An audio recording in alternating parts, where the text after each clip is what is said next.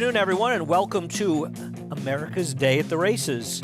A beautiful day here at Aqueduct, a 9-race card and a pick-6 carryover of 159,000 plus to spice up the action. Plenty of turf racing, plenty of fun racing. Going to be an excellent day here as America's Day at the Race kicks off. Sarah Albadwi and Andy Serling bringing the action to start off the day here at Aqueduct, and looking forward to this day and, of course, the pick-6 carryover. Yeah, double carryover went unsolved over the past 2 days, and tricky sequences to really put together with strong opinions. This one, not an anomaly to that either. Very few horses to solidly lean on later on in that sequence. It's an interesting sequence. We'll see how things play out as the day progresses, but a lot to talk about as today's action brought to you by America's Best Racing.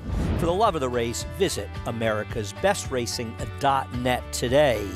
And as you can see, we've got 9 races on today's card. The Pick 5 will start out with some action in the first race, and today's races are brought to you by Claiborne Farm. We've got the start of the early Pick 5. Starts out in race number 1 on the turf. We've got 7 going forward, 6 furlongs on the outer turf course. And of course, that Pick 6 with the $159,463 carryover. That'll kick off at race number 4 of our 9 race cards. Head on over to Naira Bets. If you're not a member of Naira Bets, there's no better time than the present to get started. Use the promo code MATCH200 at NairaBets.com. We'll match the $200 of your initial deposit. Play any track, anywhere, anytime. Play through Naira Bets.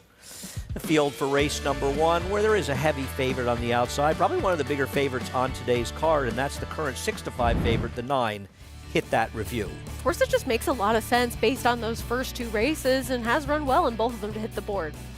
We'll start the post parade a little out of order. The 4 Lucas's Mischief goes out for Bill Mott with Jose Lezcano. Out first in the post parade, hoping he's out first on the racetrack as well, showing some speed. Devil of Ramadi comes out next for Jennifer Paragallo and Christopher Elliott. A big price in here and deserves to be so based on those first 2 races. They're trying something new. Romero Mirage has the mount on Nod to Train going out for Greg DePrima. A horse that was 41-1 first time out. Actually didn't run that badly to finish 4th.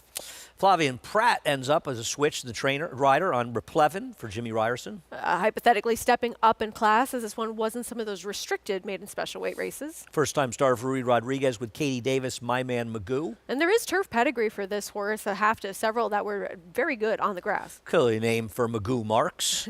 The number 8, Tiz Dashing, a Barclay tag, first-time star with John Velasquez. Seems to be working very well on both turf and dirt and does attract Johnny V. And rounding out the field, the favorite, Hit That Review, Brendan Walsh, and Joel Rosario pick up the mount for the injured Frankie Dettori. The horse to beat based on that second race, especially running second as the favorite at Kentucky Downs with a wide trip.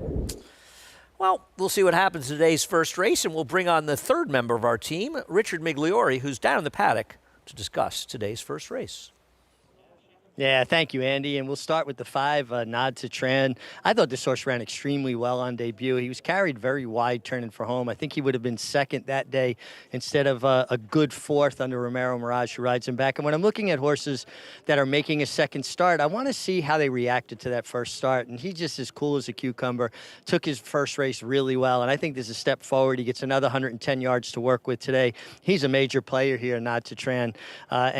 Tran is Dr. Tran, actually. Jess Iglesias, the owner, named for his doctor.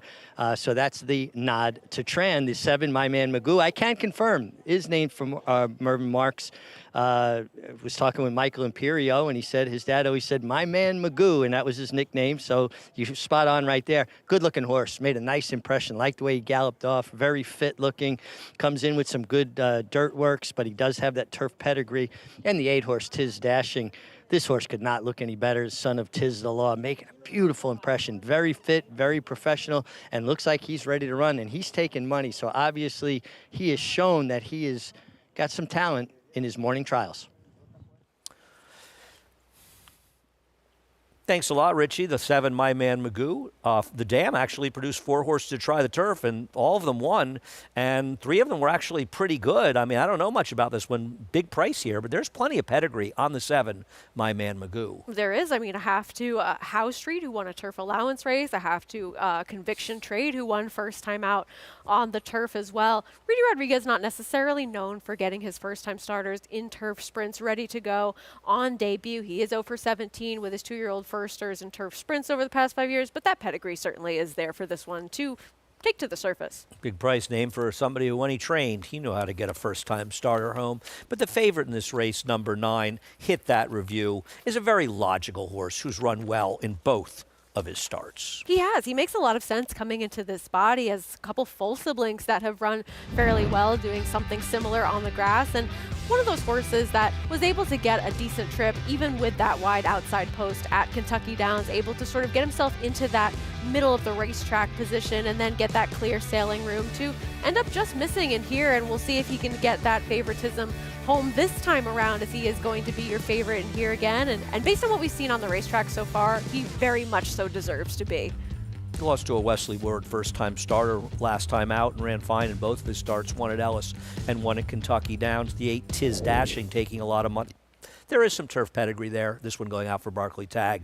Is he just getting bet because he's the only alternative and nobody else really appears to show much on paper?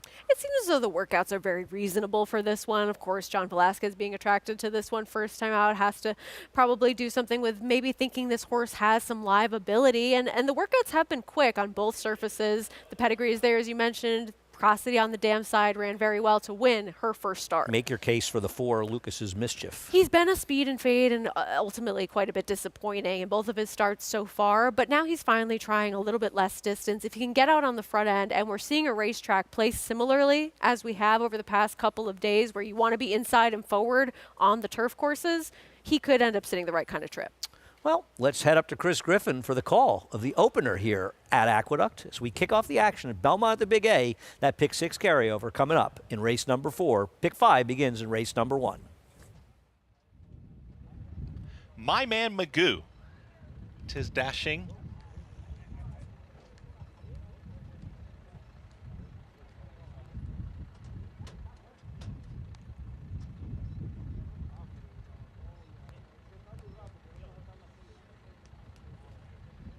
Hit That Review. Last to load.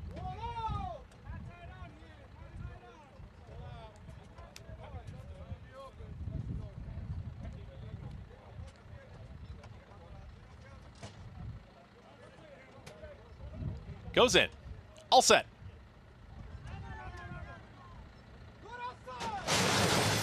And they're off. Broken an even line. My Man Magoo flashes early speed, has a nose in front, plenty of company. Tiz Dashing towards the outside and also in between horses. Replevin has got some early supremacy towards the inside. Devil of Ramadi and also Lucas's Mischief. It's a scramble on for the front. 3 across the course here in the early stages. At the rail, it's Devil of Ramadi, who's now got a nose in front. In between horses right there, Lucas's Mischief, and 3 wide now is Replevin. Chasing them at the rail, My Man Magoo, and moving towards the outside here with some momentum is Elsa Tiz Dashing from the back. Hit That Review starts to get moving as second to last. Rail skimming ride so far, might save ground towards the inside here. The battle continues up front with the trailer nod to Tran. 22.47 for that opening quarter mile. Devil of Ramadi is still there. In between horses, Lucas's Mischief and the oncoming strides towards the outside of Replevin. And now here comes Hit That Review, is just weaving in between rivals. Hit That Review and also Tiz Dashing, and the complexion completely changes. Tiz Dashing and Hit That Review towards the inside for a final 16th. Tiz Dashing with a neck in front. Tiz Dashing is sprinting away. Hit That Review tries one more time. Tiz Dashing wins the opener. Hit That Review then came Nod to Trent.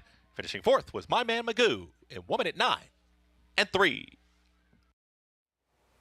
Well, it was the first time starter Tiz Dashing, those familiar Saratoga silks, and appropriately a son of Tiz the Law getting the job done. This horse, Sarah, wide the whole way, leading those of us that wondered if the inside was the place to be, to start thinking the track's pretty fair, and beat the 9, the favorite at the Review, who got a great ride from Joel Rosario. He did, a horse that really got that nice saving ground kind of trip that you want to see in these turf sprints, and then angling out for that clear running room. Whereas Tiz Dashing was sort of caught wide the whole way around the racetrack, and it seemed as though once the number 9 Hit That Review moved up to engage towards the inside, Tiz Dashing really saw him and had another gear to find.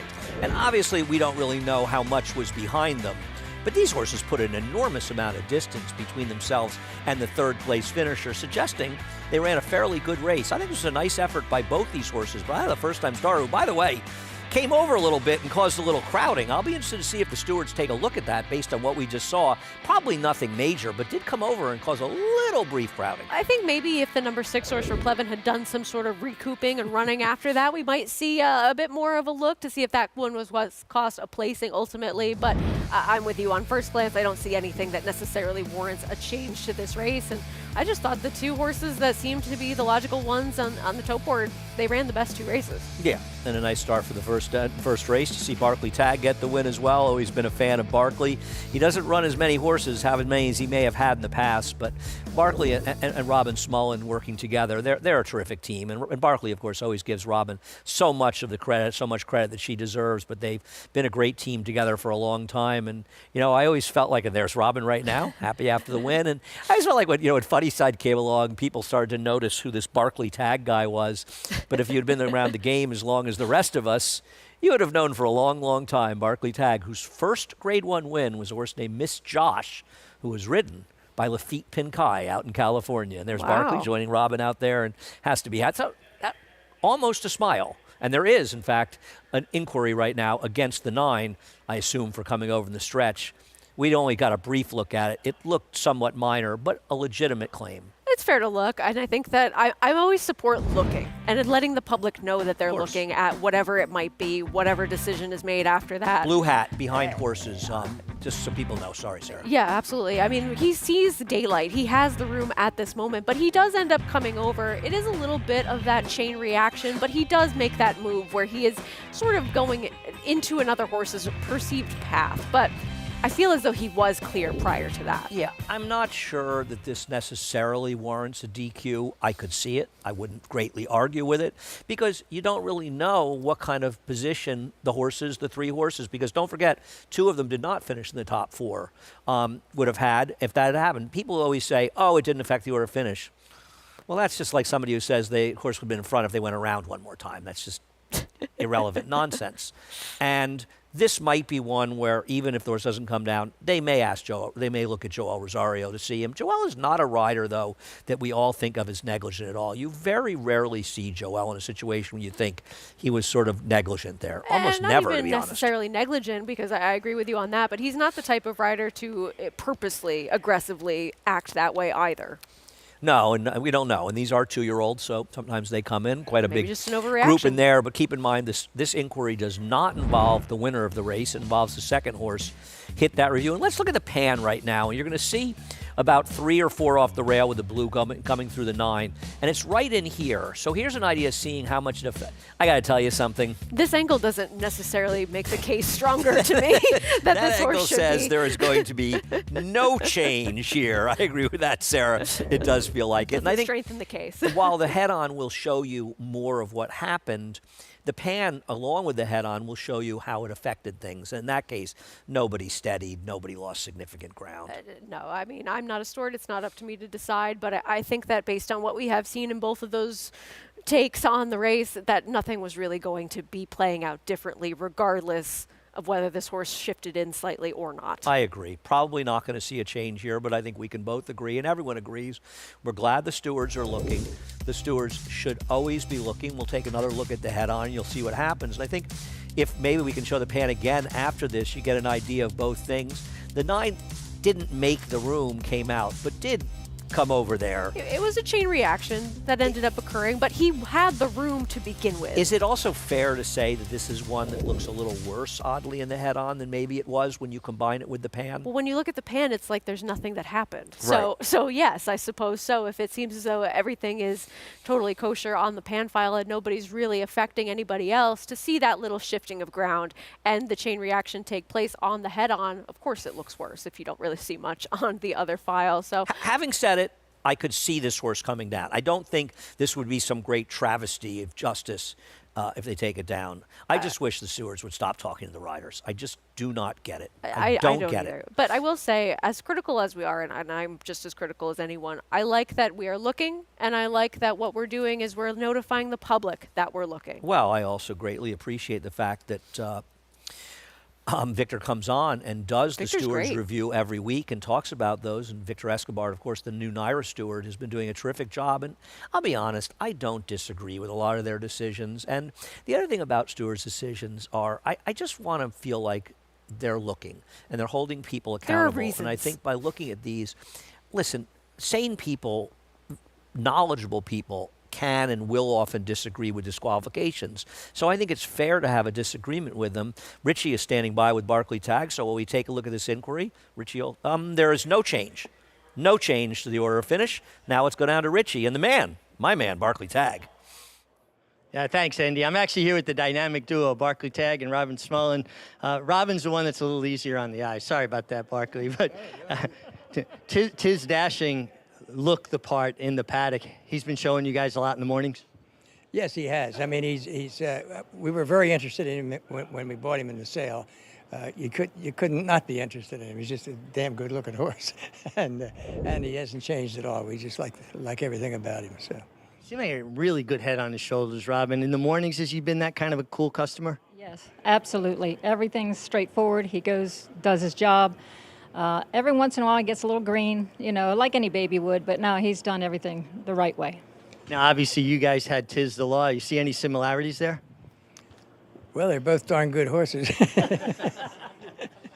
They're a lot alike. Yeah, they both move a bit the same and stuff like that, but they're not the same horse, but they're pretty darn nice. One thing it seems like all good horses share, though, is a certain amount of balance. And that stood out to me watching him in the paddock. He's so balanced. He's so balanced. He's huge. I mean, he's a big colt, but he's so balanced. And he was as a weanling, too. So it's hard to pick out a weanling. I didn't actually go to the sale, but I saw a lot of videos, and Heather went and looked at him for us, and she couldn't find anything not to like. So, Barclay, you trained your first Grade 1 winner. Andy was talking about it, Miss Josh, many years ago. You've had so many good horses over the years. What's it been like, this journey for you, and still coming up with good horses? Well, desperation, The only way you can keep the ball rolling is to keep getting good horses, and we've been fortunate in that respect. So. Congratulations, always well-deserved. Two terrific horse people that I really had the pleasure of riding for late in my career. They should have used me when I was younger. I was better. We were all better when we were younger, Richie, I think. I'd like to think we were. As we head off to break, we come to you with some sad news here, not just to the New York Racing Association, but really in all of racing. Our good friend and fellow co-worker, Pat Mahoney, passed away last night at the age of 78. As many know, that we honor Pat Mahoney and his family with the Mahoney Stakes up in Saratoga every summer, a family that was instrumental in the parimutuel system going back to his grandfather Mort, his father Riggs, but also Pat, who passed away and left us too soon, frankly. And Pat, who worked here at the New York Racing Association until 2016, a friend of many of us here, a very good friend of mine as well. He had worked for 50 years in the racing industry, from Florida to Massachusetts to New Jersey, as well as the New York Racing Association, and he brought a great expertise to the racing industry and a great knowledge of the history, especially of parimutuel wagering, but so many different aspects of the game, and a good friend of many of us here, a terrific man who left us way too soon. Pat Mahoney passed away last night at 78.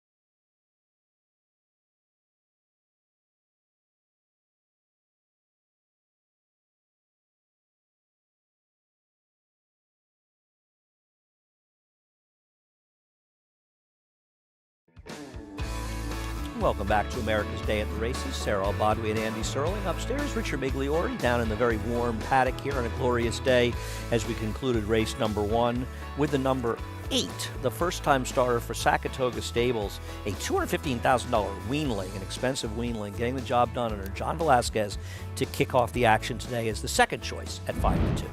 Yeah, a horse that really ran well given how the race played out. Wide on that first turn, really engaged when a horse came up to his inside, and seems like a horse that the stable was high on from the beginning, especially paying that much for a weanling and really noticing his conformation at that stage in time and thinking he'd go on to be a decent racehorse. As they put a lot of distance between the others, and I'm heartened by the fact that we saw this horse be wide the whole way and still be effective.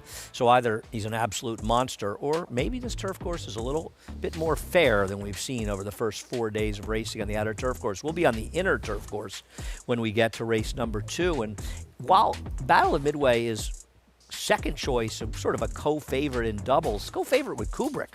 Be interesting to see if Kubrick drops down to the 2-to-1 range that he is in the doubles, as right now he's 9-2. But we're on the turf at 1 1/16th, and a battle of horses that are either trying to move forward, like Battle of Normandy, towards stakes competition, or horses that have been in stakes in the past and are looking to find their form. And for as open as this race might look on paper, it seems like the bettors have decided that it is between the horse that is dropping in class, could be the Inside Speed, and the horse that's in the good form right now, but facing some of those class droppers towards the outside. So it's a competitive group and kind of a wide open board, given all things considered. Yeah, we'll see what happens. The number 5, though, establishing herself as the favorite right now at 7-5, with the 1 being 9-2. See what happens as we inch closer and closer to the pick 6. That $159,000 carryover will kick off in race number 4. More on that and more on the races today as America's Day at the Races continues.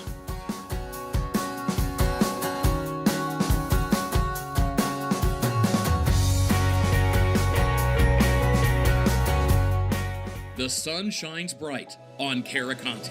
His first crops of racing age are showing brilliance on the racetrack with a high percentage of stakes winners. His versatility is evidenced by winners on all surfaces across the globe. Spandarella could not have been more impressive. The sun shines bright on this value sire. Fair down 25, fair down 25, fair down. Thank you. Right here, 525,000. Caraconte, standing at Gainesway. Horse racing? Check. Weekly promotions? Got 'em. Huge payouts? You bet. With Naira Bets. Download the app today and bet on any track, anywhere, anytime with live HD horse races, betting tips and tutorials, expert picks, and more. You bet with Naira Bets. Join now for a new member bonus at NairaBets.com. Mid-Atlantic May 2-year-olds in training. With a catalog of top juveniles by the nation's top sires, this sale has consistently produced graded stakes winners from around the world and on all surfaces, including Kentucky Derby winner Mage, plus 2024 graded stakes winners Kinza, Linda's Gift, Mendelssohn Bay, and Olivia Darling. The Fasig-Tipton Mid-Atlantic May 2-year-olds in training sale, May 20th and 21st in Timonium, Maryland. Where will you be? The biggest day of the year at Presque Isle Downs is even better. Friday, September 20th, along with Parks Racing and their great card to the following day, Presque Isle has 2 new wagers, each with a 15% takeout. The Keystone Daily Double combines the Grade 2 Presque Isle Masters with a Grade 1 PA Derby at Parks. The Pennsylvania Pick 4 has a mile in the Masters at Presque Isle, plus the PA Derby and the Grade 1 Cotillion from Parks. Friday, September 20th, first post at 4 p.m. Welcome back to America's Day at the Races. Beautiful look at Aqueduct. I can't, it's so funny how much it kind of looks like Belmont. We just so, from far away. Until recently that we saw some trees here in bloom at Aqueduct, because normally we came here in November and we left here before they got to bloom. Of course, Naira Bets is not actually painted on the inner turf course, as race number 2 will be over the inner turf course, but the America's Best Racing Race of the Week coming up this weekend, one of 2 Grade 1s down at Parks, Pennsylvania Derby, but also the Cotillion, where if you think you're getting 4-5 on Torpedo Anna, you probably also think you're getting 8-1 on Unmatched Wisdom. Neither one's going to happen. No, both live in a fantasy land. Of course, she is going to be an overwhelming favorite in this race. You're not seeing anything near that 4 to 5, and there are a couple other horses on the morning line throughout that day that are shorter prices. I think she's going to be the shortest of them all, and it makes sense. Shorter than next? Really? Well, seems like the Twitter poll that I put out there thinks that she will be. No one's ever wrong on Twitter. No, of course not. They But got something look, right once. she by deserves accident. to be a huge favorite in this race coming in. Not only what she's done against other 3-year-old fillies, but that performance of hers in the Travers after crushing the Coaching Club American Oaks, where she almost ranged up to fierceness. It was impressive. And some think there might be a bounce following that race because it was a career best effort for her.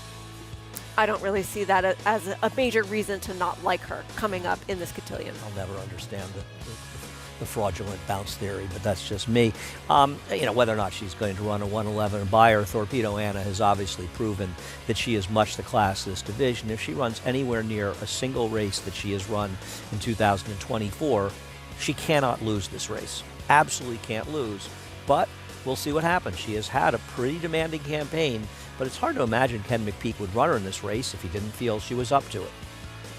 And really, he is someone that runs his horses and puts them in spots where they might be a little bit up against it on paper, but still they seem to show up and really thrive on that competition, and she's done nothing wrong. There's no reason to think, well, what we've seen so far is going to indicate that she won't be able to continue on with the path of really exceptional performances that we have seen from her so far this year. I think that fans, I agree, and Ken McPeek has no fear in running his horses. And listen, if the good Torpedo Anna shows up, I think she'll give everybody the performance they want to see. She is a very, very, very good 3-year-old filly, one of the better ones we've seen since Rachel Alexandra, maybe the best one that we've seen since Rachel Alexandra, who obviously lived in a different world and breathed different air than all other thoroughbreds. But she's a very, very nice horse and clearly the leader of that division.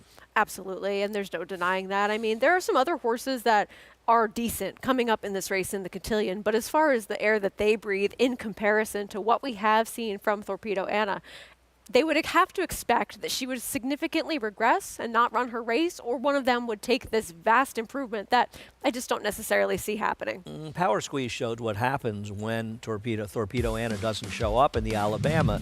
Now, I would argue the second place finisher here, Candide, I believe, was probably best. But Power Squeeze, you have to really admire the fact that she has been holding her form and running well throughout the years. She has been, and she is that type that always does seem to be a little bit underestimated as far as her relative ability in terms of the other 3-year-old fillies. She's been very consistent, running well at Tampa, running well at Gulfstream. Her only poor performance really was that Kentucky Oaks, and she had a terrible trip in that race, so she's been one that's been reliable this whole time. Now, she hasn't quite got the numbers and the edge on a horse like Torpedo Anna, and now she's going to be the second choice. Do I think she's the second likeliest winner? Sure, but she's not a good bet in this spot based on what we've seen from her so far, especially if you think, like I do, and I know you do as well, that Torpedo Anna is just much the best.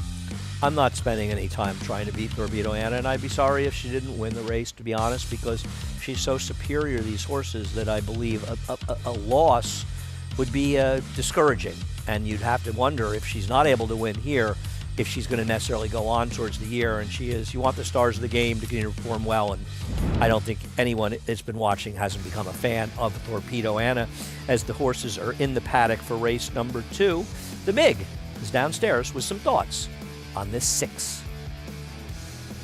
Thanks, Andy. Yeah, it's interesting group here, an eclectic group, if you will. We're going to start with the one horse, Kubrick. I mean, he could not look any better. From a physical standpoint, I would absolutely pick him right now. Now, I'm going to wait and watch him warm up on the track. And, of course, there's other things that we take into account, like current form and if they're good enough. But from a physical perspective, he is outstanding. And just to show you that I'm not a hard-hearted guy, happened upon The Shining last night. Who was the director? Stanley Kubrick. So maybe it's a little bit of a sign or an omen, if you will, but Kubrick certainly checking the boxes from a physical perspective. A horse that I'm a little bit interested in is the 3-horse, Highest Distinction. This is a 7-year-old who came back off of a layoff. I thought ran a little bit fresh, like a horse coming off of a layoff, and, got tired, and I think rightfully so. And especially when a horse gets older, it's like people. As you get older, it's harder to get into your optimum fitness level. There's a lot different when I got hurt at 18 and made my way back to riding than it was at 35, and I got hurt and made my way back to riding. Had to put a lot more effort into it. I think he's going to be a lot better for the race. His trainer, Lindsey Schultz, wins at a high percentage, and this horse looks very well turned out today. I think he'll take a big step forward off of that one race off the bench. And then your favorite, the 5 Battle of Normandy, but he's just a lot of horse. He is so solid and strong all the way through. He won last time going a mile and 3 furlongs, but he's obviously very proficient at shorter distances as well. He won in a mile and 1/8 the time before. And he's a horse that's tactical. He can put himself in the game. He's well turned out for Hall of Famer Shug McGahee. But I think this is a very, very contentious race. And I don't know that a shorter price, at least he was a few moments ago, is warranted in a race that I feel like any number of horses here could win if they show up with their good effort. Thanks, Richie. I think that we both agree with that thought. You know, the question in this race really is, which one of these horses may show up? I mean, Utah Beach seems to be a horse on the outside that probably wants more distance, though not untalented on some recent form.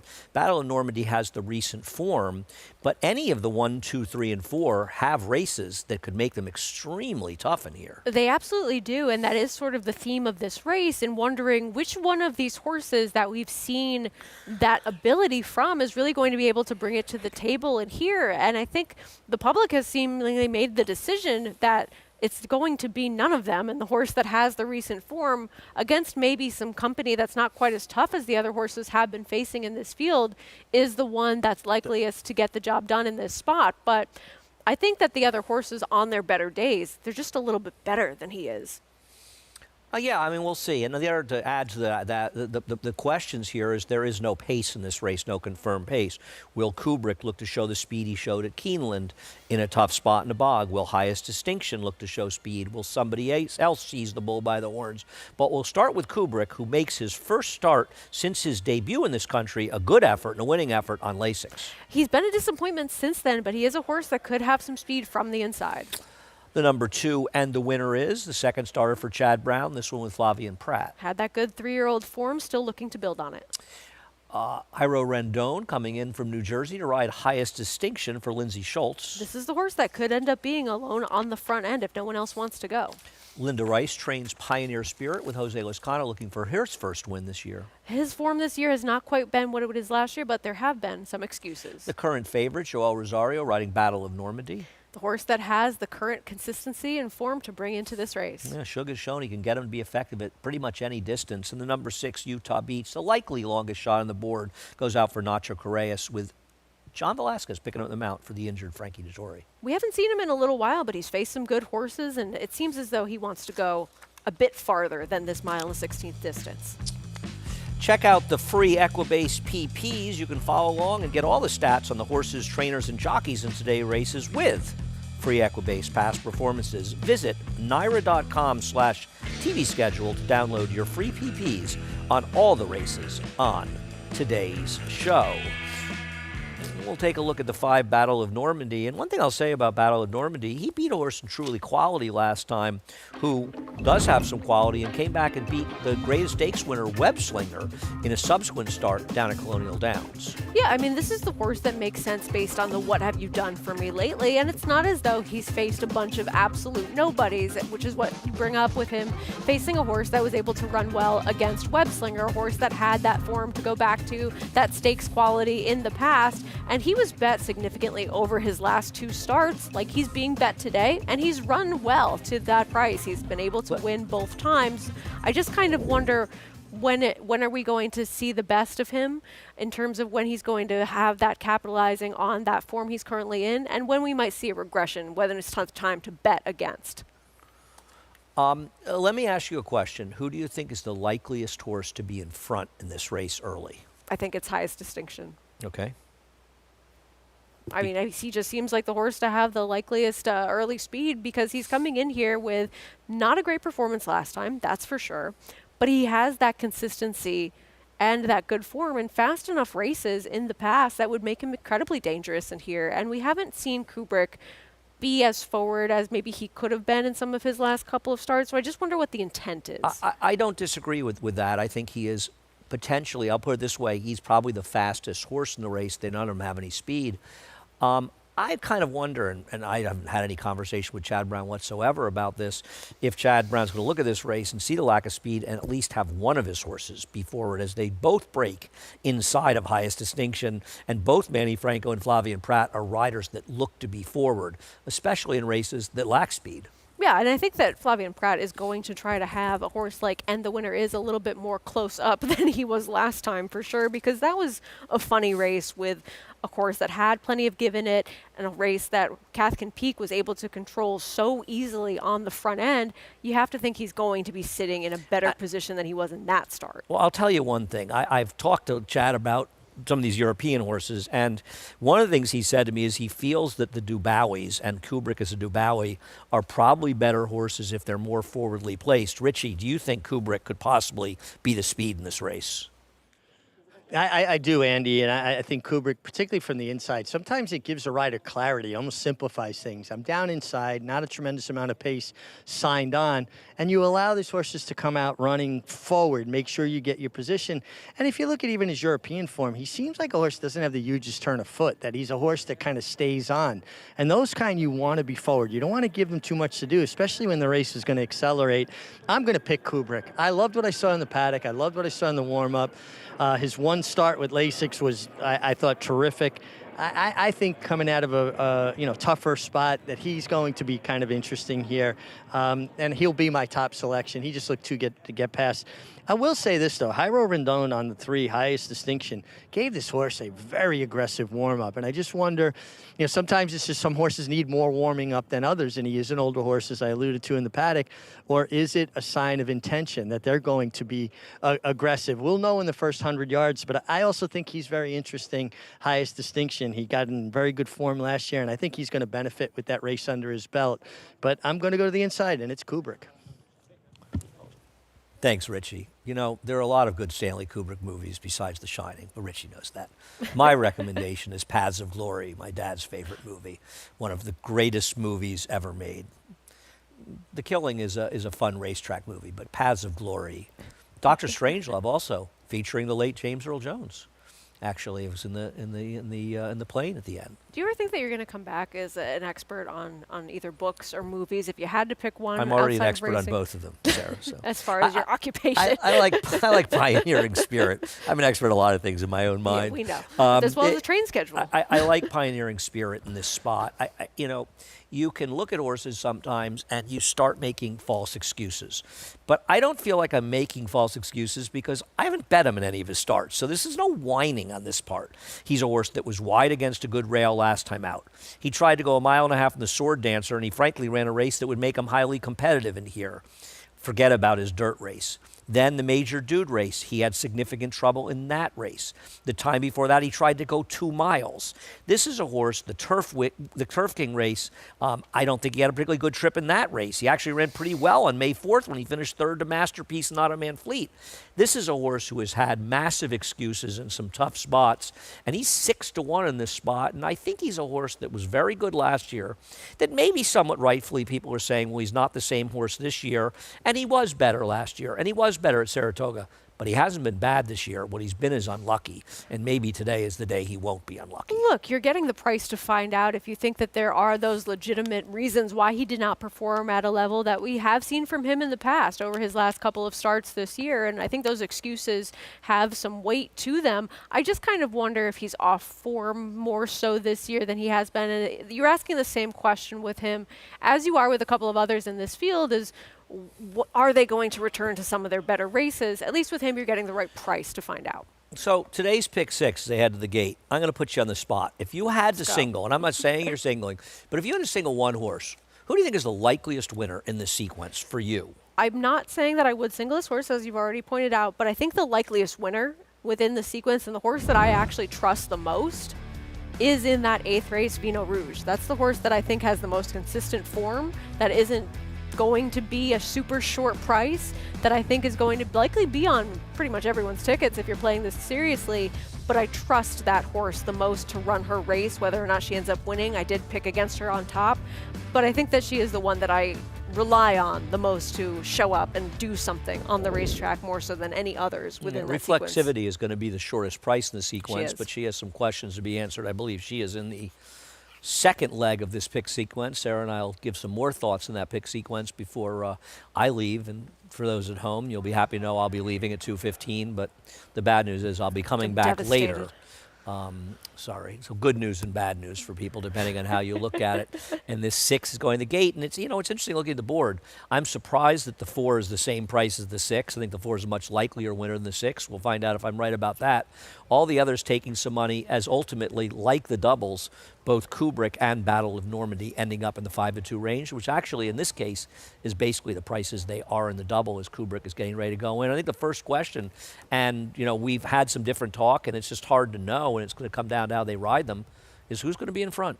Right, and especially when you have these compact fields, it's which rider do you really trust to have that intent, more so than perhaps the others, because there are a couple of horses that just based on what they've done so far, maybe they could be on the lead, but perhaps someone is a little bit more aggressive than someone else, and that's a difference maker. I think it'll be highest distinction. It'll be interesting to see what Manny does with Kubrick from the rail. Horses heading into the gate for race number 2, kicks off the early pick 4. Chris Griffin has the call.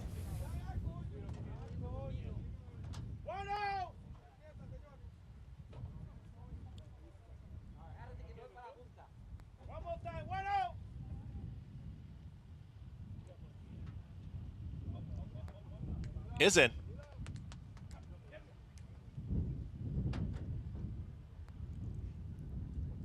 All set. And they're off.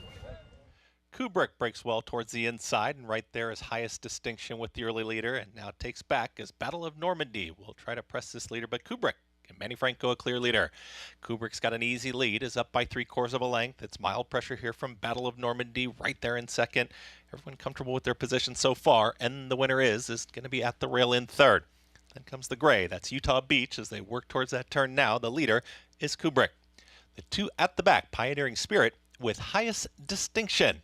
As they go 2 by 2 by 2 into that turn, it's Kubrick. Kubrick's got the lead, and Kubrick does it easily enough. 25-3 for that opening quarter mile. No excuses for Kubrick. It's got a very easy lead. It's Battle of Normandy just watching that pace header, just stalking this tempo, is comfortable with that position.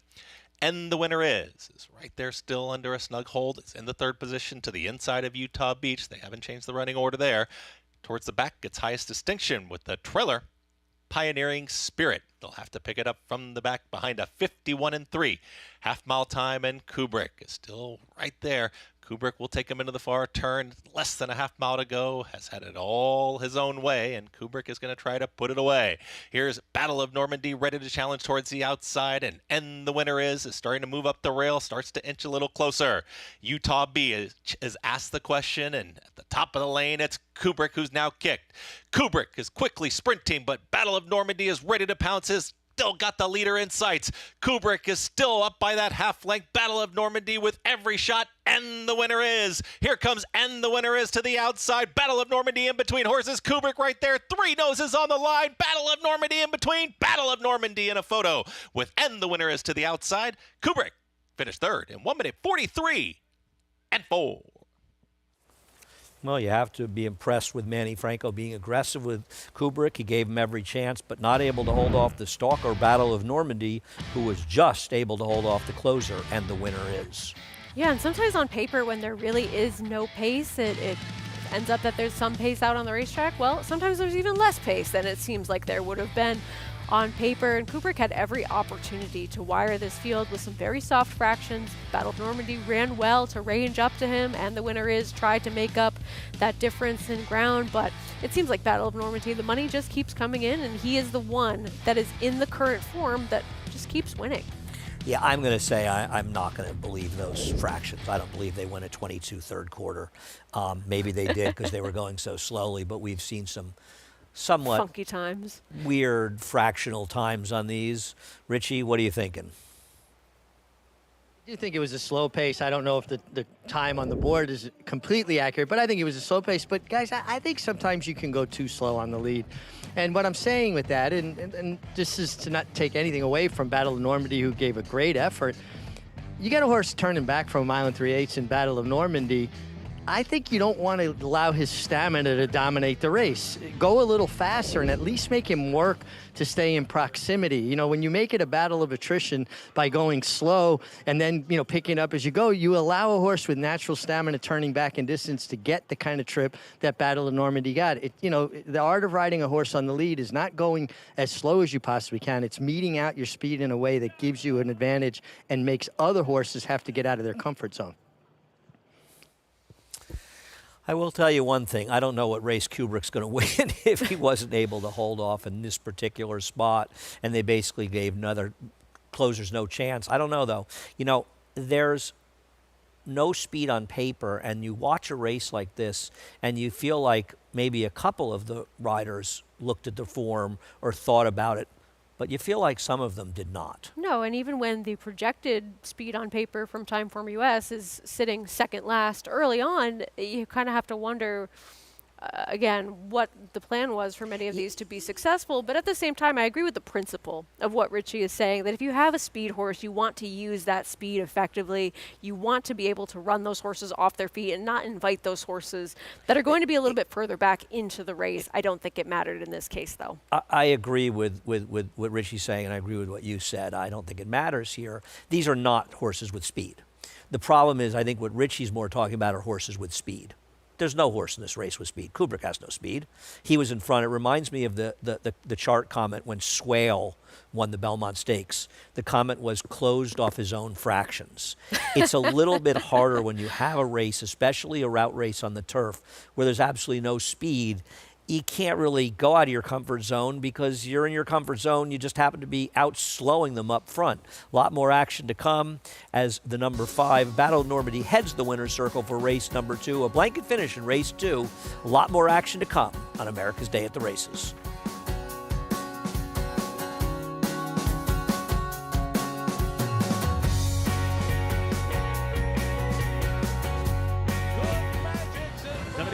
$774,000, $775. Want to be 60? That help you 60, 75, 760, 60, 75, and now 85, 785, 85, 85, 800, $800,000 package surge. Got to be 8, 25, 825,000, 50, $850,000, 50, $850, 75, out on $860,000 and a half, $850,000 in the back of Woodrow. Thank you. And my friend, it will be Garnet to win the Belmont Stakes at Saratoga.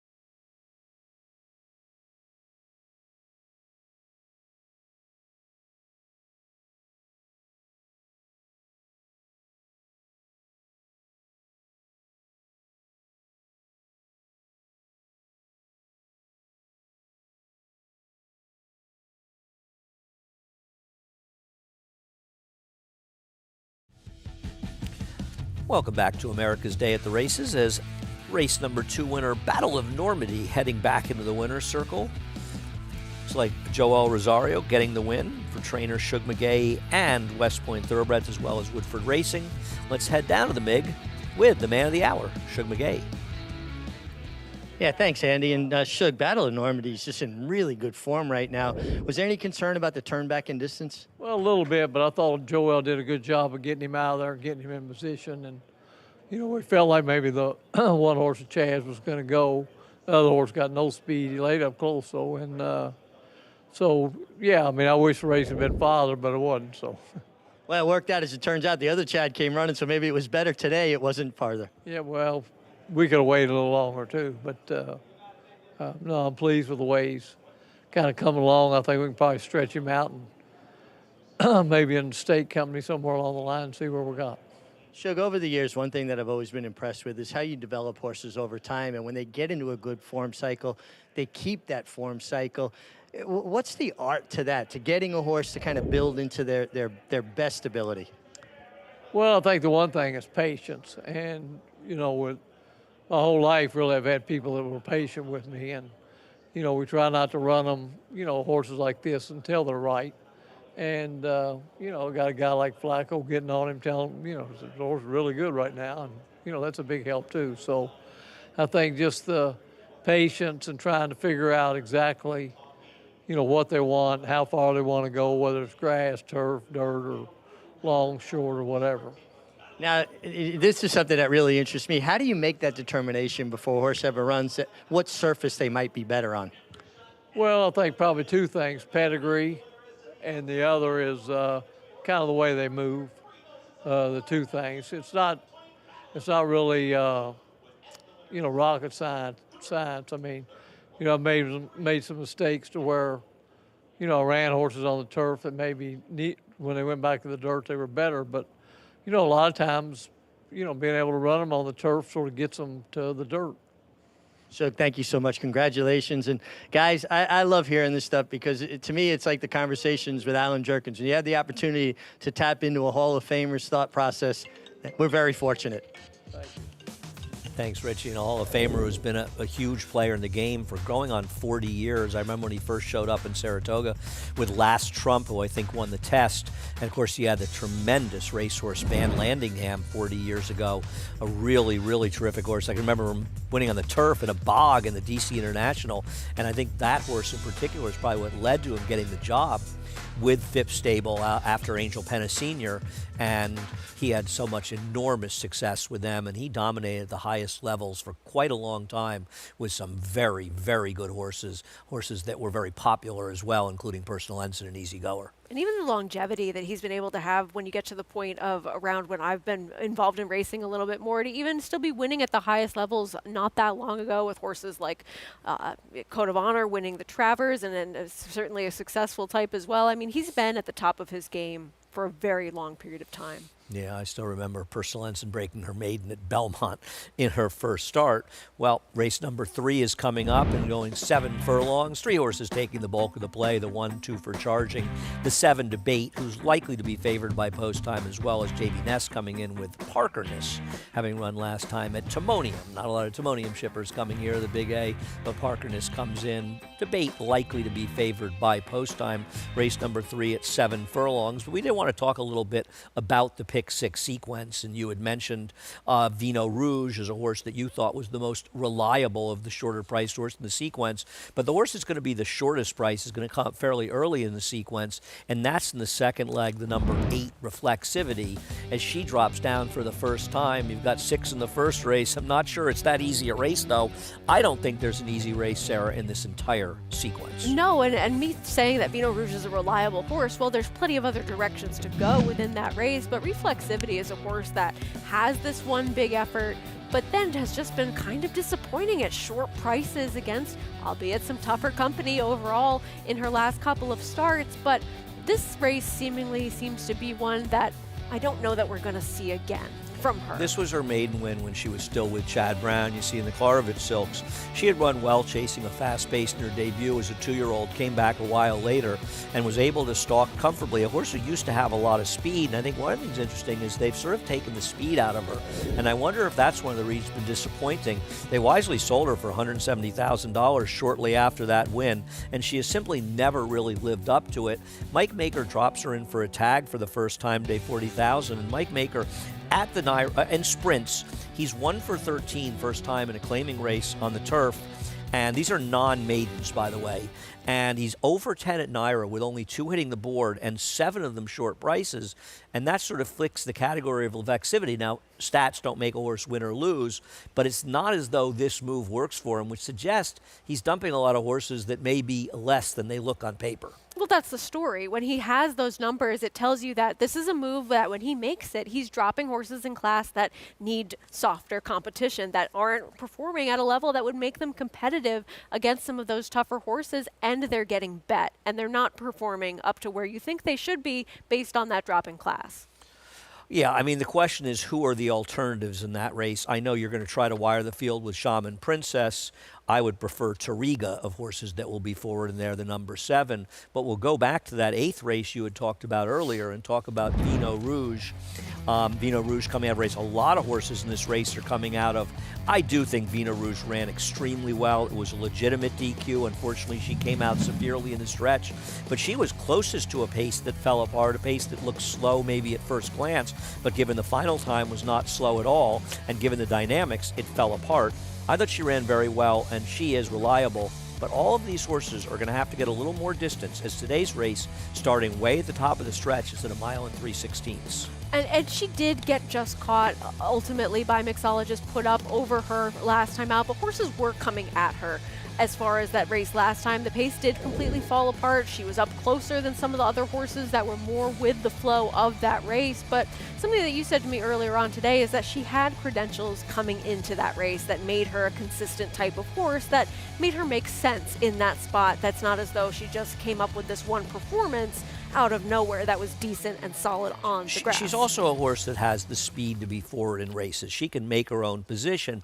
And with the race starting at the top of the stretch, the horses have over a quarter of a mile until we hit the first turn. So post position shouldn't become a detriment. Horses can find their position. And you'd have to imagine John Velasquez will look to have her forward, though likely the speed is no mo candy on the inside for Safi Joseph, a complete wild card, trying the turf for the first time, but a horse that is supposed to be in front and does have a pedigree for turf.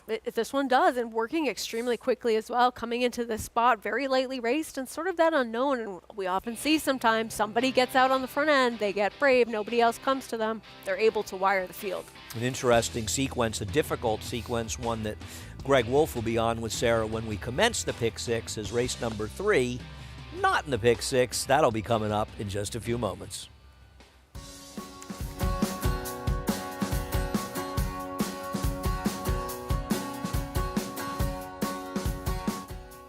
Liam's Map, a 2-time Grade 1 winner with 6 consecutive triple-digit buyers, including a 114 to win the Breeders' Cup Dirt Mile. He's already taking the lead as a sire, with Grade 1 winners Basin, Wicked Whisper, Colonel Liam, and Juju's Map, plus multiple 6-figure yearling sales and 2-year-old sales up to $1.2 million. Proven on the track, proven in the sales ring. Liam's Map, only at Lane's End.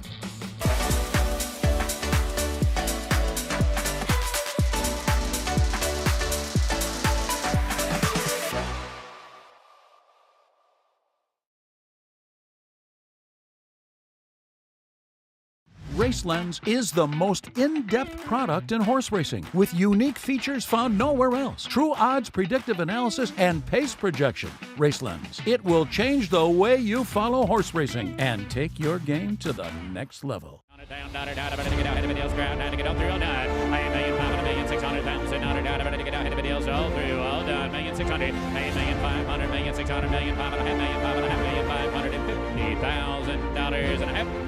$1,500,000, Tom, thank you. $1,700,000, Jody, thank you. 9.5. Thank you. In the back, $1,900,000. Thank you. Please hold your applause. Grayson Jockey Club Research Foundation was formed in 1940 with a simple goal: to raise funds for research to enhance the health and soundness of horses. Since then, we've provided millions of dollars to hundreds of projects at universities around the world, leading to major advances in welfare. Our process of selecting and producing peer-reviewed research has become the trusted industry standard. And with your help, we'll be here for many years to come, supporting the health and wellness of all horses. Welcome back to America's Day at the Races. As we're approaching race number 3, horses down the paddock, saddled up, waiting for the riders. And you know what that means. Time to get a paddock report from the MIG. Yeah, Andy, we're going to start down on the inside with the 1-2 for charging. Hockey season right around the corner. 2 for charging. Kind of makes sense. He's your favorite right now, coming off a subpar effort. But these horses have to work to the satisfaction of the examining veterinarians after they've been beaten off as far as he was. And obviously the protocols are in place to make sure that good, healthy, sound horses are running. He comes in off of some good workouts. Kind of find it interesting. This is a horse, Jorge Abreu has divisions in Saratoga as well as at Belmont Park. And this was a horse that was at Belmont and had to ship up to Saratoga. And some horses just handle those things kind of negatively. And you can go back to his other start last August in 23 when he probably had to ship that day and was well beaten. Well, now he's based at Belmont, and all he had to do was take a little shuttle over from Belmont Park here, and he's looked fantastic, acting terrific in the paddock, really well turned out. And I think you'll see the better version of the 1-2 for charging today. The 2, Watasha, coming off of a layoff for Kerry Bryan, who won the Grade 1 steeplechase race yesterday here. And I worry less about layoffs with, trainers that condition steeplechase horses. They know how many miles they have to put into horses to get them to their optimum fitness level. This was a horse that could act pretty aggressively in the paddock and get pretty worked up. He's really calm, cool, collected today, particularly coming off the layoff, and I think that's a really positive sign. And then we'll go towards the outside with the 7, Debate. This is a horse I thought on pedigree might appreciate turf last time. He never looked like he was comfortable on it. He was never traveling. I like him getting back to dirt. The cutback's a little bit of a worry. 7 furlongs might be a bit sharp for him, but he could not look any better. He would get the paddock check mark from an appearance standpoint. And he gets pace from what I see. I think there's ample pace signed on here and could set up for a big late run from the 7, Debate. Well, Richie, I'm with you on Debate. I like his chances. I think that he was been compromised, obviously not a turf horse, and compromised in his lax start. And this one, rates end up going off the favorite for Michelle Giangulio as she and Kendrick Carmouche making her way over for Kendrick to get aboard Debate. But we have a 4th member of the team who's popping up. We never really know where he is. I have a feeling he's in Texas. There he is. Jonathan Kinchin. I am. You're right, Andy. I hope you miss me. I'll be back soon. Don't worry. We can ride the train together next week. Look, I thought Debate was interesting when I first looked, but I'm a little bit concerned about the sharp cutback. I don't know this for sure, but I do know that Marshall Graham in 10 Strike Racing loves a horse, claiming a horse, trying to get the horse to go longer. And that's what it seems like they were trying to do with that mile and 3/16 race, the mile and 3/8 on the turf. And that just never really worked out. Now they're coming back to the shorter distance. I'm a little bit concerned. I'm going to land on the 4. Herd on the Street. This is a horse that...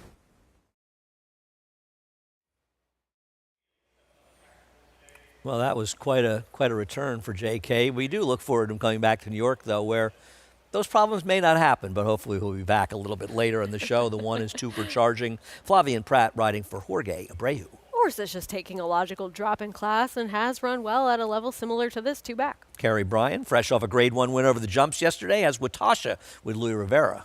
Yeah, taking over the training for this one. A horse that was favored and finished 2nd last time out, coming off a bit of a break. Arabato coming in for Orlando Noda, who had a winner on yesterday's card. Christian Maldonado has the mount. On paper, seems as though this one is a little bit outclassed, but he's run in some tougher spots in the past. Is it my understanding that had we been able to keep Jonathan on, I think he liked the number 4, Herd on the Street, off the claim for Wayne Potts with Katie Davis. I gathered that as well through the blaze of glory he was going down in, but this is a horse that would have to step up a little bit in terms of class level. He would, but he did have a trouble trip and got the job done, and Wayne Potts had some interesting winners last week, to say the least. Mr. Swagger goes out for Gary Siaka with Omar Hernandez Moreno. I don't think this horse is completely impossible, but he might be a little bit up against it from a pace standpoint. He's 7-1 right now, taking some money. A long shot, Badlands Ruler, longest shot on the board for Nightball, Chatterball, and Eric Cancel went by. The 7 Debate, Kendrick Carmouche going out for Michelle Giangulio. Makes a lot of sense, cutting back in distance as well, and seems to be one that was against the racetrack in that start on the dirt 2 back. Jamie Ness shipping in with Parker Ness with Ruben Silvera. Not taking a ton of money, this horse, though, might be finding a field that makes sense in and should have some speed towards the outside. Let's take a look at Parker Ness's last race down at Timonium. People know it for the sales, but I have some friends that cut their teeth betting on the Timonium bull ring back in the day. I mean, this horse was brave on the towards the front end. He was able to have that consistent forward position in this race, and he was also coming off a pretty lengthy layoff as well. Really 11 months since we had seen him and cutting back in distance. So it seems like this is more what he wants to do, sprint on the dirt at a level that might make a little bit more sense for him overall. I just sort of wonder where he fits from a class standpoint, and I don't think we really know necessarily when those out-of-towners ship in until we see it from them here. Yeah, we'll see what happens. I mean, with Jamie Ness, this one's a little chilly on the board right now, drifting up to 9-2 is the focus of the player down on the 2 horse, the 1 horse, the inside who know you like, the 7 who I like. The MIG, where are you going to ultimately land in this race? Well, Andy, I don't know if this is good news for you because I'm landing on the same horse as you, and that it really hasn't worked out well for us in the past. But we'll see how it goes this time. I will say the 4 horse Hurt on the Street, who it definitely sounded like Jonathan was going in that direction.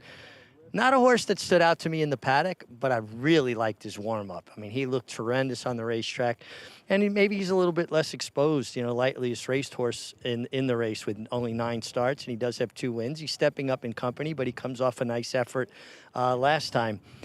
I do like Debate. I liked him in the paddock. I liked him on paper. I liked him warming up on the racetrack, and I just think he's going to get some pace and could set up well for a good closing run. I will say, though, he is a horse that kind of carries that good look. Flatter is a horse that threw very good-looking horses, and no exception here. He's extremely well turned out, and I think he just landed in a spot that could set up well for a good, strong finish. Yeah, I do like this horse as well, a horse that was wide against a gold rail in his last dirt start, probably going too far, and I thought was a logical horse. The one worry, of course, a horse claimed away from Linda Rice. Will this horse continue to hold its form? You're hoping that 2 for Charging down on the inside is able to rebound. And a horse that there was a fast pace in that race a couple back where he was able to be successful, and I like that he was still somewhat engaged and kept himself close enough to the pace that really seemed to develop. And that's the fear that I had with Debate, just a horse that has not really shown much forward position, though I think that from a class standpoint and with the excuses that he had over that last race on dirt, he does make a lot of sense. I just worry he might be a little bit too far back. The horse that Jonathan was, I believe, going to speak about, Her in the Street. I mean, obviously he looks a little cheap for these, and he's also moving up off the claim from Linda Rice. His effort last time was actually a lot better than it looks. He broke a 1/2 to 3/4 length slow.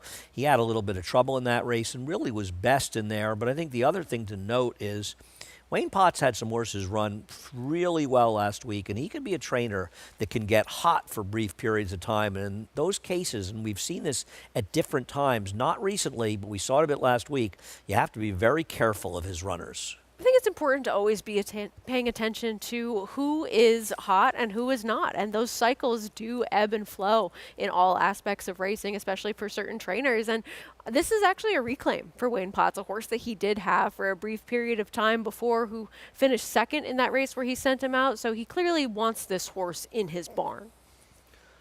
Yeah, we'll see what happens as they head towards the gate as we inch closer and closer to that big carryover. The middle pick 4 kicks off in race 3, races 3 through 6. But, of course, so many people thinking about the pick 6. And it's a very, very difficult sequence. I think the horses that are going to take, sort of be the ones they'll lean on the most are past tense in the last race for Tony Dutrow. Tony Dutrow, the race before, he could be the key trainer in this pick 6. If he has a training double today, that may be very beneficial to players. But I don't think there's a single race in this card that's cut and dried. And then you have that 6th race, the 3rd leg, with the first-time stars, the 2-year-olds, where there's really not a lot to rely on. No, and let's say that the horses that are dubious favorites do win the first 2 legs, there's still a lot of questions that need to be answered going forwards, and those 2 who are not very reliable, and that's Olga Isabel to start things off and Reflexivity in the second leg. There's one thing's for sure about pick sixes. The results are not based on 2 or even 3 short prices horses winning. You can have short price winnings and still get good payouts depending on the prices of the others. And I think too frequently people naively play them trying to beat the favorites when they don't understand that overall favorites are your friends. Heading to the gate for race number 3, Chris Griffin with the call. Debate, 2 out, Heard on the Street, and Parker Ness.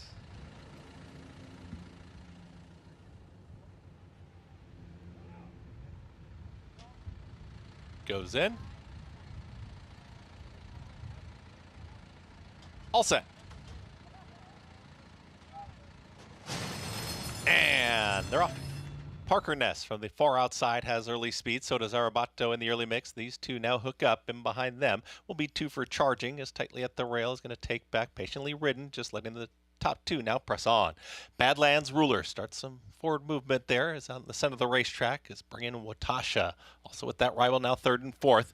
Following them and splitting them actually will be Heard on the Street. It's a lineup of 4. In behind the leader, Parker Ness, 23 and 3. For the opening quarter mile, Parker Ness has the lead. Ruben Silvera and Parker Ness still up by that clear length and a half. Now moving in closer is Watasha's towards the inside here of Heard on the Street. Out wider there is Badlands Ruler, losing some ground was Arabato. From the back, 2 for Charging is on the move, is there with Mr. Swagger. They've still got about 5-6 lengths to make up, and the trailer is Debate. 47 and 4 for the half-mile time. Parker Ness is still in front. Parker Ness is up by that full length. Here comes the run to the outside by Heard on the Street. Also rallying on is Badlands Ruler. All in there is Watasha trying to make up some ground. Arabato, Yellow Cap is at the rail, and the new leader ready to challenge is Heard on the Street. Parker Ness is not going away. It's Heard on the Street, and Parker Ness battling on here for a final furlong. Parker Ness is coming back towards the inside. Heard on the Street is trying to push on by, and they're about to be joined by Debate and also 2 for Charging. 2 for Charging to the inside. Debate to the outside grandstand side. Debate is up in time. Debate gets the victory over 2 for Charging, then came Heard on the Street and Parker Ness in 1 minute 26 seconds flat.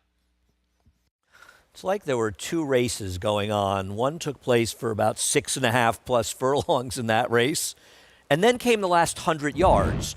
And 2 horses, I mean, 2 for Charging. When Chris noted that, you know, making some move, we both sort of said, I don't know, he looked like he's spinning his wheels. And I said, I don't think he's winning, and I don't really know if Debate, maybe he's going to make a run. And they 2 sort of angled out, and neither one looked like they were going anywhere. And it did seem like when they started to rally, 2 for Charging was going better. But this race just collapsed in the last 100 yards. I mean, the complexity completely changed just before what we're seeing on our screens right now, because those front runners started to really tire after not the hottest of paces, to say the least. Very slow. I will say, though, these do seem like the horses that had the credentials coming in. I was a little bit worried about the pace for Debate, but it ended up materializing for him to get the nod over 2 for Charging. Horses that really both seemed like they were going nowhere early on. I agree. And 2 for Charging oddly ended up the favorite, while the winner, the number 7, Debate, was favored in doubles. And Michelle Giangulio and Kendra Carmouche took advantage of a race that was collapsing at the end to get the best of 2 for Charging, Flavian Pratt, and Jorge Abreu. A race that really, I mean, if you bet on Heard on the Street, you had to be pretty excited at 7-1, and then suddenly everything changed in the blink of an eye as the number 7 Debate. Eventually, the second choice gets the job done in race number 3. We'll take a quick break and come back with some post race, and then I'll get out of here. We'll be right back on America's Day at the Races.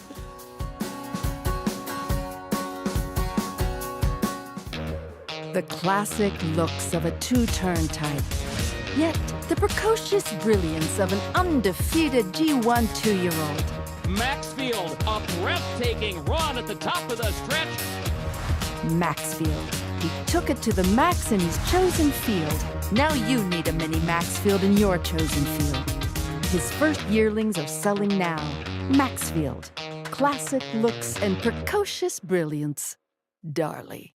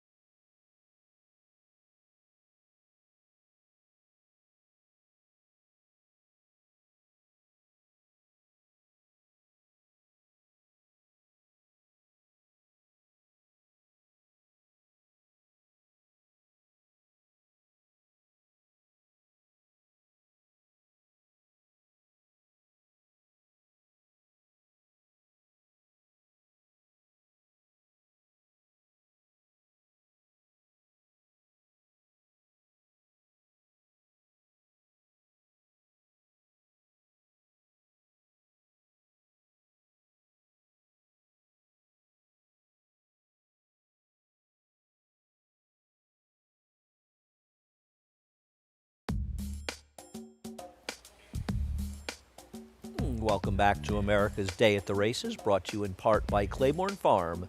100 years of doing the usual unusually well as they're heading back to the winner's circle. And a little bit of a brief celebration of the life of our friend Pat Mahoney, passed away, we mentioned earlier today.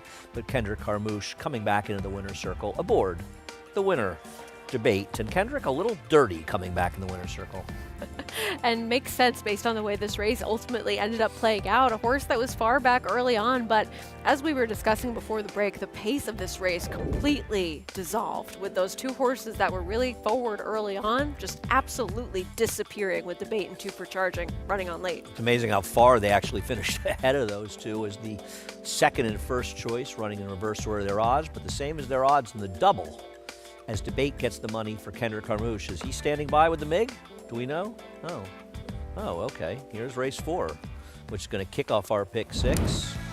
I know you are a fan of the speed of Olga Isabel on the inside. I like Just Catherine, but I'm not going to be betting her at even money. I won't say fan is a little bit generous, but a horse that projects to be in front early, and things are just simplified from that inside post position with her. There isn't a ton of confirmed speed in the rest of this race. So here things play out. 159,000 and change in the pick 6 carryover. You're rid of me for a couple of hours, about an hour and a half. I'll be back, though. You can't get rid of me that much, Sarah. Be continuing with Greg Wolf, who's sitting in the wings. Pick 6 carryover coming up. Get ready. Good luck.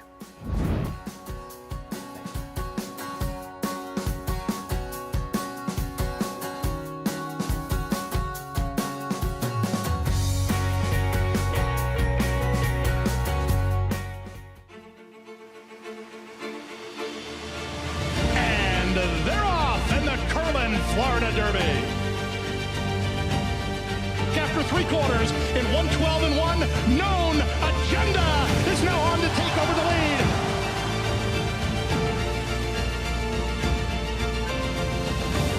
It's Known Agenda for St. Elias Stable. Florida Derby winner, Known Agenda. Horse racing? Check. Weekly promotions? Got 'em. Huge payouts? You bet. With Naira Bets. Download the app today and bet on any track, anywhere, anytime with live HD horse races, betting tips and tutorials, expert picks, and more. You bet with Naira Bets. Join now for a new member bonus at NairaBets.com. This proven son of Giants Causeway has sired 7 millionaires. With over 10% stakes performers, his recent top runners include Tarabi, placed in the Grade 1 Spinaway and Breeders' Cup Juvenile Fillies, Grade 2 winner Plum Ali, plus these standout performers.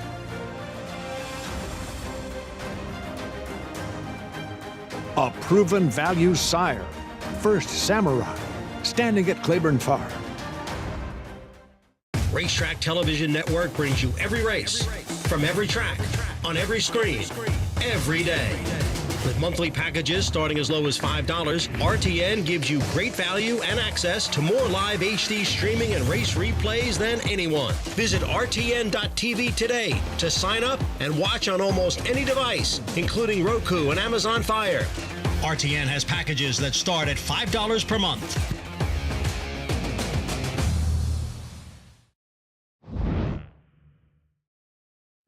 Aqueduct is the only racetrack within the confines of the 5 boroughs of New York City and faced intense competition from several other tracks located in the vicinity.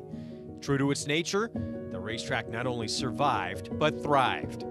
Aqueduct underwent an extensive 3-year overhaul and reopened on September 15, 1959, to much fanfare, as it was one of the most modern facilities of its kind. In 1960, Aqueduct presented its first Wood Memorial. The race is New York's premier prep race for the Triple Crown and remains one of the track's signature events, along with the Cigar Mile Handicap and Remsen Stakes. Aqueduct was the first and only track to have a triple dead heat win in a stakes race when Brownie, Bousset, and Wait a Bit hit the wire in tandem. In 1965, It was the site of the largest crowd ever to witness a thoroughbred race at that time in the Empire State, when more than 73,000 packed the stands to see Gunbow in the Metropolitan Mile. The legendary Cigar began his famous 16-race win streak at Aqueduct. He scored impressively in the 1994 Naira Mile as part of that win streak. The race was named in Cigar's honor after he retired in 1997. The last racetrack Secretariat placed his hooves upon was Aqueduct. He was retired there before commencing his stud career at Claiborne Farm. Aqueduct was the second track to host the Breeders' Cup in 1985 and was one of the first sporting venues where Pope John Paul II held Mass in 1995. A lot of history here at this racetrack. Can be very sad when we say goodbye, but of course a completely modernized, state-of-the-art, beautiful facility will be waiting racing fans in Elmont, New York. But we got a little time to enjoy things here at the Big A. Greg Wolf stepping in for Andy Serling. He'll be back a little bit later, joining Sarah. Good to see you. Good to see you as well. Of course, that double pick six carryover coming right up. And I'm sure we'll have plenty of time to still be reminiscing on the history of Aqueduct and playing back that feature for quite some time to come.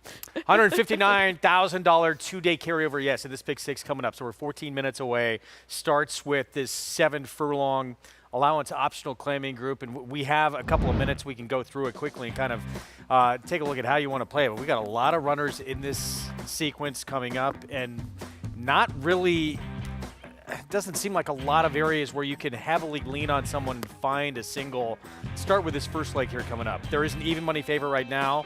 I thought was much the horse to beat, but there's another one I'd want to use. I mean, I think that Just Catherine is perhaps the class of this field based on what she's done overall, but I wasn't totally enthused by those last two efforts. However, her race three back, she makes sense at the price that she's at right now. I wonder what we'll get from Olga Isabel towards the inside, coming back, a horse that's a bit dressed up last year, but is the inside speed with that scratch of St. Benedict's prep, and things don't get easier from here on out. My Kentucky Girl, I think you got to use in this race too. She ran such a huge effort last time out. If she can potentially move forward off that, I think she becomes the horse to beat in this race. I mean, she has those fast races in the past as well. It's not as though that last race came out of nowhere, but I just wonder if she might be a little bit more against it from a pace standpoint now with that scratch. Next race, Turf Sprint. Reflexivity is going to get a ton of attention in that race, but if for some reason we've seen Speed do pretty well on this turf course, certainly that happened in the nightcap again last night. Is it evening out? We'll see, but she's going to be a huge favorite if she doesn't win. What are you thinking there? I mean, I think that she's going to be the horse that's used the most within the sequence and the likeliest shortest price throughout these 6 races, but she's really difficult to trust even though she is dropping in class, because those last couple of performances, she's been short prices and really has not performed up to expectations, and it's not as though she's necessarily having that same speed that we used to see from her in the past when she was successful that one time as well. I'd rather go with Shaman Princess, a horse that had perhaps a little bit of trouble, a little bit of time off that layoff, and could be forwardly placed in here in that drop in class. If she does not win Reflexivity, I would certainly want some heavy coverage in that 5th race. Race open. 6, 2-year-old fillies where we just don't know a lot. So many first-time starters. If you do happen to get those DRF Clocker reports, maybe those can help you a little bit. Allegedly, the 2, the 3, the 5, even the 10 have been working fairly well. But Boston's Finest has that race under the belt for Chad Brown. I mean, this is a race where I think that you want to have some more coverage than in some of the others, because there just isn't a ton to go on. And even Boston's Finest ran fine first time out, but it's not as though that performance was one to stamp her as a heavy use within the sequence. So it's really not an easy group of races to put together, and some really questionable favorites that are going to be those shorter prices that many do rely on because you just don't want them to beat you. Well, first things first, you got to get through this first leg to move on, and that run right there, Just Catherine, even money favorite in this spot for Jose Jimenez. Flavian Prat will ride in here, so it looks like, I mean, just according to the board right now, some are leaning heavily here. You also have a mare on the rail who looks like she's going to control up front, and with some of the other speed scratched out of here, she could get loose. And she's really tough for me to trust as well, because when she had Yes, but I'm talking about the one, Olga Isabel, who could be forward. Okay. A horse that is difficult to trust because she had that string of really solid performances, consecutive wins back to back to back last year, but she had some things in her favor as far as the racetrack playing her way. And I just sort of wonder, even if she is the lone speed, how good is she really? And I think others are having that same question with the price we're currently seeing on Just Catherine. There she is. Manny Franco is going to ride here for Brad Cox. It's one half of her career starts. She'll try and get her first ever win at this 7 furlong distance here coming up. So 4-1 right now. She was 5-2 morning line, but St. Benedict's Prep, who would want to be forward as well coming out, helps her chances a little bit. Who else do you think maybe could go with her early? I mean, if we see the kind of speed from Everyone Loves Linda, the number 7 horse that we had seen in the past, it's possible that she could get herself into a good position. It's kind of a question whether or not we'll see some speed again from the number 4, Braganza, but those are questions that I think you have to make a decision about, and that'll influence how you're playing this pick 6 sequence and who you use in this race in terms of how you think that pace is ultimately going to set up. Let's bring in Jonathan Kinchin. JK, good to see you. Pick 6 starts here, this 2-day carryover. First leg, how do we get through it? Yeah, look, I'm surprised that Olga, down on the inside, Isabel, is not the favorite in here. I understand that the last race wasn't very good. There was a race 2 back that wasn't very good. 3 back, excuse me. But there's also a handful of races for Olga Isabel that are just faster than these horses. And you're going to get Lasix back on Olga Isabel. Look, Just Catherine can absolutely win. But she's been a little camera shy as well in her own right. I agree with the group. Race 5, Reflexivity seems like one that you can lean on. And then the rest of the way, I mean, this sequence, it's almost like the racing gods knew there was going to be a double carryover coming into today, because this thing, if you can find a way to navigate this, especially with in this first race here, I'm liking a 9-2 shot. You could be sitting on one of those life-changing scores that these pick 6 carryovers provide. And if you're not familiar with what a pick 6 carryover is, the idea is that there was a pick 6 yesterday. No one hit it, so all of that money comes to this money and shows up here on this day, and it makes it a positive expectation. One of the best opportunities you can find in racing. Wolfie? Yeah, I mean, look, back in the day, it used to be a $2 pick 6. We changed it, since it's been changed to a dollar pick 6 play. You don't see a lot of 2-day carryovers or beyond, and we have a rare one here coming up this afternoon. Let's head downstairs to Mig for more on what you're seeing with this group here in the paddock. Yeah, I think this is a handicapping conundrum of the first order.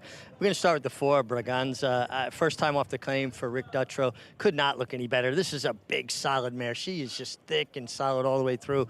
Really kept drawing me back to her. I love the way she looks. Talked to Rick, says she's been training extremely well. The 6, My Kentucky Girl, also making a nice impression from a physical perspective. The 7, Everyone Loves Linda, makes a lot of sense on paper. Also well turned out. Gets a good outside draw going 7/8. And the 1, Olga Isabel, looks fantastic. I think she's controlling speed. And Greg, we like anything with Isabel or Isabella in it. Any variation there works for us. You and I both have to use this one with your granddaughter, my daughter in here, Olga Isabel, Brad Cox, speed from the rail with Manny Franco. I mean, how mad would you be if the pick 6 hits the rest of the way and you don't use one with the family members? Looks to be forward, and Brad Cox has good numbers off layoffs like this. 6-5 favorite, and here's Just Catherine with Flavien Prat. Be nice to know what sort of performance we're going to get from this one. Certainly has races that would win and justify that short price. One Mig was just talking about off the claim for Rick Dutrow, Braganza. And ran into a decent one last time out in Taxed and has those second place finishes as of late. This one has the ability to be forward as well, Dream Concert. Might be a little bit outclassed in this field, but I think that's a point well taken for sure.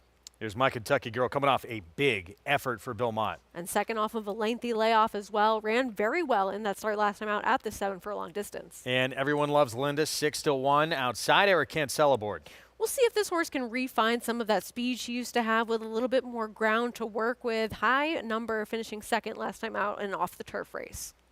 So 6 minutes to get this pick 6 sequence 2-day carryover ticket in. You can do so at NyraBets.com.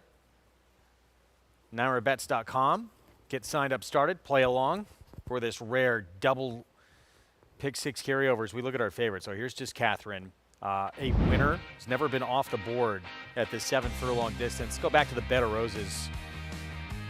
Back on June 15th off a short layoff here, just missed in this grade 2 to a seed. I mean, this performance was truly phenomenal from her because she was rallying wide from so far back, whereas a seed was able to save all the ground in this race, not have to make that earlier move, and was able to get that nice split to really pass by several horses in here, whereas just Catherine had done more of that work. She gave up more ground. She had to start running a little bit earlier. She was coming from further back.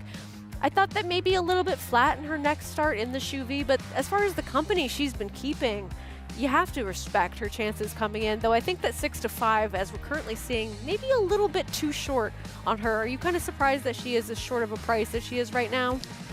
Look, we all look at different numbers, and I know JK said he thought Olga Isabel had just a lot faster races. The numbers I look at, I didn't see it that way. They show a different story that just Catherine is faster. And yeah, just the company she's kept. She got pinched at the break that start a little bit as well, and she had an excuse early on. I thought she was the one to beat in here, but you can't look past Olga Isabel just because of the fact that she looks like she can control up front. Well, it seems and I like say she hasn't won at 7 furlongs. She's won at a mile. She has, and it seems as though there's a lot of weight on her at the moment, but she won at a mile when she was able to really benefit from an inside rail bias when she was defeating Tough Street, who ran very well against the racetrack at Saratoga. But that pace in the Garland of Rose, or the Bed of Roses, was much hotter than she's really comfortable with. Something must have gone wrong last time with her, but this one here, this is probably the one look, she's at her morning line at 9 to 2, but I love that she's 9 to 2 because I really like this last start from my Kentucky girl. Well, you know who she's finished ahead of in the past with a 91 by her speed figure at Keeneland at 7 furlongs? Olga Isabel. So in the past, she's run those faster races, and maybe that race last time out was indicative of a horse that's just coming back to the racetrack that had that ability all along, and maybe some things went awry in between, but it seems as though she's been one that's kept some decent company throughout her career. She's not going to be too far out of things early, and it's not as though that very fast race last time out just appeared out of nowhere. It's not as though she took this massive step forward without having some races in her past to suggest that she always had some sort of ability. She used to have major problems out of the gate. That didn't happen last start, and as a result was a lot more forward than she usually is. Hopefully that continues to be the case here. Let's go back down to Mig. Yeah, guys, a very interesting race. I am going to make the one Olga Isabel my top selection, name aside. You know, you look at the paces that she's had to deal with and how fast she's had to go early. She's not going to have to go nearly that fast. And sometimes when a horse just gets in a really good frame, right, they get into a good rhythm, they're just that much more efficient. I love the way she framed up in the warm-up, left the pony, bowed her head, and just really, I liked her in the paddock, liked her even better on the racetrack. The other horse that stood out, certainly from a physical perspective, is the 6, My Kentucky Girl. Could not look any better, just as well turned out. Her coat is impeccable. And I thought she made a lot of sense off of her last effort. You know, 5 to 1 here. Those are the two I'm going to lean on. Interesting, Tommytown Thoroughbreds for years. Big name out in California with a lot of California breds. This one being a Kentucky bred, and nice to see them have an East Coast presence. So 5 to 1, my Kentucky girl catching Mig's eye. 6 to 5 favorite. Just Catherine has been favored throughout. She was even money for a lot of the wagering here. It's floated up to 6 to 5 now. And if you think Olga Isabel can control on the front end, 3 to 1, pretty enticing. Yes and no, because I think with her, she does have those layoff questions to answer. She has run well fresh in the past, but I also wonder if she is necessarily that horse that has run those 90 buyer speed figures in the past, because things had really gone her way in those races in terms of pace dynamics, in terms of how the racetrack was playing. And I don't think that even if she does find herself alone on the lead, that she's necessarily better than a horse like Just Catherine. So she has things to her advantage. She has fast races to go back to. I like the price discrepancy at the moment. And Brad Cox has very good numbers when he's coming off of layoffs like this. If you look at some of his races here, over 61 to 180 days on dirt, off the layoff at NYRA, he's winning at 35% with a $2.24 ROI, 65% in the money. So these horses show up when they're supposed to in spots like this. I like her chances from the rail. I don't necessarily think she's a better horse than Just Catherine. There she is. So 3-1 on the one who should be controlling up front, Manny Franco. Final chances to put a pick six ticket together at Naira Bets. And I don't think it's certainly rare at Saratoga. I don't think all meet long we had a 2-day pick six carryover. But I can't remember when's the last time we had this year if we've had one or not. This might be one of just a couple. Back-to-back pick 5, late pick 5 carryover, and then a double pick 6 carryover in consecutive weeks. I don't think that's ever happened as of late. Do you? I have to go back and look, and we don't have the research department to assist us with that. I'm a little busy, sorry. I have other things to take care of. Yeah, just the a point is it doesn't speculation. happen a lot. So it's definitely one, look, if you're playing, even a casual player, this is something you want to jump in and be part of because the value is just going to be so great. And it's not as though this is a gimme kind of race sequence. Let's say you have favorites win the first 2 legs. Well, then you have that complicated maiden special weight race with plenty of unknowns in there. Maybe you can rely on a horse later on to close things out that's dropping in class, but there are a lot of different directions to go in, and I don't think you're going to see, outside of perhaps just Catherine here and Reflexivity in the next, horses that are going to be super short prices. Real quick, I wanted to add, because we didn't get to it, race 7. What were your thoughts in that mile and an eighth dirt race? I mean, I kind of need to give Pirate one more chance to try to be somebody, but I completely understand if someone wants to go in a different direction in there. But that's still a very wide open and contentious race because you have Pentathlon off the big maiden victory, a number that was a little bit above what we've seen from him in the past. You have a horse like Paddington who's been trying to get back to the races. I thought was a must-use. I think he makes a lot of sense. And then you also have the sort of wild card in Donegal Surges, who maybe he doesn't want to go a mile and an eighth, but he has some of the faster races to go back to, and clearly something went awry last time out. Pentathlon, major step forward to break his maiden last time out, but gonna go beyond a mile for the first time. Paddington, 2 big efforts at a mile and an eighth. And then Digital Ops could win. Donegal Surges too, like there was just a no-show effort at 4 to 5 on that muddy track. So another one who's very dangerous in that spot. Yeah, it's a tough race. I can see a lot of horses doing well in there. And then even after that, okay, you have Vino Rouge and a couple of other horses coming out of that race, some with trips, some closing off of what was a pace that really fell apart. But it's not as though anybody is someone that I would necessarily feel comfortable singling in that race. I think there are a couple of different directions to go in within that 8th race, going longer on the turf as well. Bottom line, this is incredibly difficult. Good luck to everyone. It's hard. You got to make your decisions somewhere and try and skinny up that ticket, take some singles potentially. Is that here? It seems like some are doing just that with just Catherine and Flavia and Pratt with a 2, but that mare right there will be the one likely controlling up front. Can she take them gate to wire? Olga Isabel, the 1 from that inside post. The 4 we haven't talked a ton about. I know Mig was a little bit intrigued with the way Braganza looked here off the claim, moving to the Dutro barn. A horse that has faced some decent company over her past couple of races as well. And I mean, she's not necessarily one that's won in a while, but she's shown up and she's been fairly consistent. And now new barn, new settings, slight cutback in distance could be a recipe for success with her. And if she can get some forward position, I think that would help her quite a bit. 2-day carryover in this pick 6. It begins right here, 7/8 of a mile on the main track here in this allowance optional claiming field, and the 6 to 5 favorite, the 2. Just Catherine, Flavia, and Pratt for Jose Jimenez. Chris Griffin with the call to kick off this sequence. Good luck to everybody playing. Final chances to get down at NairaBets.com. Good luck. Let's go to Chris.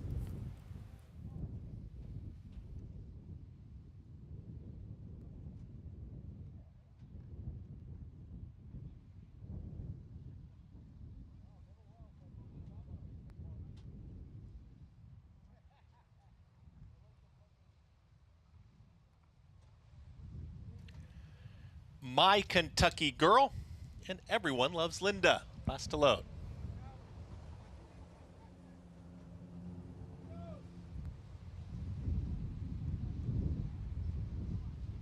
Goes in. All set.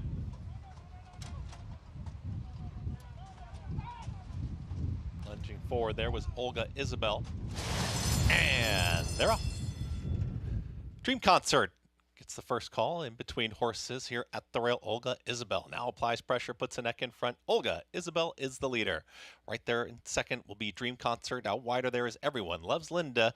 Those three are now well clear here of Just Catherine, who's tightly at the rail, is progressing though nicely. And here comes a Just Catherine. Moving through, has got that seam, has now taken a clear third. The two at the back, My Kentucky Girl with the trailer Braganza, 23-1 for that measured opening quarter. The leader is Olga Isabel. Olga Isabel in front. Has the lead and takes him into the far turn. Dream Concert is now only 3/4 of a length off this leader, starts to inch closer. At the rail there is Just Catherine.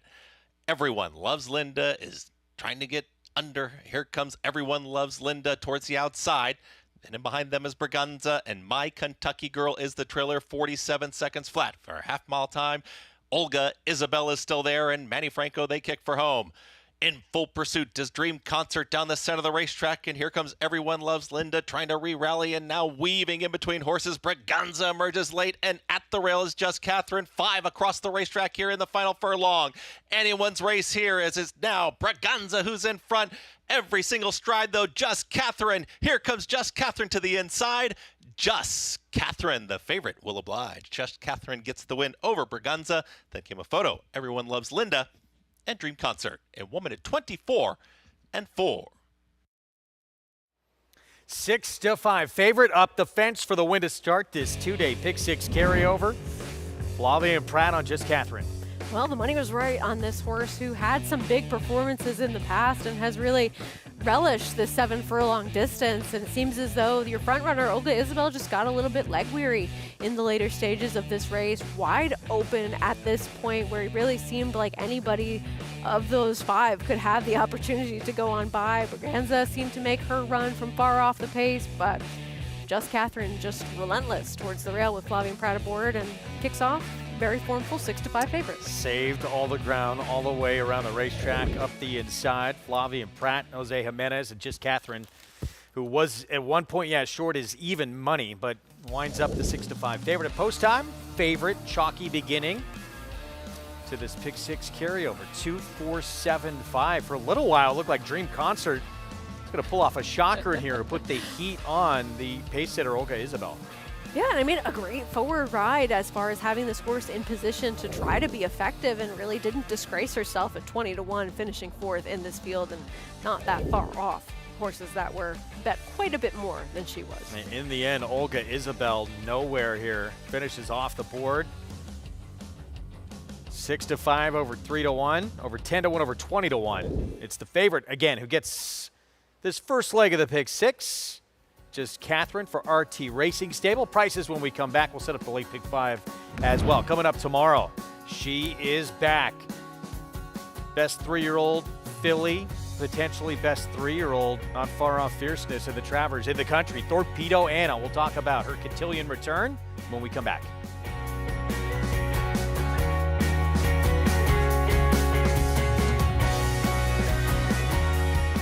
Introducing a stallion, as top class as they come. In 22 career starts, he won or placed in 12 graded stakes, competing in 15 grade ones, earning over $1.7 million.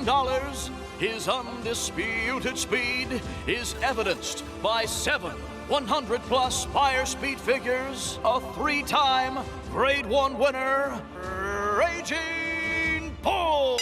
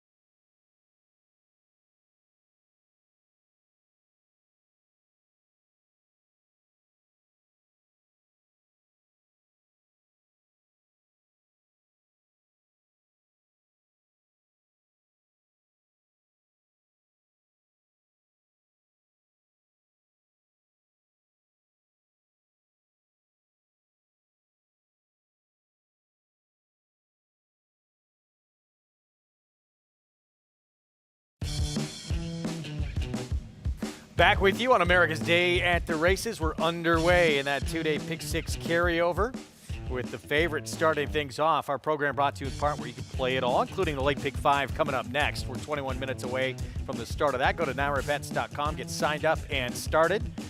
Flavien Prat, Just Catherine. For Jose Jimenez. To start us off, let's go downstairs to Mig. Yeah, thanks, Greg. And Flavien, Just Catherine, short price, but you had to work hard to get this victory. Yeah, we had a good trip. She was traveling well, and when we got to the turn, I felt like she needed a breather, and I wasn't going anywhere. But finally, when she swapped lead and turned for home, she made a good run. It looked to me like maybe she was resenting the kickback a little. Did you get that impression, maybe? Not really, because honestly, most of the backside I was on the inside and nobody was in front of me, so she was fine. And even in the turn, I had very few kickbacks. So I don't know, maybe just if, I know the time is slow, but it felt like the pace was going pretty strong. So maybe she just needed a breather. This track seems a little bit on the tiring side. Yes, it is. Yeah, it's definitely deeper than it was in the spring.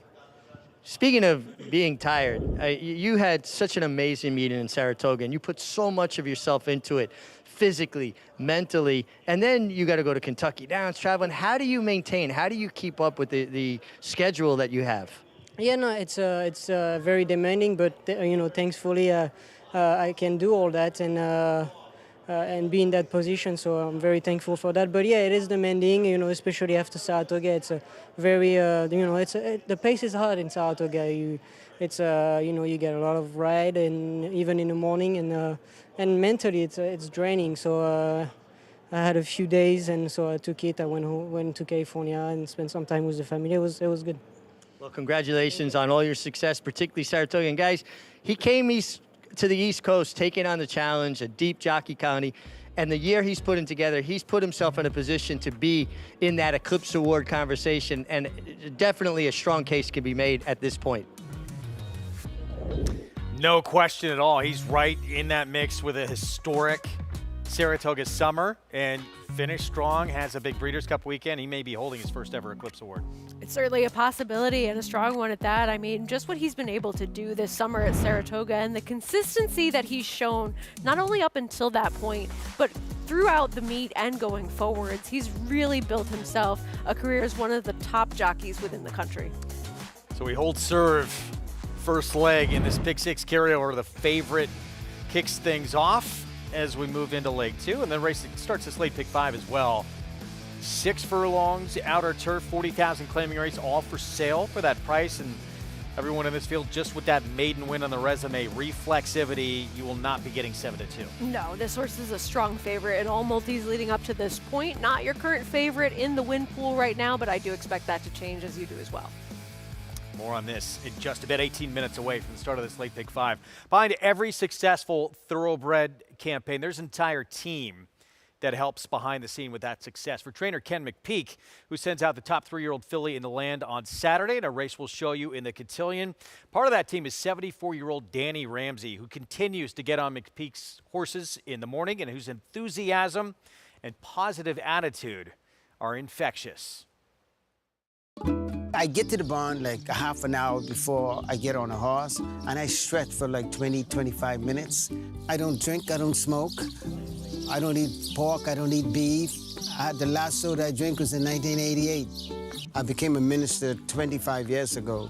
My wife played a big part in it. She's the best thing ever happened to me. We have 5 children, 14 grand, and 2 great-grand. Danny's been with me pushing 15 years.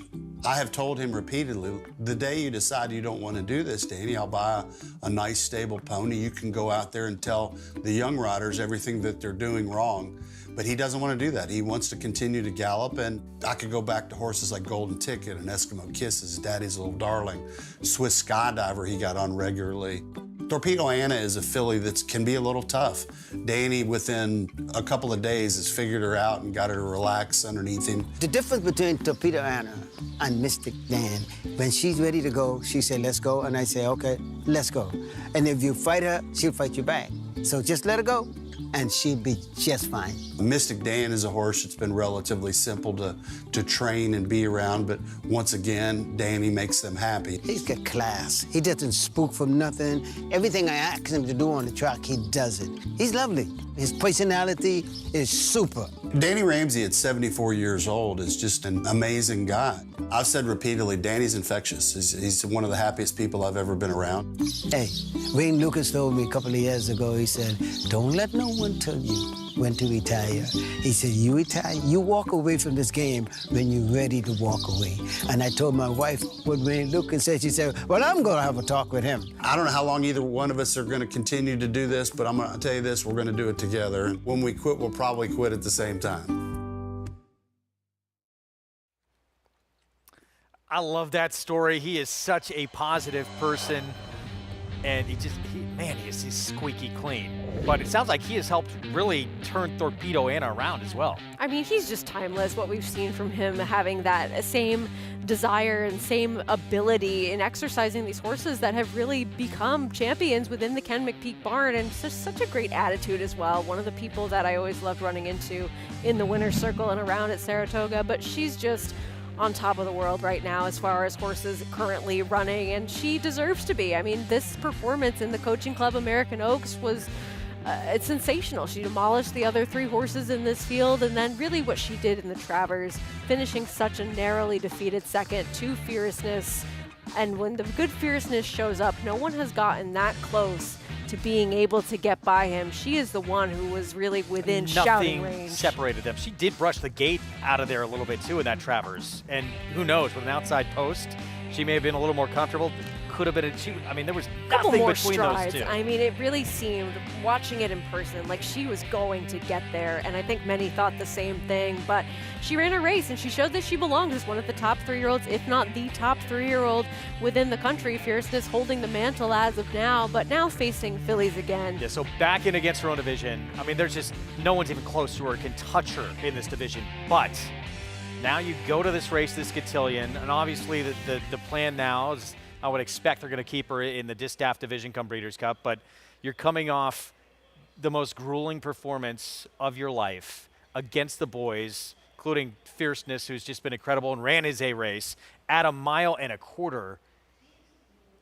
Did that take something out of you to come back now in about a month's time, and this potentially would be the time to beat her?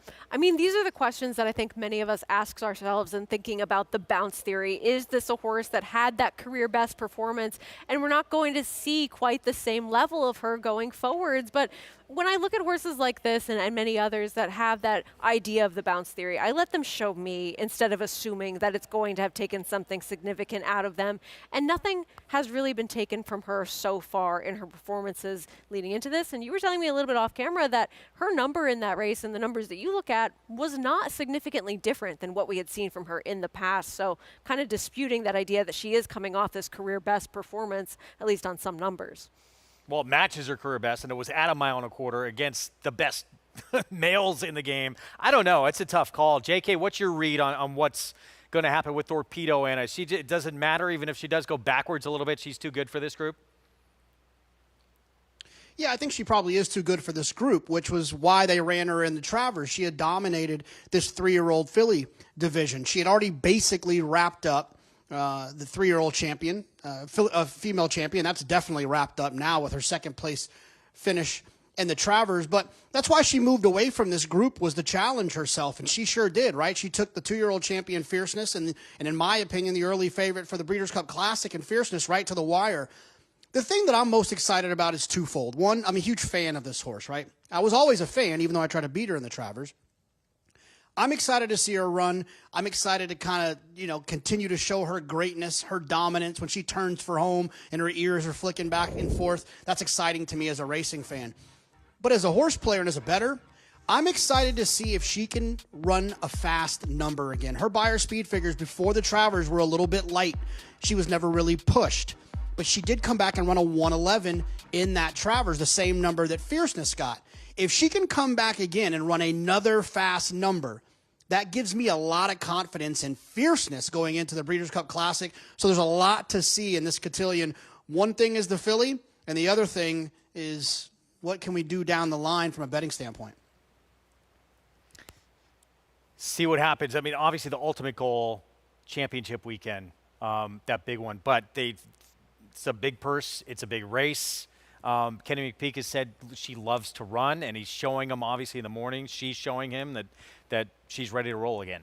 And I mean, Ken McPeak is not afraid to run his horses in spots that on paper might seem like it's a bit of a reach, and they do usually step up to the occasion, especially when he has those fillies contesting against the boys. And she certainly showed that she belonged in that race. And ultimately, on paper, it seems like this is an easier test for her with $1 million purse.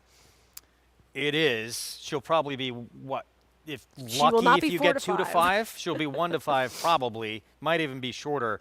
We will have live coverage. Grade 1 Cotillion with the top 3-year-old filly that we've seen in not just this year, in a long time, maybe going back to Rachel Alexandra. Meantime, late pick 5 coming up next when we return, and that is the one to beat Reflexivity, 4-year-old filly. For the Mike Maker Barn, Manny Franco will be aboard. We'll have the post parade when we come back. He possessed such natural athleticism. It is Golden Pal winning the Juvenile Turf Sprint. He's very, very agile and quick. Golden Pal has repelled the challenges. Each and every race, he just got better and better. Golden Pal broke like a rocket. Golden Pal, wire to wire. He's a very confident horse. Golden Pal, the lead is out to 5 lengths in deep stretch. He's just got a brilliant mind. They're all behind Golden Pal. I'm going to be breeding everything I have to him. Why do the most successful owners, breeders, and horsemen select the Green Group as their tax advisor? We simply save them money. Over the past 40 years, founder Leonard Green has owned and bred some of the best racehorses in the history of the sport. His hands-on industry knowledge, combined with cutting-edge tax-saving strategies, has produced positive results for his clientele and has made the Green Group the top-rated accounting and tax firm in the business. For a confidential and complimentary consultation, contact us at 732-634-5100 or visit our website at www.greenco.com. The Green Group, proven strategies to save you taxes.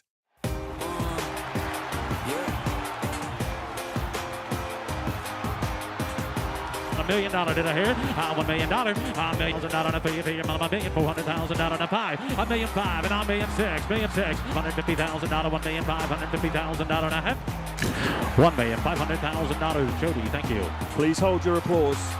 Charlatan, ultra impressive. It's a new day for a new king. New York breds. Race them. Respect them. Bet them. Respect them. Breed them. Respect them. Buy them. Respect them. Train them for a second career. Respect them. Join us in respecting thoroughbreds at every stage of life. Learn more at nybreds.com.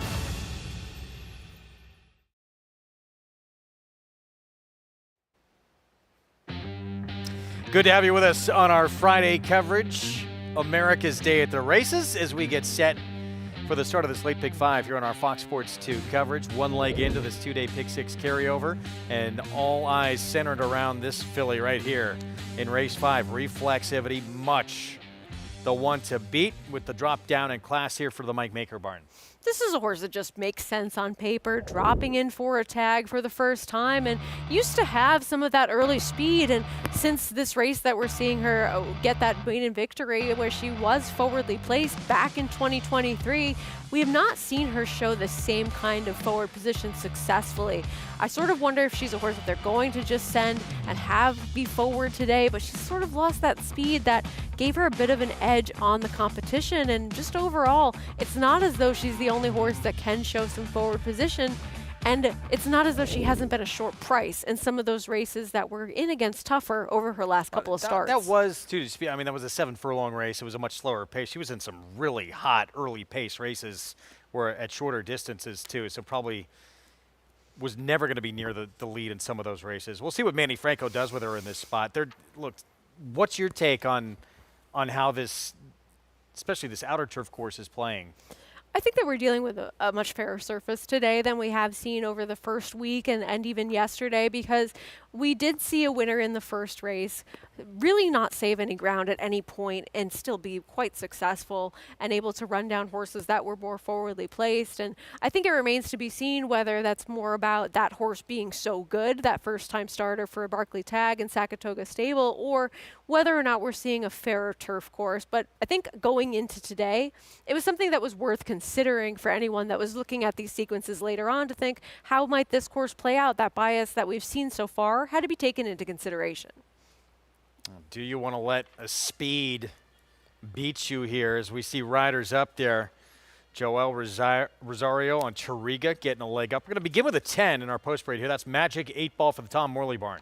Horse that has been capable of showing some speed, going a bit longer, is cutting back in distance. 1 of 2 in the race for Tom Morley. We'll get to Miss Bourbon, the 4, in a minute, to the 1 River Tay. And reasons to like this one with a bit of a troubled trip last start. Yeah, this horse is not impossible by any means. Certainly could be one that takes another step forward with a better trip and second off the layoff. And had to take back and drop to near last, going 5.5 last start. Raining at the beach, first time on grass. A horse that had some turf intentions in the past, ran okay at Belmont at Saratoga, trying the surface for the first time. One of the many speeds in here, and maybe the quick of the quick. Shaman Princess. Yeah, I expect this horse to be forward early on and show that good inside speed. The other Tom Morley filly, here's Miss Bourbon.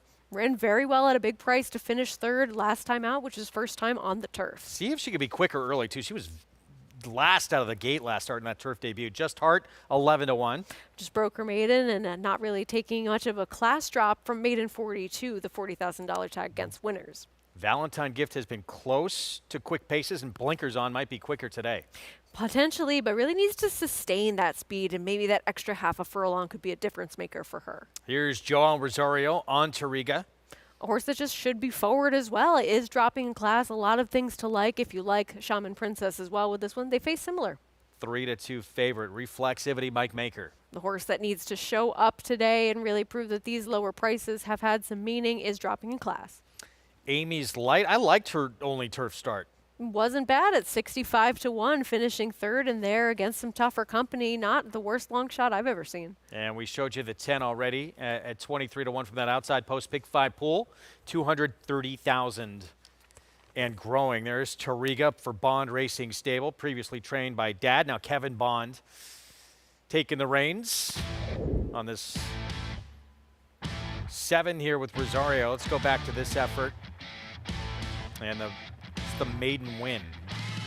And this horse was forward when able to be successful, and I expect that they might try to use some similar tactics with this one and have that early position, because she is a horse that has done better when she's had a little bit more of that early speed displayed. And though it really didn't seem like anyone was running on super significantly from the back in this race, I mean, she has races against tougher company, against similar company as Shaman Princess, that put her right in the mix as one of the logical players. Try and keep our eyes on her in the gate, too. She's been a little contentious loading into the gate in a couple of her last few starts.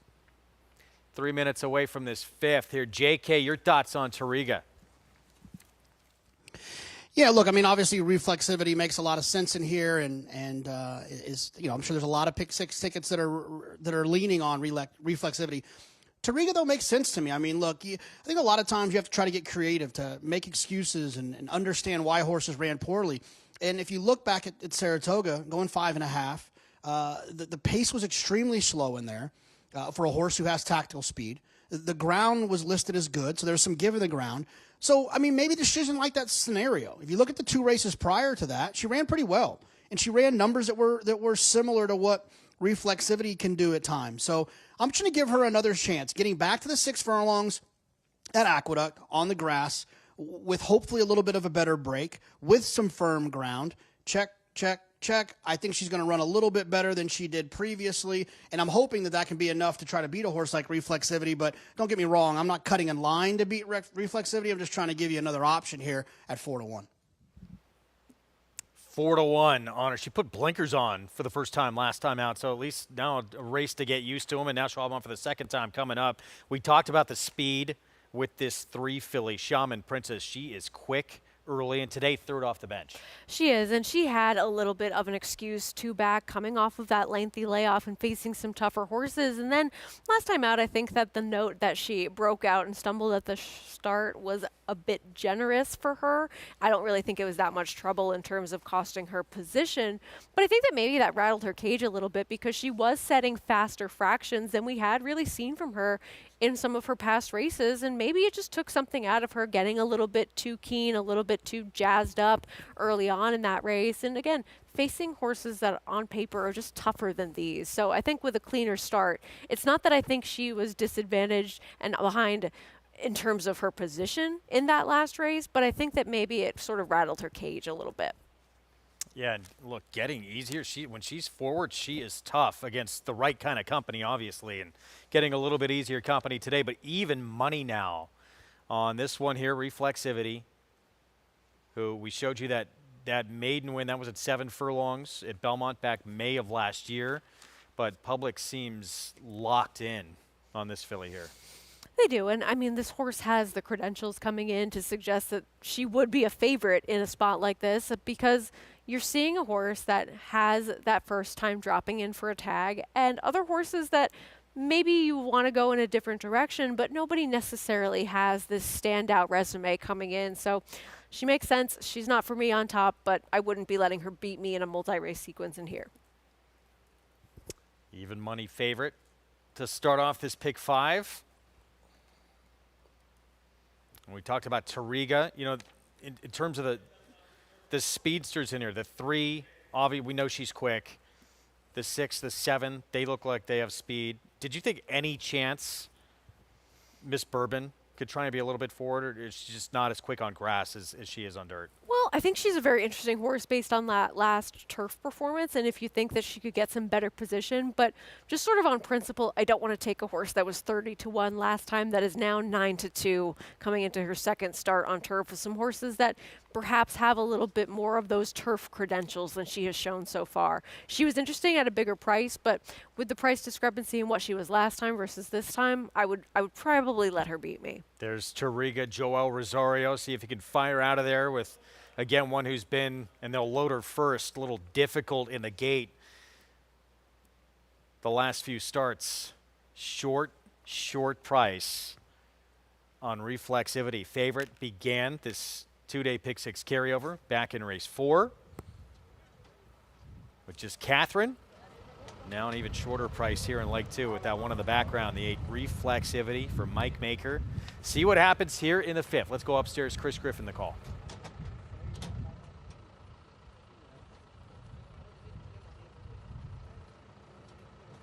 Amy's Light, Miss Bourbon.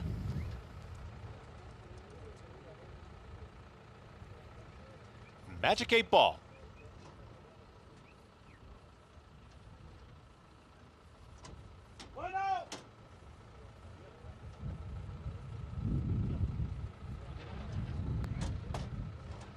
Is in. All set. And they're off. Good break for Reflexivity towards the outside. Tariga's trying to join this leader early, and there's Tariga in between horses. Valentine Gift is in the early mix, and at the rail, Shaman Princess. That's the front 4. Up on the far outside, here's Magic 8 Ball trying to join them. That's now the leading quintet in the red cap, losing some ground there at the rail. Comes Miss Bourbon. Moving up alongside is Amy's Light, and towards the back end of the field comes River Tay, is back there with Raining at the Beach. The trailer, Just Heart. They move into the far turn, 22-1 for that opening quarter mile. On the front end, it's Reflexivity. Ready to challenge to the outside as Magic 8 Ball is within ahead of the leader. Tariga's lost some ground as the front 2 continue to duke it out towards the inside. Reflexivity to the outside. Magic 8 Ball. They reach the top of the lane. Reflexivity still got more towards the inside for Manny Franco. Every shot here for Magic 8 Ball, who's trying very gamely there from second. Here comes a run from Miss Bourbon from out of the pack, and from far out of it, Just Heart. But Reflexivity got the jump. It's Reflexivity who's up by 3.5 lengths. Call it 4. Reflexivity is going to win this one easily. Miss Bourbon up for second. Then came a photo, Just Heart. They're with Magic 8 Ball at 1:08 and 3. Even money favorites. Very forward early on in this race, hitting just off the early speed and then pounces in the stretch. I mean, she just got the right kind of trip in this race, and while another horse in Magic 8 Ball did show some forward positions, she was the one saving ground and had enough to kick on. And I mean, another horse that projected to be forward, both Tariga and Shaman Princess, didn't really have that intent and that interest to sort of keep up with these early fractions, and those are horses that don't necessarily possess a turn of foot. So this was over once she got into position early on in this race. Manny Franco just always looked incredibly comfortable throughout the running in this race, and here it is, the 4-horse, the Tom Morley runner that gets second, Miss Bourbon at 9-2, but very formful. First 2 legs of this 2-day Pick 6 carryover, 6-5, back in the 4th race, and now even money. Yeah, I mean, plenty of questions still to be answered going forward and competitive races, but if you're alive so far, you've gotten with some pretty logical horses to start things off. But don't worry, there's a lot of separation that's still going to happen. Long way to go. And this could still, especially being a 2-day carryover, is going to pay better than what you expect going in, but still plenty of chances for chaos to come. Even money favorite, Reflexivity, does not disappoint. Picks up the second win of her career. Manny Franco for the Mike Maker barn to start this late Pick 5 on our Friday coverage.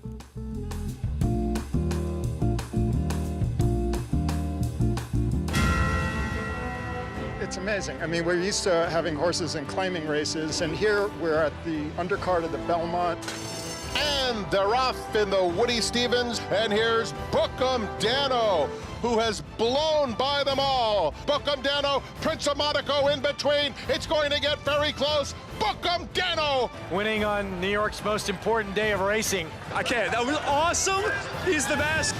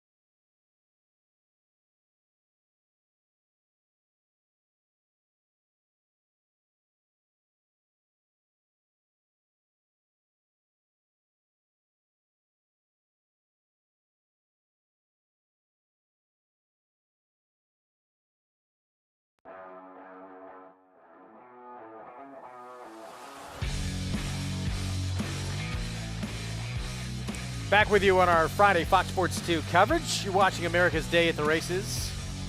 And we're underway in the late Pick 5. 2 legs into this 2-day Pick 6 carryover, and the favorites have won each of the first 2 legs. Manny Franco, Mike Maker on the short price, even money favorite here in the 5th, Reflexivity. Horse that was just getting a lot of class relief and had shown some speed at one point on the turf in the past, able to sit the right kind of trip under Manny Franco for trainer Mike Maker and really save all the ground as well. Just having that forward position, going with the shortest way around the racetrack, and not a ton coming from the back in this race, though Miss Bourbon did make a late run. We knew when Manny Franco was up that close early on to the pace. It's a really good sign for the favorite. Yes, absolutely. I mean, he's a rider that always seems to put his horses in the right kind of spots, and it seemed as though he was very confident that this horse would be able to finish the job. And here in a very formful early pick 5 as well, $132.75 for that early pick 5, but plenty of questions still to come in the pick 6. 2 legs in, 2 favorites, 6-5, now even money with just Catherine and Reflexivity in a pool that eclipsed $700,000 here as we move into race 6. And see if we get some separation here in this race coming up. 6 furlongs, New York bred runners trying to get that first win of their career. 2-year-old fillies and Boston's finest. No surprise for Chad Brown, who does have a race under her belt. That came at Saratoga August 4th. Opens up 6-5 favorite. Horse that just makes sense having that experience, but it's not as though she ran this standout performance first time out, that if there is a live first time starter, that one couldn't get the job done at a much better price, though I did ultimately pick her on top. We will get a look at how this field looks post-parade, of course, coming up. We'll get a Paddock report as well. I believe the MIG back with us for this 6th race. We're going to take a timeout. Before all of that, though, we'll be back with more. Is that my A train? Is leaving Andy without on that you. yet? Oh, no, he's coming back. Sorry. We'll be back with more right after this. Stay tuned.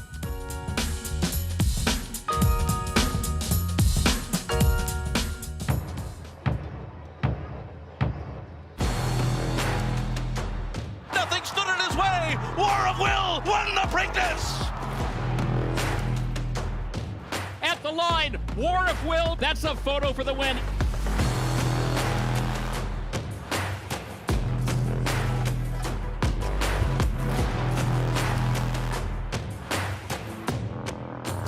War of Will, standing at Claiborne Farm. Horse racing? Check. Weekly promotions? Got 'em. Huge payouts? You bet. With Naira Bets.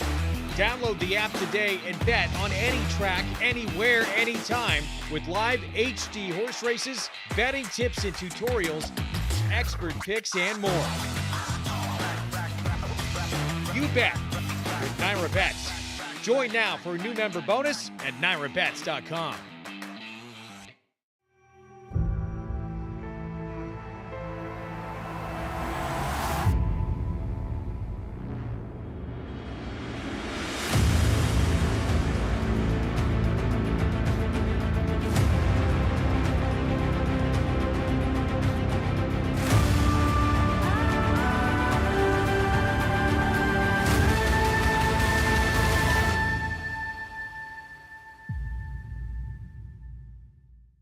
Racetrack Television Network brings you every race, from every track, on every screen, every day.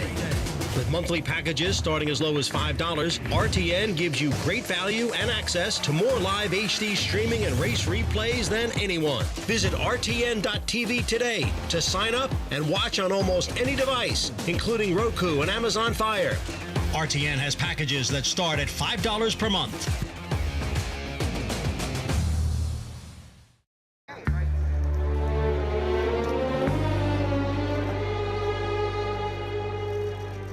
He loved racing. My wife, Tammy, always called it his vice. It was a hobby for him, but he loved it. Longtime owner and racing enthusiast, B. Wayne Hughes, acquired Spendthrift, a storied thoroughbred farm located outside Lexington, Kentucky, in 2004. He expanded his involvement in the sport, switching his focus from the racetrack to the farm.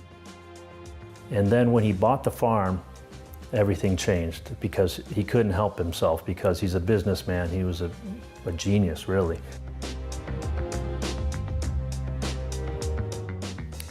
First time I came to the farm, it was not in great shape at the time. It was quite a fixer-upper, so I was not that impressed, frankly. And Wayne set about bringing it to where it is now, which is worlds away from where we started. Hughes knew how to run a successful business as co-founder and CEO of Public Storage. He made the Forbes 400, a list of the wealthiest people in America. He was so innovative, he was disruptive. He was not interested in how things were always done. He wanted to do something differently, sometimes just to try to see if it was worth it. And then he was always willing to be wrong. He was a champion for the little guy. Eric Gustafson learned about horse racing from Hughes. Eric would join his mentor and father-in-law in the day-to-day business, striving to return Spendthrift back to its glory days. And then we have what we consider the best stallion in the country in Into Mischief. I remember being at the track with Wayne at Hollywood Park when he won the Grade 1 Futurity. And Wayne turned to me and said, "Oh, we got ourselves a stallion." And neither one of us, obviously at the time, could have known what that meant. On November 1st, 2022, Hughes' vision of building a fan-centric destination became a reality. Wayne died unfortunately, it was a year or so before we got to open the visitor center. We were in the construction process. We were thankful for the opportunity to name it after him, and an opportunity for my wife and I and the rest of us, the team at Spendthrift, to honor the man that made it all possible. Located between the Farm Stallion Complex and the main office doors is the B. Wayne Hughes Visitor Center. The 7,000 square foot, 2-floor facility features a trophy room, artifacts, and racing's memorabilia. The second you open the door, there's Authentic's Kentucky Derby glory built into a colorful display in the floor. You'll also find the Spendthrift collection in the gift shop with apparel that'll rival your favorite campus bookstore. I think he would love it. He would be enthralled with it. He'd be really proud of it. And then he would say, "How much did this cost?" Incredible impact on this game. And if you get a chance, make sure you make a visit. Our Spendthrift Farm 2-year-old race of the day is actually coming up next. Home of North America's 5-time reigning champion General Sire, Into Mischief. And these New York breds trying to get that first win of their career coming up. Going 6 furlongs, Boston's finest with that start we talked about. In a race, there was a next out winner, but that was a win on turf for Scythian, who finished second in that race. I thought Blue Eyed Scout took a lot of money in the debut, the 3-horse for Jorge Abreu. Don't give up on this one just yet. I mean, if you're looking outside of your current favorite, there are a lot of other horses that have that upside, have that intriguing pedigree, or perhaps took that money first time out and have that experience as well. And it really seems like a wide open betting board outside of Boston's finest. There is the favorite, though. So second time starter here for the powerful Chad Brown Barn. He's going to have 3 chances to continue his domination in the Noble Damsel coming up this weekend, which we'll talk about in a little bit. But this one, 9-2 in the debut and a distant 4th in that 9-horse field. Didn't really take much money first time out either. And I mean, this is a horse that seems as though the things to like about her, that she has some of that good gate speed, could be forward, and at least has the experience being towards the inside and being behind horses. And that might be a situation that she has to deal with again today, but it's not as though that race has been overwhelmingly productive moving forwards. And it bothers me a little bit that she wasn't bet first time out. And is it just a little bit of the fact that she has a race and it's this It's barn Chad that Brown. she's 7-5? I would say it's more than a little bit. A lot of unknowns with really the rest of this group. I mean, you have the Jorge Abreu filly. I talked about the 3, who didn't show a lot either first time out. They got a Tiz debuted on grass, and then the other one with the racing experience, Lady Delilah, 2 sprint starts as well. Coming up later tonight, part 2 of our coverage. Caesars Trotting Classic coming up, purse of $200,000. Periculum, Maple Leaf Trot Champ, be the one to beat in that race, but MM's dream, trying to become just the 2nd mare ever to win this race, to join Bella Bellini, 2-time Indiana Sire Stakes champion, who was 21 for 26 in her career at Hoosier Park, including a track record there. Going to get a difficult outside post. I mean, that kind of consistency, I don't care whether you're trotting and pacing, or whether you're galloping, or whether you're playing anything at all. It's remarkable to be able to bring that to the races, and she makes a lot of sense in this spot, outside post or not. That's coming up tonight, 8 Eastern start time for 2 big ones. So let's look at Periculum. It was 11 for 44 lifetime. This back on August 31st in a dominant win. Came home at 27-1. I mean, that's about on par with some of the turf fractions that we see around here from time to time. But look, these are horses that are coming in solid form, able to defeat well in this spot, and looks to be a major player coming up later tonight. And something we saw last night, which I don't think we're going to see the same of at a new track, at a different place with different horses, was you really needed to be forward to be successful last night. That's very rare to have that extreme of a bias in your harness races going forwards. Curriculum will be the one to beat coming up tonight in that Caesars Trotting Classic, so we hope you join us for that coverage later on. Again, 8 Eastern start time for that coverage.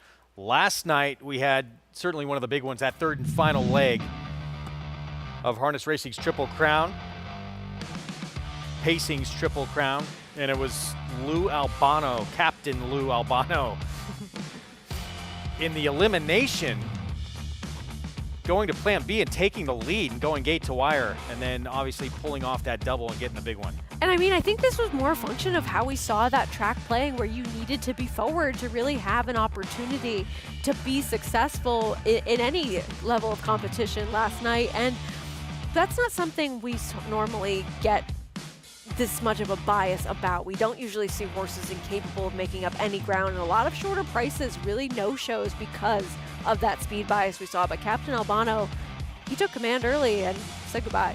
Sweet Lou gets it done. Todd McCarthy, first jug victory. Said after, I mean, this race is so big.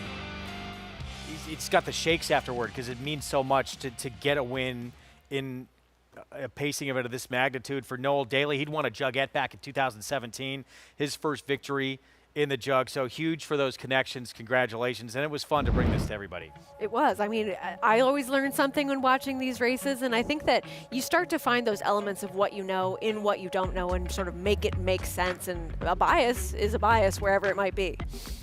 Back to today's action here as we get set for the late pick 4 coming up. These 2-year-old fillies in our Spendthrift Farm 2-year-old race of the day. Let's see how they look down in the paddock. Let's go to Mig. Yeah, and a great race for the Spendthrift Farm race of the day. Full field of New York bred fillies here. A couple carrying on their own conversations. I won't say private because they're being awful vocal about it, but let's start with one that's run already towards the inside. The one, Boston's Finest, coming from the Chad Brown. Showed good speed first time out. Gets the inside. Would imagine they're going to have to use her speed once again.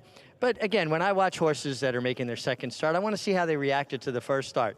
She's got a good mind. Her, just calm, cool, collected, acting the way you'd like to see a horse act. The 5-horse Immigration Law making a real nice impression. Bruce Levine, very proficient with first-time starters.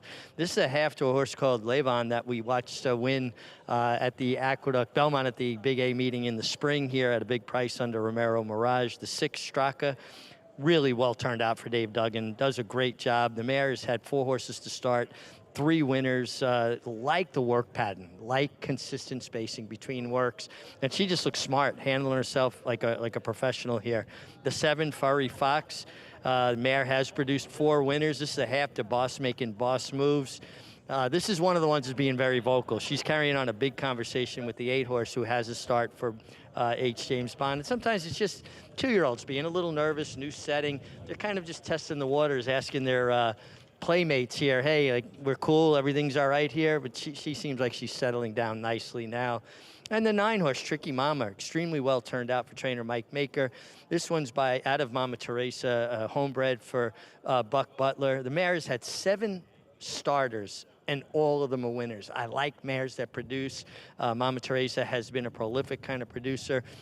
Comes in off of slow works, but steady works. Mike Maker's not a trainer that needs to see fast works to know where a horse is at. I thought she was quite interesting here, as is the 10, Twilight Tango, another one that was kind of joining in to those conversations amongst these fillies. Mig, thanks. Post parade here coming up momentarily. This one has continued to be the favorite. Second-time starter for Chad Brown, Boston's Finest. It was, again, a distant 4th, but did, as you mentioned, show at least some early pace in that debut in that Saratoga race. And I mean, that was kind of a merry-go-round race. Only 1 horse, the 3rd-place finisher, really making up much ground in the later stages. And the horses that ran 1-2 around the racetrack early ran 1-2 to close things out. So it might have been more of a function of that's how that race was playing. She was with the flow of the race, not really changing much in terms of position, and certainly could improve second time out. But this money is because of connections, more so than what we've really seen from anybody on the racetrack so far. Mig just had a chance to talk with that man right there, Flavien Prat, who kicked off the pick 6 with a win. And certainly this summer he's put together, but the resume as a whole this year, absolutely in that conversation for an Eclipse Award at year's end. Started off that Saratoga meet and ended it, won the first and last grade 1s of the meet with a whole bunch in between. And I think we often talk about with horses, did they have this number or this race that really seemed to come out of nowhere? And Flavien Summers certainly did not come out of nowhere. He's been competitive, been successful on this circuit, in California prior to that, overseas prior to that, and sort of that fruits of his labor really coming to fruition with that summer he had. Here he is on Boston's finest against second-time starter for Chad Brown. A race that has been productive moving forwards with some of those horses trying the turf and doing better in their next starts. Dream working, some good works in the morning, according to the DRF Clocker report. Yeah, first-time starter going out for Rick Dutcher. We'll see what we get from this one. Some solid works. This one interesting just because she took money in that debut for Jorge Abreu. Certainly an angle that's always worth watching if a horse did get bet first time out and is not getting bet second time out. Everyone giving up. Yeah, here's Blossoming Erudite for Carlos David. A horse that would certainly be quite a surprise within this pick 6 sequence. Another one that was expected to take a little money first time out for Bruce Levine, but not right now. No, and a horse that has a little bit of pedigree as well would not be a complete surprise at a big price. David Duggan, first time starter, Straka. A horse that had that big solid work 10 flat at the 2-year-old OBS sale. Here's the one that Mig said was doing a lot of talking, Furry Fox. There's pedigree for this one, really floating up in price in comparison to the morning line. Debut came on grass for the 8 Got It's His. A horse that does have that experience, but not on this surface. Mike Maker Barnes sending out the debut for Tricky Mama. Pedigree, as Richie mentioned with this one, and a big price right now if you're interested. Twilight Tango, Danny Gargan, first-time starter. This horse seems to be working very well and apparently worked in company with Rookie Card, who we'll see tomorrow. Lady Delilah, 2 sprints, both came on turf. And is trying this surface for the first time. Solomini a little bit better with his dirt sprinters than turf sprinters, but it is very damn side turf pedigree. And a first-time starter, Gary Siaka, on the outside has Lane Luzzy, Mischievous Trick. I mean, not impossible. Practical Joke certainly capable of getting those first-time starters ready to go in dirt sprints, but did not sell for quite that much at the Saratoga yearling sale last year. So 5 minutes to post. Race that kicks off this pick 4. Get signed up, started with Naira Bets. The offer is that $200 deposit match. New customer bonus when you punch in that code at sign up, match 200, and bet any track, anywhere, anytime. Hopefully you're down in this pick 6, and most who played today with his formful first couple of legs still alive. Let's bring back in JK here. Your thoughts on this 2-year-old filly race here as we take a look at the 6-5 favorite? Well, I got bad news, I think, for people that are hoping for a little bit of a price. I like the inside horse in here, Boston's Finest. We see it up at Saratoga all the time, where there's the, not that this race has that, but there's that next fastest horse in the world thing, and a horse with experience jumps up and beats him. With Boston's Finest, a couple things that I like. Draw the rail, has experience, and has speed. Showed a lot of speed last time. That pace was very fast at Saratoga. So from that inside post position with Flavien Prat, who's obviously and often aggressive, I think they send away from the inside. Geometry comes into play. They save ground all the way around there from that inside position, and just the experience carries this one to the wire while the rest of them are still trying to figure it out. If it's not Boston's Finest, in my opinion, it could be any of them. So I'm going to go with the inside with a horse with experience, with speed, with a great post on the inside for a horse with experience and with speed.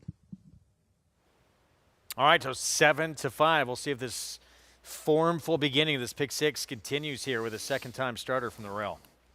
And look, this horse could certainly win, and I picked this horse when I was looking at a 3-1 morning line, just thinking that she already has that experience being inside of horses, taking a little bit of kickback, and it might be that she needs to do that again from the rail in this spot. So I like that she at least showed that she could handle it mentally in that race, but overall, it's a lot of unknowns outside of this horse, and with her, you at least have the experience, know that she can be inside, and you have connections you can trust.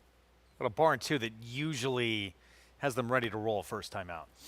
Yes and no. When you have those Saratoga races that are so competitive, and of course Chad Brown is certainly capable of getting the horses ready to go first time out, but those are so contentious, those 2-year-old races at Saratoga, that I don't want to hold a performance finishing 4th against one too much. Let's go to Mig. Yeah, guys, listen, this is a really interesting race. I have no false illusions. I do think the one Boston's Finest is going to take a lot of beating here.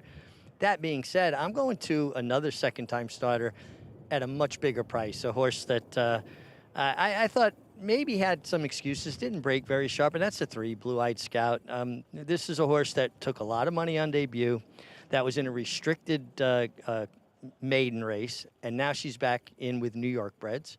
Maybe it's a lateral move, but she looks so good, and I love the way she warmed up. And then I asked Jorge Abreu about her, and he said that he thought she'd run better first time, but she came back and worked better than she had ever run. And sometimes that one race is like that proverbial light bulb going on. And at a big price, that's where I landed here with the 3, Blue Eyed Scout. I almost went to the 6, Straka, as a first-time starter from Dave Duggan at a big price also.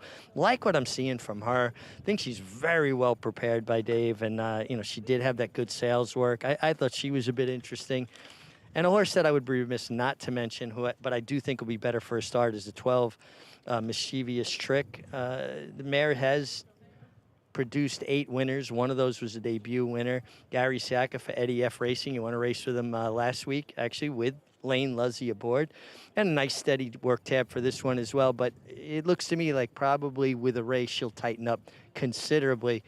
I'm swinging away. I watched Signs the other night. He said, swing away, Merrill. Well, swing away, Meg. I'm going with a 16-to-1 shot, the 3. Yeah, I don't get the big give up on this filly, who obviously was showing potential in the morning to get that kind of money first time out and just say forget. First, so many times that first start, for a lot of barns, it can be a throw out. And just no money whatsoever on Blue Eyed Scout right now. And that 10, you got to pay attention to the money that first timer's taking. Well, and I think the workout sort of tipping the hand of this one, even though this one did get worked out by Rookie Card, who we'll see tomorrow running in the first race, a filly that was able to at least somewhat keep up with this one. You have to think if they're being paired together in the morning, there is the idea that they might have similar ability. And so when you think of these horses that are working out together and how these pairings are made, maybe it doesn't play out that way in the morning, but somebody at some point thought that these two would be good work. Maybe they were wrong. But I think that in this race, in comparison to the run that we saw from Rookie Card in that debut, this is a horse worth looking at and seems to be the likeliest alternative, at least to me, from your favorite. And look, regardless, if you want to make Boston's Finest the favorite or not, fine. 3 to paint this filly 3-2 is just a massive and also, overreach. Based on what? Based on not being able to find an alternative, or not wanting to do the digging through pedigree and workouts for other horses? Because it's not as though the first race for this one was some superstar performance with a crazy trip, or horses are really coming back live from that race, especially on the surface. I mean, this is way too short of a price for a horse that certainly could win, but I would not be running to bet at 3-2. So going to load up here. Flavian Pratt will be on Boston's Finest. The favorite, there's Next Door. Dream Work, and another interesting first-time starter with some works that have been okay for the Dutrow barn. He's off to a hot start early on at this meet. And we'll see if Blue Eyed Scout at 15-1, second time out. And after taking down money in the debut for Jorge Abreu, can put that bad debut behind her and turn things around here in start number 2. It's the other Dutrow runner. Furry Fox moving in. Pick 4 starts here in the 6th coming up. Let's go to Chris Griffin for the call.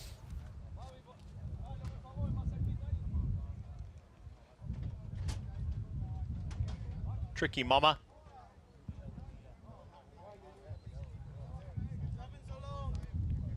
Blossoming Erudite. Twilight Tango.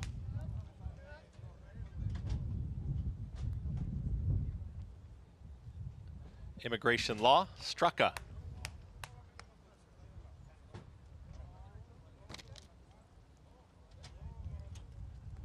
Mischievous Trick.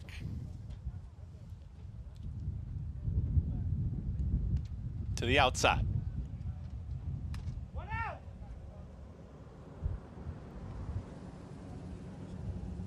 Goes in. All set.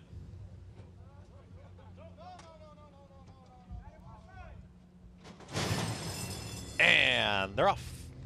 Off a beat slow there was Straka at the back end of the field.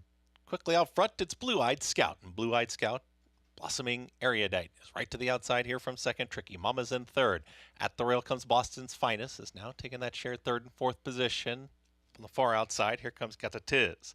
Twilight Tango is in that early mix as well. Moving up on the far outside is Furry Fox is from 8th with less than 4 furlongs left to travel. Dream Workin is going to be mid-pack there as trying to move forward comes Lady Delilah and also Mischievous Trick. Towards the back end of the field, Straka is on the move and the trailer, Immigration Law. 23 seconds flat for the opening quarter mile. Blue-Eyed Scout is still there. It's Blue-Eyed Scout in front. Blossoming Erudite is right there from second. Twilight Tango is under a drive from third. Boston's Finest is in behind horses. They get set to reach the top of the stretch, and at the rail still it's Blue-Eyed Scout. Blue-Eyed Scout is still finding plenty towards the inside. Blossoming Erudite is right there trying to challenge. Boston's Finest is trying to make up some late ground as well. And here comes Boston's Finest up on the outside. Blue-Eyed Scout towards the inside. Boston's Finest is now taking the lead. It's Boston's Finest to get the score. Blue-Eyed Scout finishes second, then came Twilight Tango and Blossoming Erudite in 1 minute 12 and 3. 6-5 favorite down on the inside. Flavian Pratt swings her outside and gets by this 17:01 shot as form continues to hold in this pick 6 carryover. I mean, it's been extremely logical so far, but you had talked up Blue-Eyed Scout as a horse that was being way overlooked in terms of the wagering, especially given the price that this one was first time out. And when you have a horse that's 17-1 on the lead that gets run down by an overbet favorite, it's just extremely disappointing. And Boston's Finest, she made some sense. She was overbet in the win pool, but she was able to angle out after saving plenty of ground and just run down a very stubborn pace setter who really outran her odds at 17-1. Probably should have never been that price to begin with. 6-5 favorite over 17-1. Twilight Tango, Blossoming Erudite complete the superfecta in here, but chalk again through the first 3 legs of this pick 6 carryover. So just about everybody's still alive to this point. Yeah, I mean, you're really hoping that you have something creative or some sort of price that's really a separator going forwards in terms of the sequence, but maybe you do, and maybe it's just been as simple as a shorter ticket, shorter prices going forward for those first 3 legs, and maybe the time to get creative is now, but we'll see how it all plays out. 1, 3, 10, 4 here in the 6-5 favorite. Chad Brown Barn, EBJ Racing, Madacat Stables, and Flavian Pratt. Second win of this pick 6 sequence on Boston's Finest here in the 6th. Prices will set up the 7th when we come back.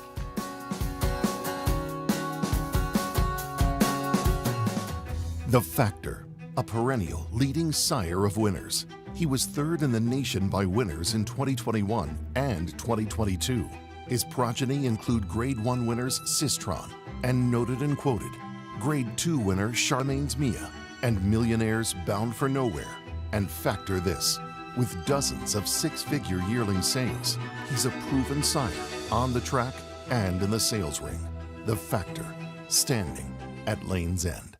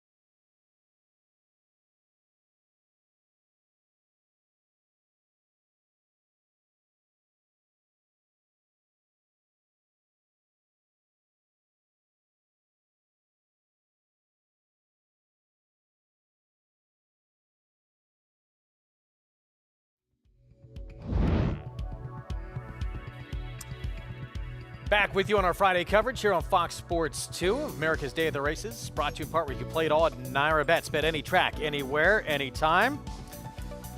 6th race, Boston's finest. Second time out. Able to break her maiden. Let's head downstairs to Mig.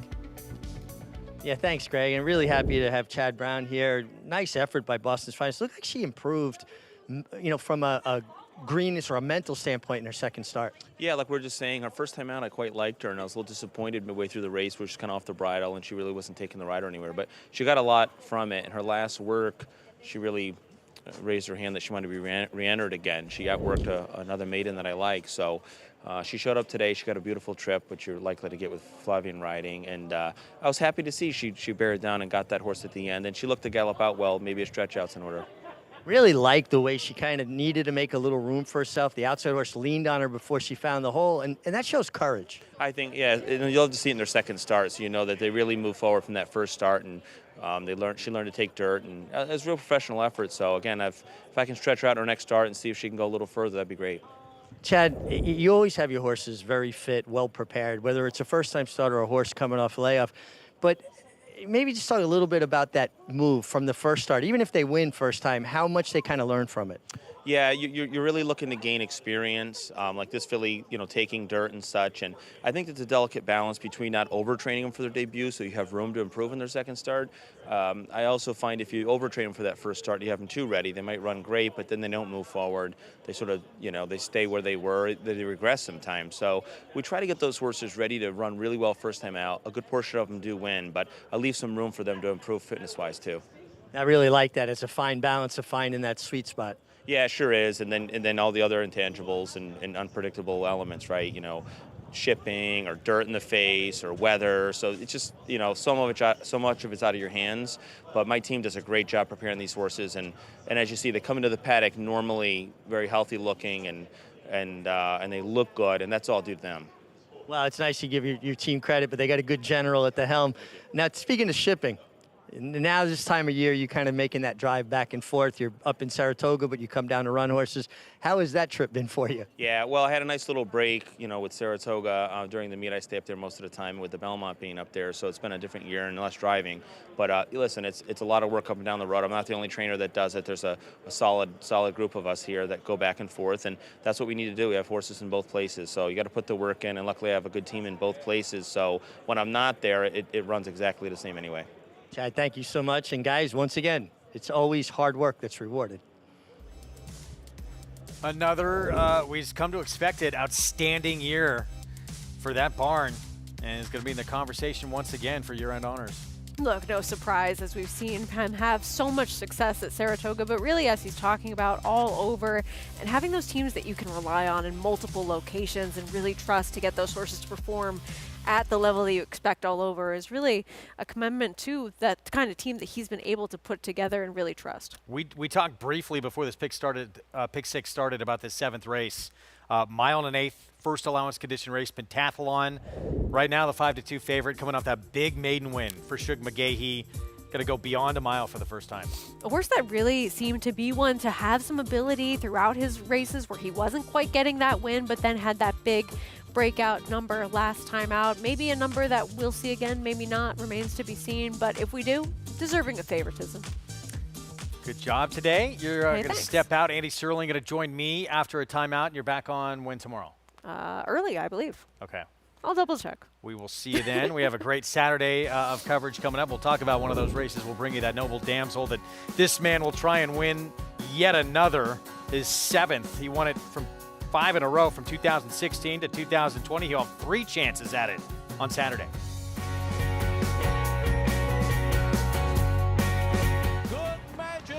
75, hey, $774,000, $775, want to be 60, that help you, 60, 75, 760, 60, 75, and now 85, 785, 85, 85, 800, $800,000 package, sir, gotta be 8, now 25, $825,000, 50, $850,000, 50, $850, 75, out on $860,000 and a half, $850,000 in the back of Woodrow, thank you. And my friend, it will be Gordon to win the Belmont Stakes at Saratoga.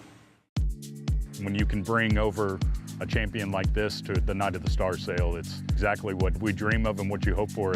Anytime we've got a marquee filly that is ready to be brought to market, we know that the Night of the Stars is the venue. It really wasn't a question as to where we were going to sell her.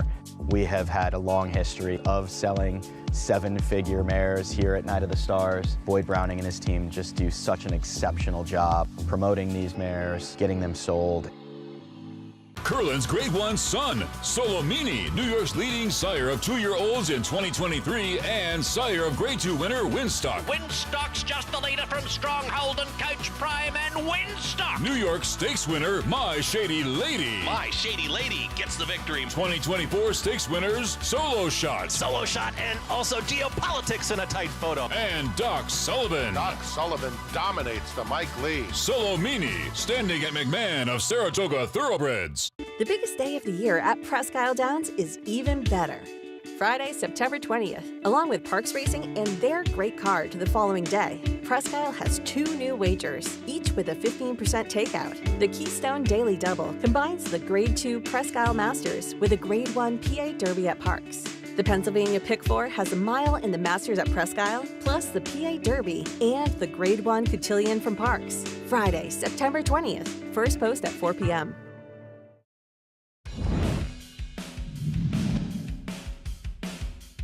Got run, and here she comes now. And she has yet to be set down, and she is looking strong. Here comes Uni. Uni to the front, and it's going to be a matter of how far from here. Uni and Joel Rosario are going to run up the score, and the Noble Damsel, oh, she was good today. Uni just rolls home in hand. Last out of the gate, she was so good. That was her 3rd stakes win in a row and part of a streak where she won 7 of 8, including the Breeders' Cup Mile. She was good, but I'm going to tell you, there are no unis among Chad Brown's entrants in this weekend's Noble Damsel. Tough to replace Uni. She was good.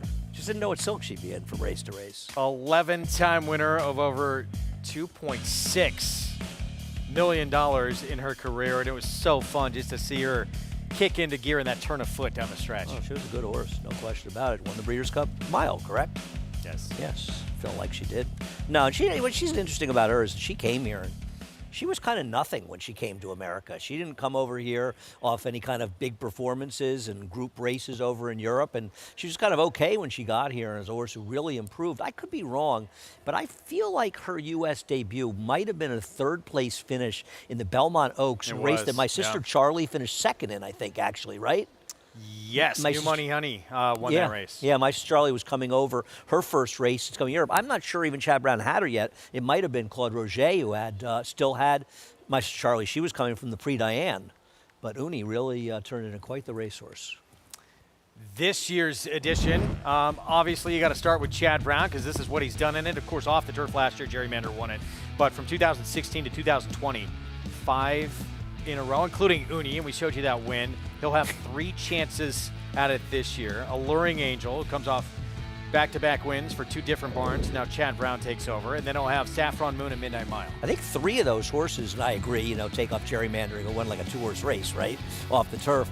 I think 3 of the turf winners went on to win the Matriarch at the end of the year, Villadera, Uni, as well as Off Limits. Saffron Moon's coming off a layoff. She could be forward in here. Midnight Mile is just an unreliable horse, doesn't get it done. Maybe the interesting one is Alluring Angel, who seemed to really improve first time for Chad, but there's an awful lot going on in this race. Let's take a look at Alluring Angel, who faced breath away for Christophe Clement, number 1-2, back on June 20th. And it was Alluring Angel who came out on top after a slow beginning. Yeah, what I liked about this effort was the massive improvement she showed. She had never been this good in her prior starts, and this is the first time for Chad Brown. You see Manny Franco, she's in those silks for Larry Goichman, are pretty easy to see with the red, and sort of rode her into the traffic and just waited until he got some room, and as soon as he got some room, she was able to run by, and I thought ran very, very well here. Now, we haven't seen her since this race. I don't know exactly the reason we haven't seen her, but she's back in here, and I thought she might be the most dangerous of Chad's 3 starters, though I see in the line. She's the biggest price. Yeah, 6-1 morning line. Chad Brown's other 2, 4-1 on each, actually, from those outside 2 slots. You always got to pay attention to, and especially, I mean, this is a race he's dominated. Ocean Club, I believe, at 7-2 is the morning line favorite. Yeah, I actually picked Ocean Club. I never occurred to me that she'd be favored in there. We'll see if she ends up being favored. Maybe the Chad Brown money will be dispersed between the three players. I was kind of hoping she'd be the speed. Draws well as to take advantage of that speed as well. Let's take a look at Midnight Mile. Back on August 14th, mile on the 16th at Saratoga. And actually, at one point, we take the lead here in the stretch and then just gets nailed. I'm a little sick of her act, to be honest with you. She seems like a tough horse to ride and kind of a tricky horse. Winner of this race actually comes up the rail, was a massive overlay at like 25-1. But honestly, these are the kind of horses supposed to win. And the thing with this horse is that she's had her chances to get it done for Chad Brown. And I always feel like, especially for Chad Brown, every time they lose a close one like that at a short price, it's kind of a knock against them, especially when they start piling up. It was 4-5 that day, and you expect from that barn, that price, to be able to get it done, dropping out of stakes company, too. Yeah. We'll see what happens on Saturday. We'll have that as part of our coverage on a day that includes, of course, Torpedo Anna in the Cotillion. You do not want to miss our Saturday action on America's Day at the Races. I want to remind everyone as well, this coming up, you can feature Competitive Edge with live money handicapping contests nearly every week. Register now to win cash prizes and seats into the following week's $300 contest. Registration closes before Belmont of the Big A's 3rd on Saturday. Go to NYRABets.com/contests to learn more.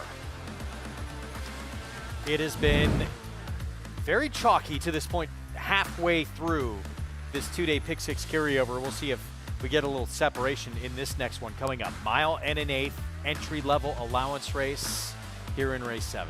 What I would say is, continues chalky, is that small tickets are alive. Obviously, all the logical horses winning. There's no way in the grand scheme of the Pick 6 that the last winner was 6-5. It wasn't singled by a lot of people in there. First, are in a big field. So I think if we get kind of an oddball shows up, it'll start to exponentially blow this up. But right now, it's hard to imagine too many people that played are not alive. Pentathlon here, favorite at 5-2 for Shug McGahee will try and go beyond a mile for the first time and face winners for the first time as well. Let's go downstairs to Mig. Yeah, I mean, he's got a lot of things that he's got to answer, a lot of questions he has to answer, I should say. But Pentathlon making a really nice impression here in the paddock. Shug McGahee looking for his second winner of the day. And we were talking earlier how he develops a horse. He gets horses to make those incremental steps forward. And I just think this horse has been a work in progress. His best race was the last race. Looking at him from a physical perspective, I see no issue with the mile and an eighth. Now he is by Speightstown, but he's got that deep Phipps pedigree on the female side, Parade, a tap-it mare, and you can dig a lot deeper into that pedigree.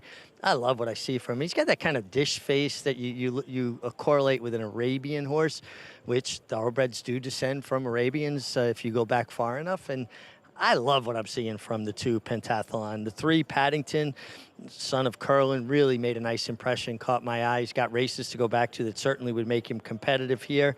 And I just think he's interested. He's been very proficient at the mile and eighth distance with 5 starts, 2 wins, a second and a third at the mile and eighth distance.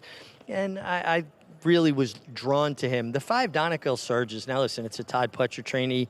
They usually look good. I like Kendrick Carmouche getting back on this horse. This is what I term a bicycle horse. If you're not pedaling, he's not running. And it just feels like Kendrick understands this horse, knows him. You'll probably see him give him that big warm-up, try to get him in the bridle. But he is a horse that the more you ask, the more he gives. And I like Kendrick Carmouche getting back aboard.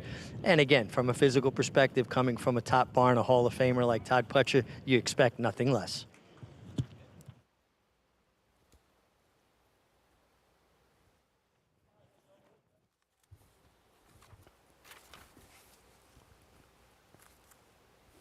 Back to us. So 5-2 favorite is Pentathlon. Shug McGahee, Joel Rosario. This horse, though, with a lot of questions. Donegal Surges, 4-5 on that muddy track at Saratoga. This horse just did not show up. Yeah, he was a total no-show. And keep in mind, it was not a muddy seal track. He just didn't run that day. And he handled a muddy seal track. But I wonder if his race 2 back is a bit of an aberrational effort. The second, Drake's Patch didn't run out of there. The sort of speeds just ran around the track in a merry-go-round situation the day after the Belmont Stakes. And while he's got some big figures, I'm a little bit skeptical, Greg, whether or not he's really a 9-furlong, 2-turn horse. Yeah, it's a fair assessment. I liked him a lot in that last start, and it was a head scratcher. So he's difficult to wrap your head around what you're going to get from him today. Kendrick Carmouche will be aboard for Todd Pletcher. Meanwhile, Digital Ops, this horse faced off and beat, Pentathlon in the rematch. He faced him the first 2 starts of his career. He was nowhere in the debut, and Pentathlon was third, and then he edged him out to break his maiden back on June 30th. Yeah, and Pentathlon exited that race a disappointing loss. The race we're looking at here at 2-5.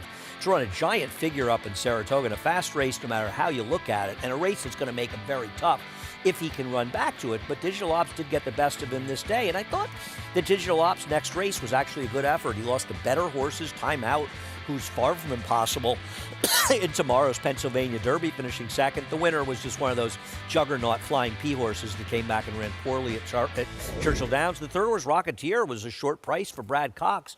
I thought he might be interesting at a slightly better price, though at 3-1, I would never bet him, to be honest with you. At the prices on this board right now, I'd bet my second choice is number 3, Paddington. Yeah, Paddington down to 7-1 in here, and a horse who, when he got claimed off of Brad Cox by Linda Rice, looked like it might have been a very bad decision to put him in for a claim, because he looked like he could be a potential star as a 3-year-old. Just hasn't really quite backed that up.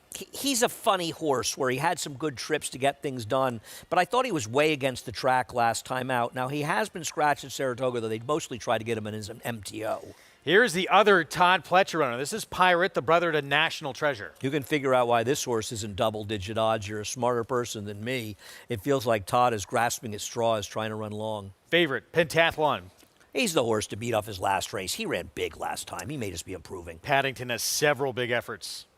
Yeah, as we said, both Greg and I think Paddington is a very reasonable play at these 6 to 7 to 1 And odds. at a mile and an eighth as well. Absolutely. Here's the 5 Donegal Surges for Pletcher. He's the wild card. The one thing I'll say, Greg, is he ran so badly last time.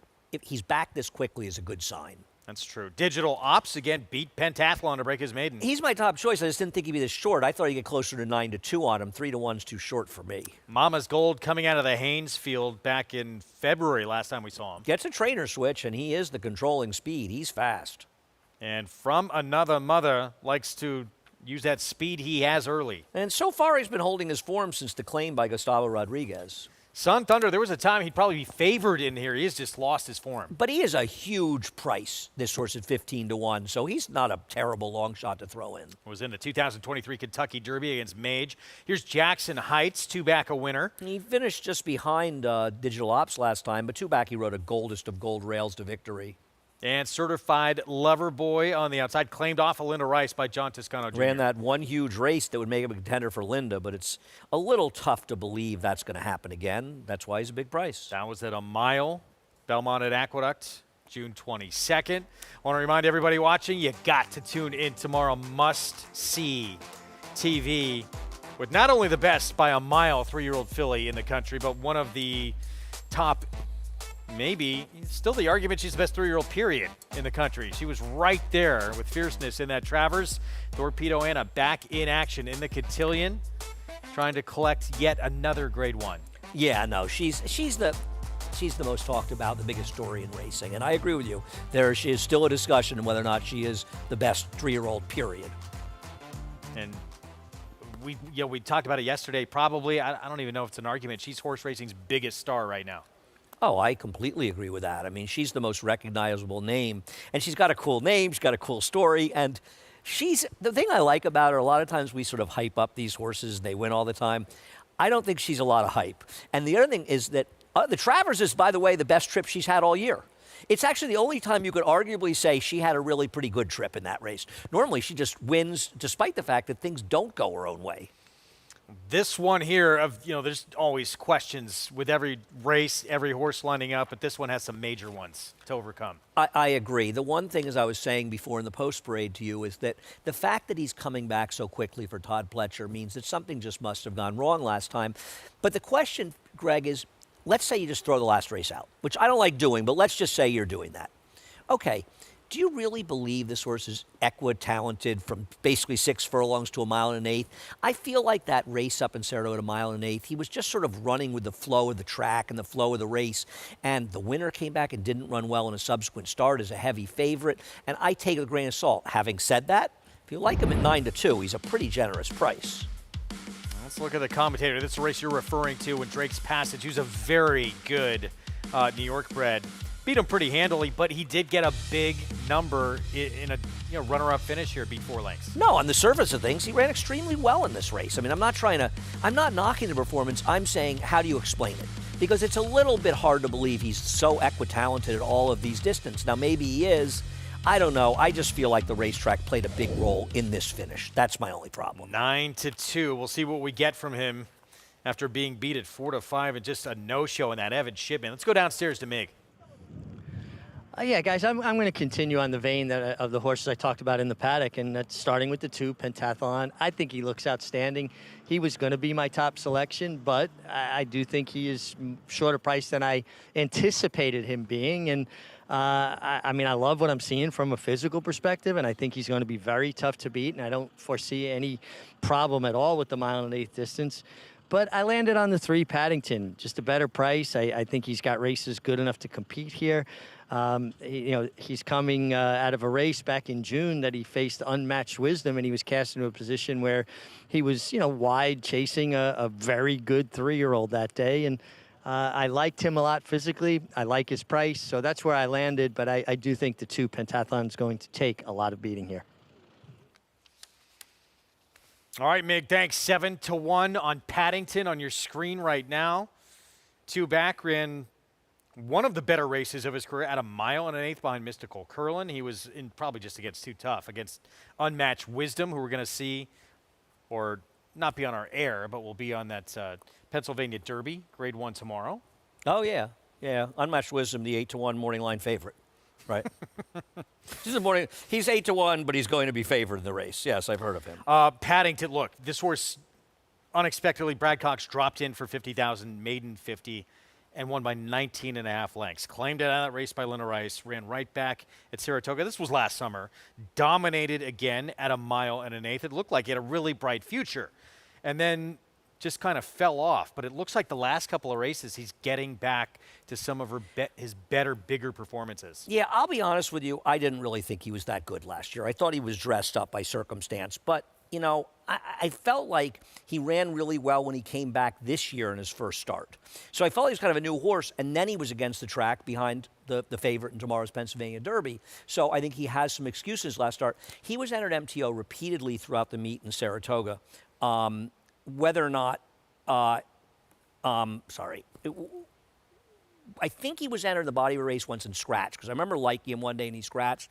That worries me a little bit, but maybe she just wanted to wait to get back to Aqueduct. But the truth is, it's not like she's getting into a particularly easy spot here, Greg. Not at all. There's some serious runners in here, including potentially what Pentathlon could become. And then there's this horse who it's still remarkable he has not gotten through this condition, because Sun Thunder, so many races, time after time, a horse who was back in that, we mentioned, 2023 Kentucky Derby, looked like he was the dominant horse in race after race. He just has not got it done. I agree. But at least today, he's an awfully big price if you like him. That's the thing. He may just not be that good. He may just be a plotter. But should he really be 20-1 in this No race? way. It just seems like it's too short a price. Too many races where, he is right there with the favorite.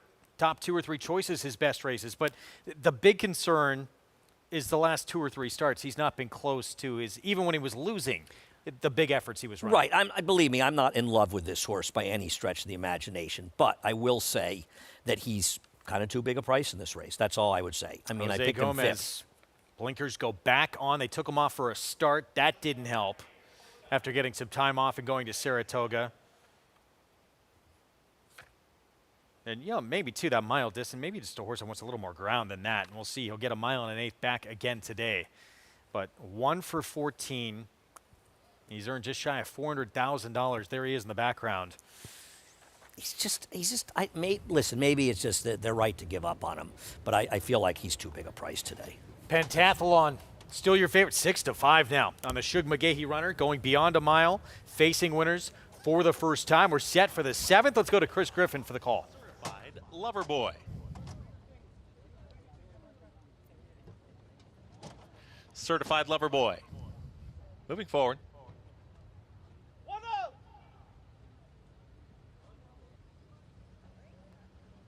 And in. All set. And they're off.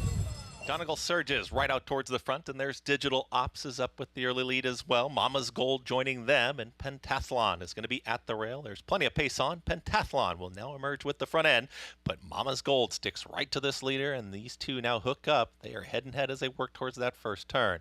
In behind them, that's Digital Ops. Gets past to the inside here for up on the outside. That's Sun Thunder, who's trying to move forward. Also in behind them comes Donegal Surges. Towards the back end of the field, mid-pack will be Pirate, followed by Pirate is From Another Mother. There's Sun Thunder, and Sun Thunder's going to be about 7 lengths now off the lead. Paddington, and the trailer is Jackson Heights. They sort themselves out. To the inside, it's Pentathlon. Pentathlon and Mama's Gold.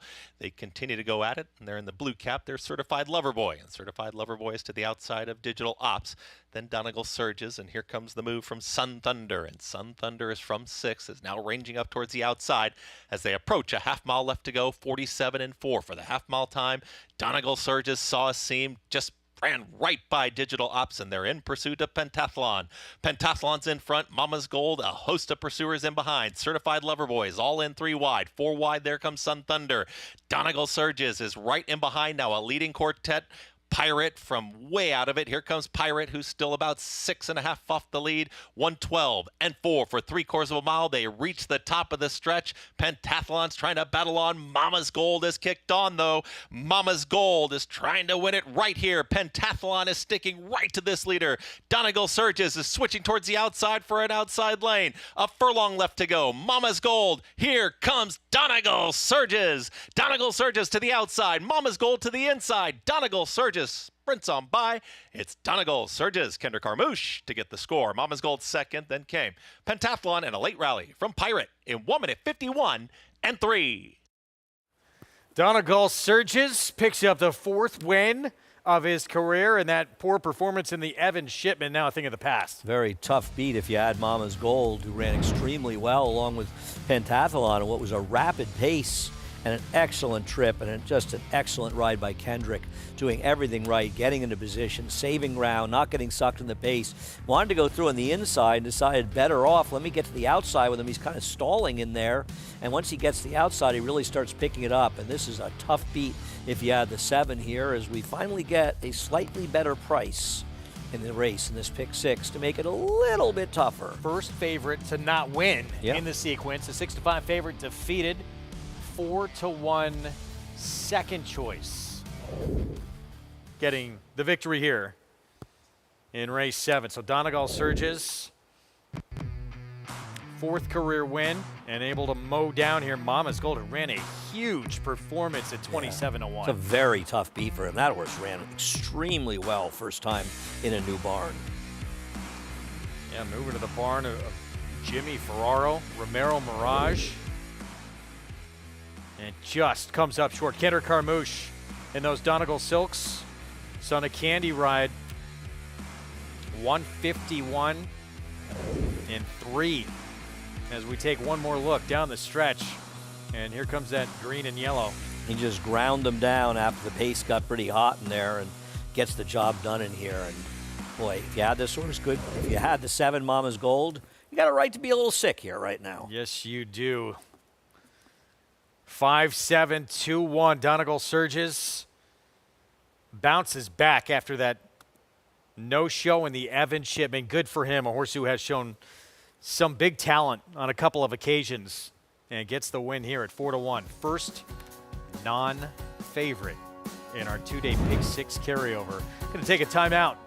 John Velasquez will have his story for the Hall of Famer when we come back.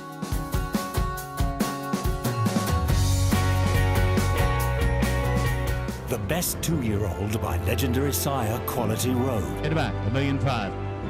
Very, very impressive debut. Cantering home. Could not have been more impressive.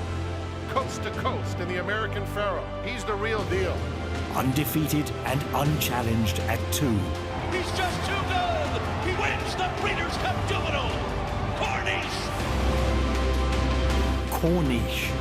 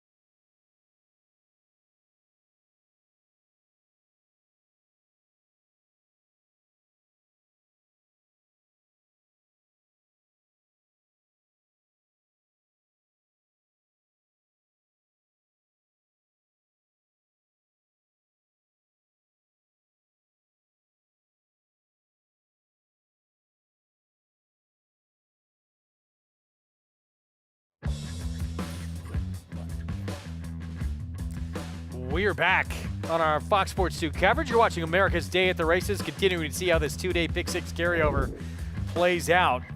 And finally, a favorite beat in the sequence for the first time. Donegal Surges, Todd Pletcher, Donegal Racing, and Kendrick Carmouche team up. Definitely going to make it a little tougher on the smaller tickets especially. I imagine people put in real money are still alive into this thing, but it got a little tougher, and we see a horse finally upsetting the apple cart. As Pentathlon ran very well in third. Maybe a little bit too aggressive here, Greg? Is that possible? Could be. Yes, a horse that still you think has a lot of talent, or maybe the distance. His first time going beyond a mile. Let's go downstairs to Mig. Yeah, guys, well, we're going to get to that with Kendrick, but Kendrick, you worked out a beautiful trip here. Donegal Surges seems like a horse that you really have his whole card. He really responds well to you. Yeah, you know, I rode him last year coming off the layoff, and I kind of moved a little soon on him going short distance, and, you know, I got back with Todd, told him that, you know, I said, I think we need to go outside next time with this horse, and, you know, he an inside to outside horse, and as you see today, you know, he broke real sharp. I let those horses run away from him, I tuck him in, and, you know, I just had to pick my spot from there to make him a winner. I could have go up the rail at the top of the lane or go outside. I thought the best option was go outside for the horse because he liked to run clear and made us a winner today. One of the things you just mentioned was breaking so sharply, and I thought that was critical in success here because, to me, it made Pentathlon with Joel Rosario kind of have to go on a little bit and maybe made him a little keen. I always say it's always good to break good just to make your opponents think about doing something different or make them be more aggressive with their horses and get a better pace, and you can sit back and relax better. But you gotta have the horse to do all of those things, and today I had the horse, Richie. Well, you know, listen, you get a little bit sometimes, and I think not fairly, a reputation as being more forward, more speedy. You won 2 races today from off the pace with extremely well-judged rides. To me, you're a chameleon, and that's what your best riders are. What do you like the best? Giving the horse to do anything I want out there. That's what's the best part about it, you know.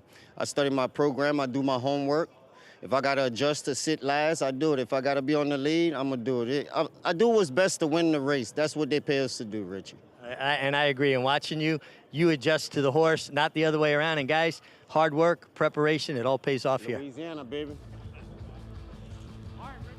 Louisiana in the house, no question. KC, Kendrick, well done with the win. He really can do it all. Versatile rider. Yeah, I totally agree with Richie. I think it's silly to pigeonhole him as a speed rider.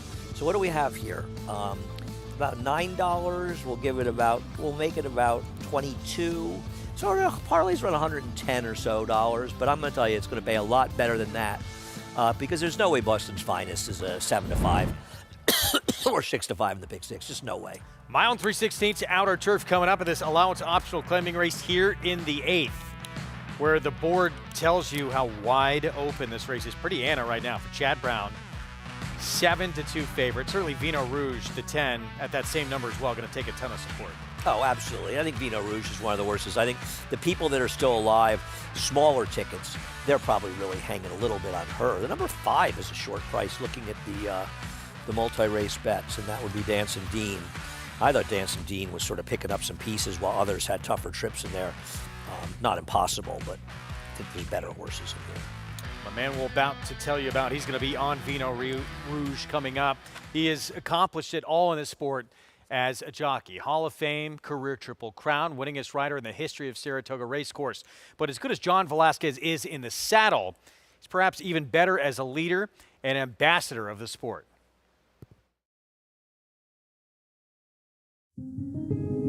John Velasquez is in the Hall of Fame and has captured 2 editions of the Belmont Stakes. He has 2 Eclipse Awards as champion jockey, has earned more money than any of his colleagues, and has won 3 Kentucky Derbies. However, his legacy continues to grow, not for what he accomplishes on the track, but for his actions when off the track.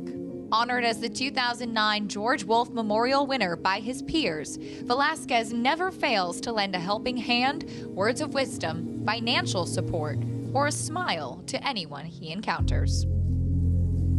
John Velasquez is a role model for our industry, horse racing. It's not only himself. He always tries to share for somebody else.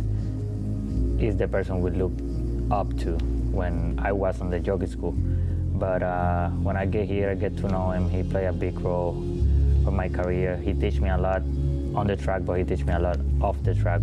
Everybody knows how good he is in the track, doing his job. He's a great jockey. He wins all kind of races, but besides of being a jockey, he's a great person. Velasquez, who is second in Breeders' Cup victories with 20, also tirelessly promotes safety for jockeys. He has been the chairman of the Jockeys Guild since 2006 and has been on the board of directors for the Permanently Disabled Jockeys Fund since its inception that same year. He not only himself, he always look out for somebody else, safety first, and always looking for making progress, helping the industry, help the whole racing. He's hard on me about the way I was riding, you know, a little too aggressive, so he started telling me, try to don't do that because you're gonna lose more in the long way, so he tried to teach me good things, so thanks him. I think, you know, he's going to have multiple legacies. One of them is going down as one of the greatest riders of all time, but also someone who gave a lot back to the game, you know, and especially with the Jockeys Guild, contributes so much to his fellow riders. The first jockey to win more than 2,000 races at Belmont Park, Velasquez continues to ride high.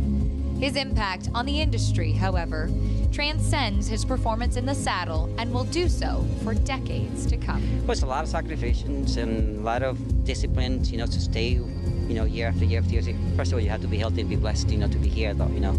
And also, I'm being blessed with the people that I work with and the people who give me opportunity to stay here, to still here. So I think that's all it takes. It's incredible the career he has put together, and you know what he's done behind the scenes too, as a leader, and as I mentioned, as an ambassador for this sport. But career Triple Crown, he's still into his 50s here, riding as good as he ever has. Man, it was $500 million in purses. It's not bad. That says two things: he's done really well, and he's been around a long time.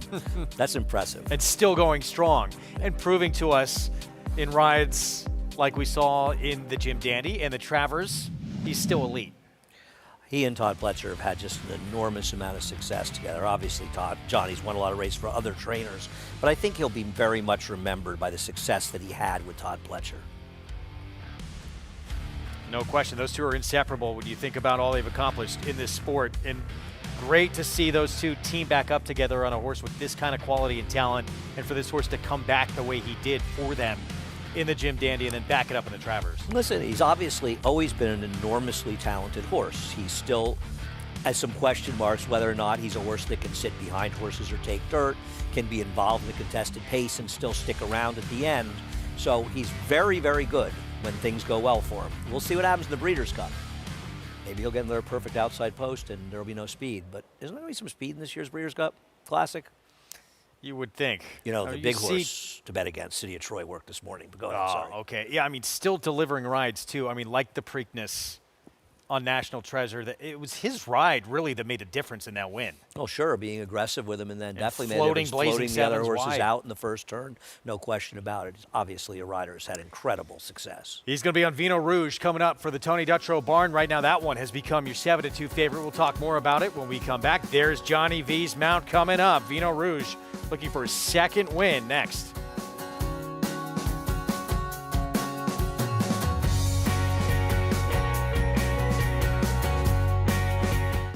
Quality at his core. And Core Beliefs will come on and win it nicely. By leading sire, Quality Road. And here is Core Beliefs to take the lead. Core Beliefs on the outside. Here it is. Core Beliefs. All the best attributes of his sire. A multiple graded stakes winner who's proven at the classic distance with tactical speed and a must-see physical. It's Core Beliefs who digs his heels in to win the New Orleans Handicap. Core Beliefs, standing at Walmack. Horse racing? Check. Weekly promotions? Got them. Huge payouts? You bet. With Naira Bets. Download the app today and bet on any track, anywhere, anytime with live HD horse races, betting tips and tutorials, expert picks, and more. You bet with Naira Bets. Join now for a new member bonus at NairaBets.com.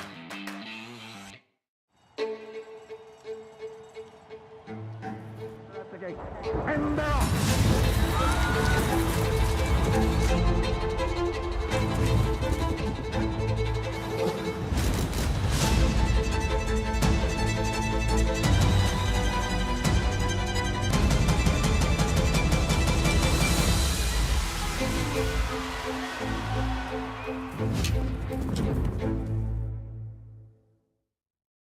Racetrack Television Network brings you every race, from every track, on every screen, every day.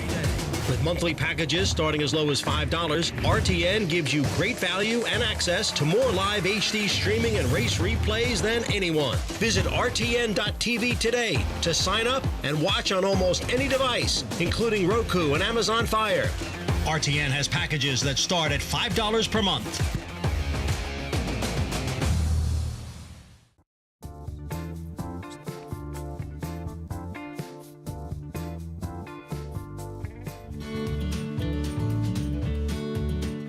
Nestled behind the gates of Hillendale Farm at Alapa, you can find a cabin-like 5,000 square foot home called the Treehouse. It's a new one-of-a-kind getaway destination located in the heart of horse country. The home offers hewn beams, flooring made from lumber harvested from Maker's Mark's original rickhouse. A room with vintage horse saddles, the collection includes one that belonged to the king of rock and roll himself, Elvis Presley. You can enjoy a drink or a meal on the back screened porch or one of 4 decks that overlook the tranquil Stoner Creek. Upon request, reservations can be purchased to experience an inside look of a working thoroughbred farm with a tour of Hillendale. The Treehouse now offers a unique place to stay on the grounds that house the famed Kentucky Stallion Station and Thoroughbred Nursery of Hillendale at Alapa.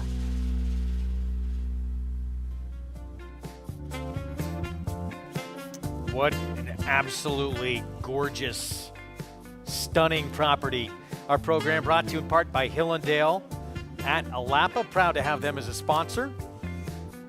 As we get set for race 8 on the turf coming up at 1 mile and 3/16 outer turf in this allowance optional claiming field. We talked about the one Johnny V will be aboard. That's Vino Rouge, the 10. There's Dancing Dean, the 5. It's another contender, Belmont runner who was in that Vino Rouge race last time out when that horse got DQ. Right, and the question is how much pace. How's the pace going to play out? And I think if you look at the other horses that try to close in there, horses like Toy Collector and Pretty Anna, I think there's a fair argument they sort of had more trouble in that race, whereas Dancing Dean just got that very clean swing out outside trip. I'd probably prefer them, but she's not impossible. 5-1 right now. Junior Alvarado will be back aboard. Let's go down to Mig. Yeah, guys, and we'll start with the 5 Dancing Dean. You know, it's interesting. I see it a little bit different than you do, Andy. I thought that she got shot to the middle of nowhere, extremely wide. Now, she doesn't possess speed, so kind of her style is going to lend itself to her having wide trips, I suppose. But I thought it was excessively wide last time at Saratoga. There were a lot of trips in that race. Sometimes, you know, in turf racing, you know, the inside trip where you're looking and searching for room isn't as bad a trip to me as wide trips. So I think that Dancing Dean is a major player here. I think she'll appreciate getting a little more ground to work with. Again, she's going to have to work out some kind of trip with her lack of speed. I will say this, she looks better today than I've ever seen her, and she's a filly that carries good flesh, always makes a nice physical impression, kind of taking it to another level. I think she's going to sit on a really big effort today. The 6 Toy Collector, also coming out of that race, ran out of room you know, in the stretch and had trouble. And, you know, it was one of those, Jose Ortiz said, well, I don't see anything, and kind of galloped her home. So I do think with a cleaner trip, she's going to have an improved effort as well. One thing, she was getting a little agitated here in the paddock, kept popping up in the air, rearing up. Groom did a really good job with her. You know, it's so important to have patient people with quiet hands, and not just on their back, you know, handling them from the ground. And I give a lot of credit to Christophe Comant's groom. Here, he handled this filly with kid gloves, and she's really kind of settled nicely for him now. And then the 10-horse Vino Rouge, who comes out of that race where she won, was DQ'd, and rightfully so, came out. Mixologist wound up being the favorite in the Jockey Club Oaks over the weekend. Now, she didn't deliver, but it's kind of interesting that she was the favorite there. And she's a filly that ran extremely well last time, I thought, with a better trip than anybody else coming out of it, and then, of course, being disqualified. But I think right now, what I'm seeing here in the paddock, Dancing Dean's what I'm leaning to. All right, Mig, we will see what happens. Dancing Dean, again, 9-2. Got moved up via DQ of Vino Rouge. That one right there being taken down. and Mixologist being put up for the win, but 3-1 on Vino Rouge. Let's go back to that common race on August 16th. I would argue with anybody that Vino Rouge ran far and away the best race. This was a pace that just fell apart. And she was on top of the pace, she was wide, she moved into it, and she was justifiably DQ'd. I agree with Richie, but she still ran the best race of anybody. And I don't hold Mixologist's bad performance to the stake, trying to go 11 furlongs against her. Having said that, there were others that had trouble. I disagree with Richie. We can agree to disagree. I think that Dancing Dean just saved ground on both turns before angling out late, whereas horses like Toy Collector and Pretty Anna both had some trouble in the stretch and didn't have particularly clean trips, and I want to be the one that's closing in the clear on the outside. This one, the X Factor runner, what are we going to get for the turf debut? She is interesting. Start number 3. Never been on the surface, plenty of pedigree to handle the turf. The clear lone speed from the inside. She's a wild card for a trainer who's been winning an awful lot of races. Southampton Doc has some good turf efforts at Park. She's a huge number. She will definitely blow up this pick 6. 44-1. If she can transfer that Parks form, she could get a piece of it. Determined Lily, she's 9-1. Yeah, I mean, to be fair, she's been running reasonably well in her races, and she comes out of a couple of decent races up in Saratoga. Here's Dancing Dean, Belmont, and Junior Alvarado. Well, we'll see. Does she want more distance as a deep closer? We'll find out. 5-1 right now. Next store, Christophe Clement, Joel Rosario with Toy Collector. Jose Ortiz did an awful lot of things right to get that position last time and then just got in some traffic, and things didn't work out. I have mixed feelings about her, but I can understand why she has some fans. Chad Brown, Flavien Prat, Pretty Anna. The half-to-gun runner here. Chad's going to turn this one into a turf horse. Gold Lightning, Brad Cox, off since early July at Ellis. My top choice, a horse that I thought showed promise last year and might finally have a chance to start showing it. Here's Tony Dutro's Vino Rouge with John Velasquez. There's nothing not to like about her. She's a perfectly logical horse in this race. Sassy Princess, Katie Davis, rider change. She finished behind my pick, Gold Lightning, last time out, and I wonder if she necessarily gets better in more distance, but she's done okay going this distance. This is, I think, way too big a price on LA Ford. I don't think she's a winning type, and I feel like she was running against cheaper, but I understand what you're saying. 18-1 from that outside start. There is plenty of room to get over and try and save some ground. Get the inside track on handicapping with Naira Bet Track Stats. Want to know how many winners are closing from the back at Belmont at the Big A? Track Stats has the answer. For more stats on tracks across the country, visit nairabets.com. So 5-2, Public settling in on Vino Rouge, who clearly it was a pretty cut and dry DQ last time out. Yeah, justified DQ, but a horse that was best. Always hard when that happens, but there was nothing he could do about it. The stewards had to take the horse down. So here's the one you like here, Gold Lightning, Brad Cox. We'll show the last race from Ellis Park, and I've seen a lot of the horses come from Ellis Park over the years, and they seem to run a little bit better than their figs. And I thought, she's a horse that showed some real promise as a 2-year-old, that maybe she's just finally starting to come around. That was her second start of the year, the first one on that weird Churchill Downs turf course, and maybe a little more distance. I'm kind of betting on the come a little bit, that she's going to start to get her act together. But she ran well enough in this race, and I'm hoping that she can take another step forward, and her price is fair enough.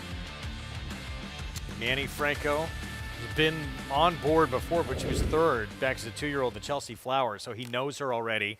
6-1 here.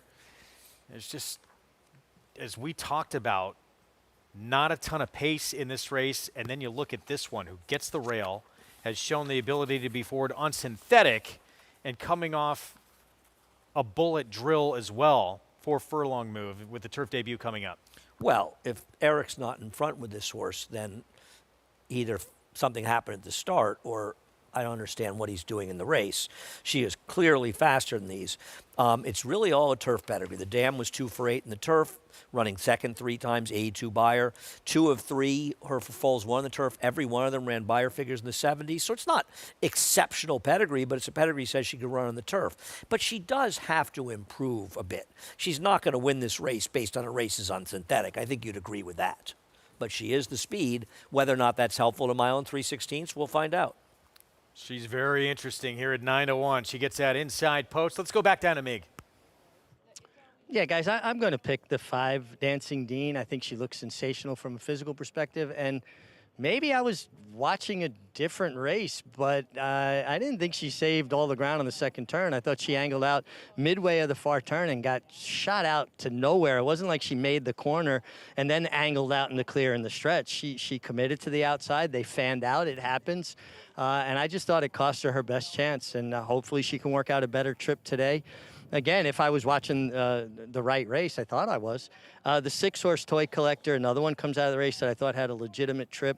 I like Joel Rosario getting aboard this filly. One of Joel's strengths is he's got such nice hands. And, you know, for a filly, to me, that was a bit keyed up in the paddock, I do think that his hands will be beneficial for her.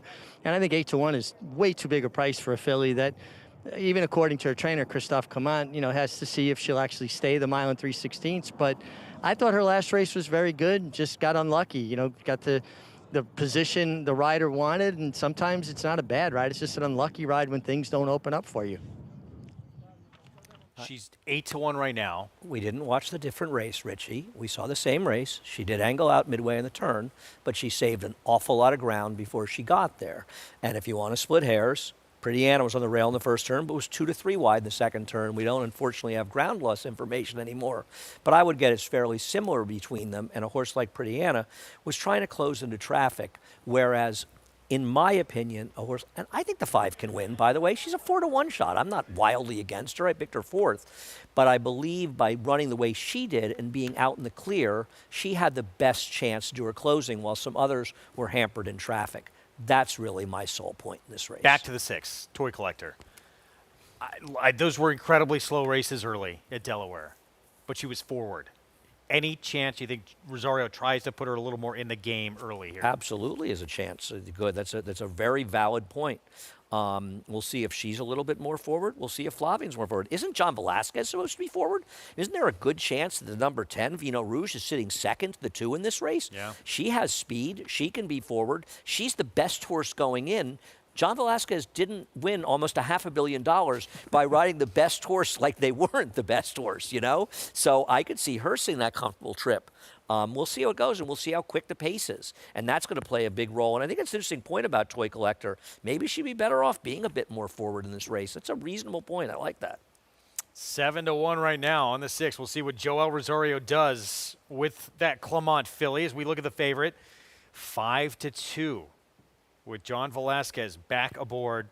And, yes, she has shown the ability to sit a little bit closer in a race where there is not a lot of pace in here. No question. Yeah, I mean, I don't think there's any way you can slice this where the 10 isn't the horse to beat. Whatever we want to talk about, whether Richie's right about the loss of ground with the 5, and I'm talking about the 6 and 8 having some traffic, they still got drowned by the 10. Who was wide and forward in a race that fell apart. So I don't think there's any argument any of them ran as well as Vino Rouge. Is that fair? Yes. I think Richie would agree with that, too. I don't think they ran better. And what's interesting is, and we can bring Richie back in if he wants, now his horse is 3-1 and Vino Rouge is 5-2. Does she still think that she's a good bet at a comparable price? I'm curious, because I don't. I think if he's 9-2 and the other one's 5-2, that's different. If he wants to get back in, I don't know. Yeah, no, listen, when I picked her, she was 5-1. I certainly thought that was a very square price, and, you know, she's been bet down now. But I still think that the race runs through the horses that, you know, obviously Toy Collector had a tough trip. Dancing Dean had a tough trip, and Vino Rouge was good. I mean, I do think the race boils down to those 3, but at 5-1 of them, now she's 5-2. I didn't expect that. I mean, the load of the late money's coming in. Hopefully it's one of those cases, Andy, where they knew. Maybe they're just following the big. I'm not so sure how tough the trips were and some others. I just think we have a different interpretation necessarily of their trips in there. We'll see. I still think when everything's said and done, Vino Rouge ran the best race. I don't think it's close. Can this filly from the inside take to the turf? No Mo Candy, 10-1 right now. If she can, she looks like she could potentially control on the front end under Eric Cancel. And how aggressive is he going to try and be? One of the storylines here of this 8th on this Pick 6 carryover. Let's go to Chris Griffin.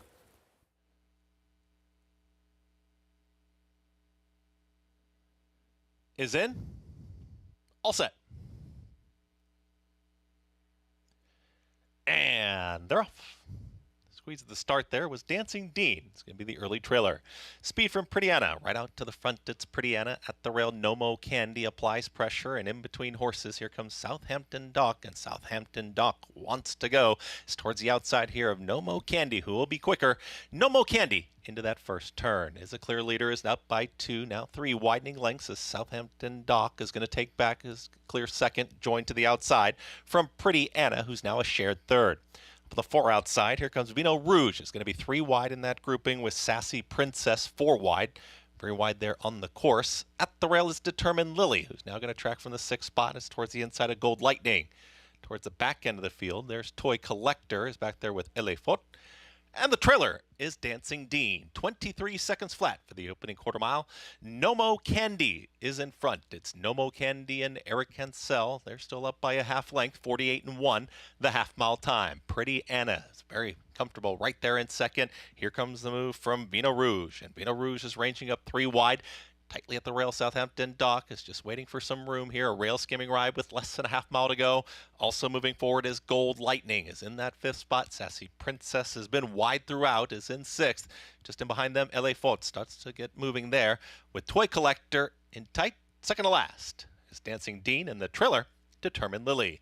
113 flat for 3/4 of a mile, and they turn up the pressure up front. It's Nomo Candy who's still there. Nomo Candy all in here is Pretty Anna towards the outside, and Pretty Anna is in full pursuit. Vino Rouge is trying to catch the top 2 as they start to get away. Up on the far outside, it's Dancing Dean with some late momentum, and here comes Dancing Dean. The leader is still Nomo Candy. Nomo Candy with a neck in front. Here's Dancing Dean trying to nail this leader. Nomo Candy. Dancing Dean. Nomo Candy is your winner. Nomo Candy over Dancing Dean is in a photo. They're with Pretty Anna in 1 minute 54 seconds flat. Things just got a lot more interesting in this pick 6 carryover. 10-1, Nomo Candy able to control on the front end under Eric Cancel. Gate to wire. And if you're following trainers or horses are out running their PPs, you threw this one in because Happy Joseph's horses at Saratoga were just running races that were borderline inexplicable at times. And this horse, I mean, look, she had a chance to get it done.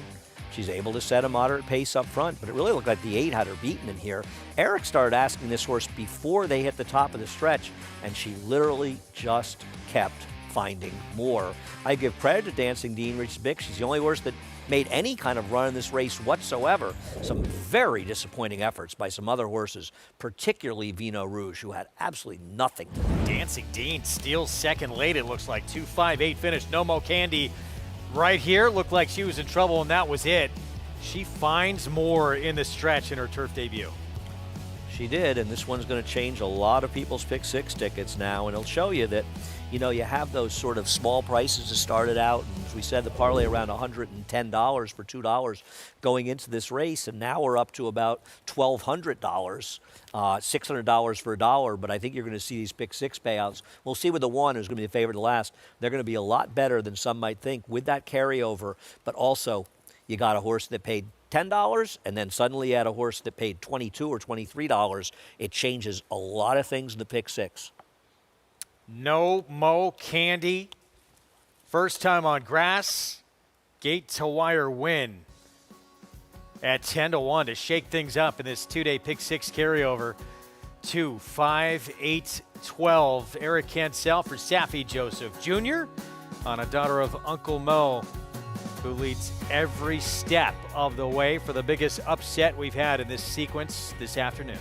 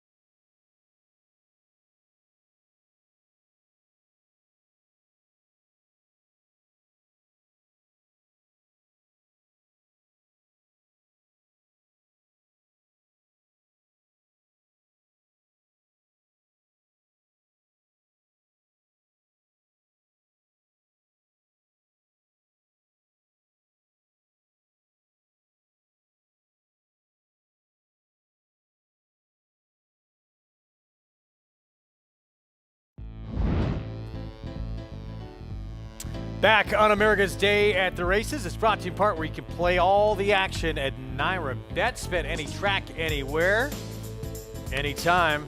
That's the heart of it all right there in Times Square. We have our biggest upset of this sequence and would have been an incredibly formful pick 6 to this point, but now back-to-back races where 4-1 shot, now 10-1 shot with No Mo Candy. First time on the grass goes gate to wire. Our winner circle lead-in brought to you by the Phasic Tipton November sale, the world's premier breeding stock event. Nominate now to the sale where stars are sold. Okay, so we were talking about the parlay, which was about $1,100, $1,200, about $600 generously for $2, for $1. The lowest pick 6 with the favorite, the number 1, is $7,000. It just shows you. I mean, there was going to be, what, 5-2, 3-1 at most, maybe less? Let's go downstairs to make. Yeah, pleased to be here with Eric Cancel. Eric, you contributed a really beautiful ride on No Mo Candy, got in a beautiful rhythm. How comfortable are you going into the first turn? To be honest, I was very comfortable where I was. She just put her ears up and she was just enjoying it. I was like, I had the pace that I wanted, She felt really relaxed, so I just went on with it. And it looked like turning for home. There was a potential that you were going to get swallowed up, but she just kept finding. Yeah, I mean, to be honest, I had the same thought, She stayed there a little bit for like the 16 for me, And then after the 8th pole down, she just found another gear and just kept on going. I was very happy she was able to do it, and she surprised me very big time, Eric, you gotten off to a really good start at this fall stand, the Belmont at the Big A meeting. How important is that for your confidence level? You know what, it's very important, This game is not easy, you got your ups and downs, and being able to win a few races, it just boosts your energy up, You just want to keep on doing your best to try to keep on getting more and more. So that's what I'm doing right now. I'm enjoying it, and I'm just keep on trying to give my best to keep it going. Well, congratulations here. Terrific job. And guys, it's always nice when you win a race, but it's even nicer when you contribute that kind of ride. And I love that. 5 pounds of pressure on the reins. Not 10, not 15, not 0. 5 pounds. Let them run into your hands. Eric Cancel nursing this filly along on the front end and then scooting away in the stretch. Yeah, no, she certainly ran well as the speeds ran 1-3 in here. But I guess when Safi Joseph ships, you got to pay attention. She did have some pedigree, as we talked about. 2-5-8 finish. Let's take a look at that pick 6. And now back-to-back races where we've seen favorites beat with a 4-1 shot, now a 10-1 shot. And as you said, that is going to play huge in this pick 6. I'll tell you what's interesting. I'm looking at pick 5s. The pick 5 is actually better than the pick 6 with the 1. Is it really? Yeah, it's actually $2,300 for $1, which makes it $4,600. The first winner paid $460, so they're actually all pretty good. It just shows you, once again, the stupidity of the people that tell people you need to throw out favorites. You got to beat those favorites and pick 5s and pick 6s. That's how you lose money. You win money by using the logical horses to your advantage. In this particular case, if you came up with this horse and you also had Donegal Surges, you're alive because the others had to be on your tickets. There's those will pays in the pick 6. Again, the lowest $7,000 plus to past tense. Anthony Dutcher-Barn, Kendrick Carmouche, who has 2 wins today already, and that one dropping in for a tag for the first time. His race sort of starts with that runner from the rail. I agree. I hope for Tony he runs better than the horse did in the last race, Vino Rouge. The one problem with past tense is she drops down and is clearly the most accomplished in here is she may be better with more distance. It does seem like her better races were going longer distances. I like the 7 True Myth, who had a very tough trip in her 1 turf race. I'm also interested in the number 9 Bam Bam, but I'm scared of her at the distance.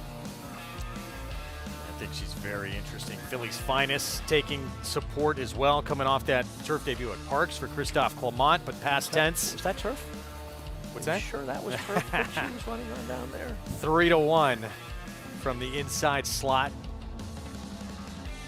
We're going to take a timeout.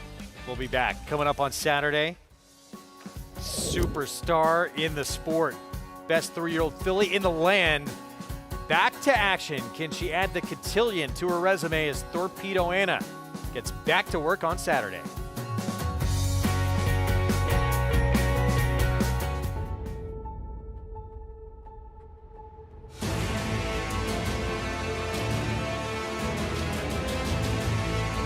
They come on for the finish in the Pilgrim Stakes. Annapolis by a head. It is Annapolis in front. It is Annapolis to win the Coolmore Turf Mile.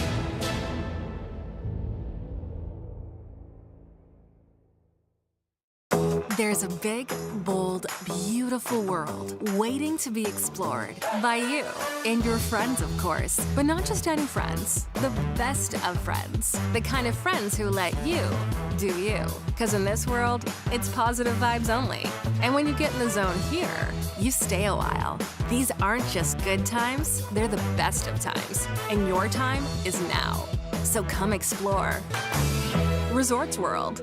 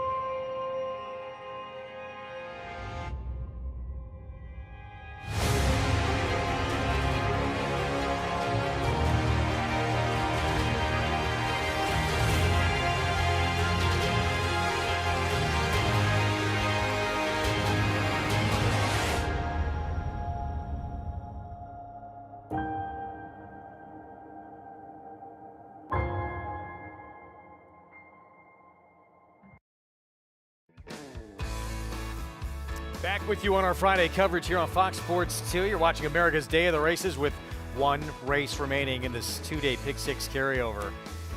And a big weekend coming up. Stakes action here in New York. And our ABR race of the week with the best 3-year-old filly in the game. One of the best we've seen probably since Rachel Alexandra in Torpedo Anna. She's the 4-5 morning line favorite. She'll probably be 1-5.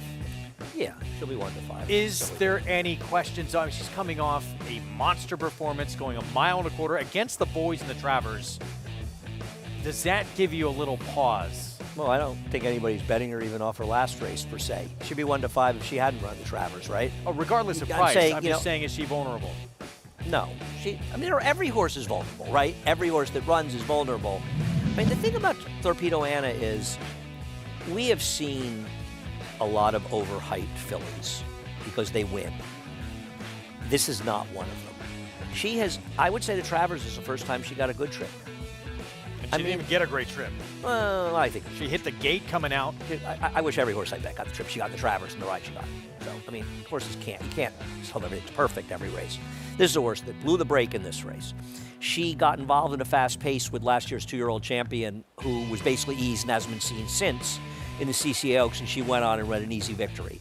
She got involved in a 3-horse speed duel with the horse Ways and Means, who some might argue is the second best 3-year-old running in the country, came back to win the test. The 7-furlong test, she dueled with that one, and she put her away like she was a common racehorse. She was wide at Oaklawn. This is a very, very, very good horse. I guess the only question is, you feel like she's had a tough year and it's going to take a toll on her, but would Ken McPeak be running her if she wasn't doing well? This doesn't make sense, does it, Greg? Sometimes catches up to him, though. We'll see. She's coming off a grueling effort, 1.25 miles against the boys. Fair. We'll see. But, I mean, she is so much better than everyone back in her own division. She might be able to get away with regressing, and it may not matter. I agree. That's the thing. Well, she could run literally 10 to 15 lengths worse than she ran in the Travers and still probably win this race. And she could probably run worse than she did in any of her previous starts this entire year and still win this race. I'll put it this way. I'm going to be sad if she loses this race because I think we've all grown to really like and respect this horse, and I hope she continues to run really well, and I think you agree. Oh, she's a star. She's great for the sport. We'll see what happens on Saturday, but she has been as reliable. Her greatness, she's been reliably great every single time we've seen her. It's hate the word so great. much fun to watch. I think she's run exceptionally well. I would not call her great. Rachel Alexandra was great, and she has not approached what Rachel did, though her Travers was at least in the realm of some of Rachel's races. But what Rachel did was, we'll just agree to disagree about the word I'm not calling great. her Rachel Alexandra, but No. she's one of the greats we've seen. Who's been better since her in this division? Well, but that doesn't make them great.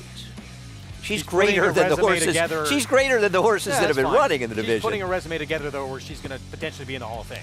Oh, I'm not sure she's not already there. I mean, to be honest with you. Meanwhile, she's not winning. Power if Squeeze has been good no horse shows match. up. Right. No match for Torpedo Anna when she's met her, but she's coming off an Alabama win. Is she maybe just getting a little bit better now? Is she closing the gap? No, she just won because Torpedo Anna wasn't in that race. I don't want to knock her. She's a really cool horse, and she's having a terrific year. But I think, doesn't she kind of just show you how good Torpedo Anna is? Because Torpedo Anna makes her look like she ain't much horse. If you didn't know, you just wouldn't think she's a Grade 1 winner. And frankly, Candy should have won last time anyway. But I think she's a really good horse. But I can't believe there's a sane person out there that thinks she's winning this race if the good Torpedo Anna shows up. Well, I think anyone on planet Earth thinks Torpedo Anna is not going to win if she doesn't show up with her best race. Right. But there are some question marks if that's going to happen. Sure, she's had a tough campaign. She's coming out of a big race in the Travers. I totally agree. I think there are some reasons you may want to be concerned she'll show her best race. I'm going to be an optimist. I like her. I'm not always a big fan. As you know me, I love to knock these horses that everybody loves. I got no knocks on Torpedo Anna. Torpedo Anna has been extremely good. I mean, we can have that great debate or not, but I'm a big fan. She's very, very, very, very good. Boys get their turn in the next race. That's Grade 1 Pennsylvania Derby. And Dwayne Lucas showing up, sees the gray. Good to see him back. Right there. Dragoon Guard, who's gotten very good for Brad Cox. And we'll see Unmatched Wisdom try and bounce back from that poor performance in the Travers. Yes, pay no attention to those morning lines. Unmatched Wisdom will be the favorite in this race. I've yet to see a single handicapper not picking this horse. It'll be interesting to see how the pace plays out, because here's one big question for you right away. Where was Seize the Gray's speed in the Jim Dandy? And are we going to see it again? It's highly unusual for Wayne Lucas horses not to show speed, especially speed types. Yeah, I mean, that's his best weapon, but we didn't see it at all. Meanwhile, Dragoon Guard, 4 in a row since a narrow defeat in the debut. Yeah, but he has been able to control races on the front end. I'm not knocking him. He's a good horse. But he's not running spectacular figures, and he's controlling races. Doesn't it feel like there's going to be a more contested pace in this race? No question. That's the concern with him. It's interesting. They're running his stablemate, Battalion, the horse that ran in for Battle Down is running the Godolphin, the Judmont horse is running at Churchill. I'm not sure Battle Down's not better than this horse. This is his chance to get a Grade 1. It was Mott, but yeah, same owner. I know, same connections, I'm saying. I mean, I imagine if the connections wanted to run him there, they would have. What about Stronghold, who was runner-up to him in the Indiana Derby?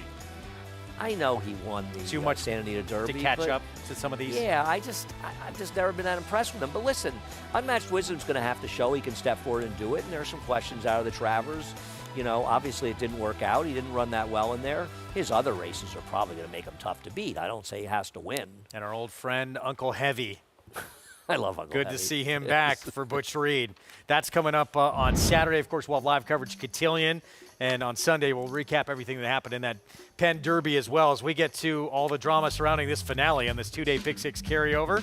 Mile and a 16th on the turf, $40,000 maiden claiming race. In past tense, there he is. She is. Kendrick Carmouche looking for number 3 as we go down to Mig. Yeah, and he's got a big chance to do it here with Past Tense, who looks amazing in the flesh. Anthony Dutrow does great work. His horses always are well turned out. Get a good inside post, and critical, saving ground in turf racing. And also the fact that she's making that drop from maiden allowance to maiden claiming. It's just such a class relief, and she's run races good enough certainly to win here, and she gets a decent trip. She's going to be a handful. I thought the 8 Philly's Finest was very interesting. We saw Boston's Finest win earlier in the day. Now we got Philly's Finest. Coming off a race, maiden allowance at Parks that basically looked like it was run on a cow field. I really was almost taken aback when I watched the replay, the condition of the course at that point. Now I see they have some turf racing tomorrow, and hopefully the course will at least look a bit better. But I thought she really ran well, and she's also making that drop from maiden allowance to maiden claiming. And then the 10, Sale Leaseback, same kind of profile. Ran okay at Monmouth in a maiden allowance. very well turned out. You expect that from a Chad Brown runner. Does have to overcome more of an outside draw, but certainly a player here. All right, Mig, thanks. Post parade coming up. We hear the call to post behind us. Here is the filly to beat with a drop in class past tense. Yeah, I just worry that she may be more effective going longer, but dropping down in here, she makes an enormous amount of sense. Here's the 3 addressable market. The blinkers come off. Yeah, she would be a pick 6 blow up, though I don't think she's one of the 5 and 6 are the ones that are the whole pool, I think. Had some efforts at this level. I know she was in a different barn when she did it, but that fit with this group. Exotic Cat, big number. Yeah, not a lot to say. She's obviously a huge price. Jenna's Mercy, start number 2, Bruce Brown. She's another one at a big price to blow it up. As she stretches out in her second start, she'd run a good field last year, hasn't been out in almost a year. True Myth, Flavian Pratt aboard. This horse had a significant trip in her one turf race, and I think is very dangerous. My top pick. Philly's finest, Christophe Clement with Joel Rosario. I don't like this horse. I don't like the field she's coming out of. I know it was a maiden special, but I'm not so sure they were better horses in these, to be honest. 2 sprint stretching out, Bam Bam at 10-1. Yeah, if she wasn't, she has a complete sprint pedigree. That's the problem, and I think they were trying to find a sprint for her, but she had significant trouble in her one turf race. Chad Brown Klorovich, dropping class sale leaseback. Yeah, they're dropping down, which maybe gives the horse a chance, but this horse is not that much running either. Barclay Tag, American Kestrel. The turf start 2 back wasn't horrendous, but she really just stopped last time. I bet her last time. And here is Wild Iris, David Duggan. First start and only start was back in August of 23.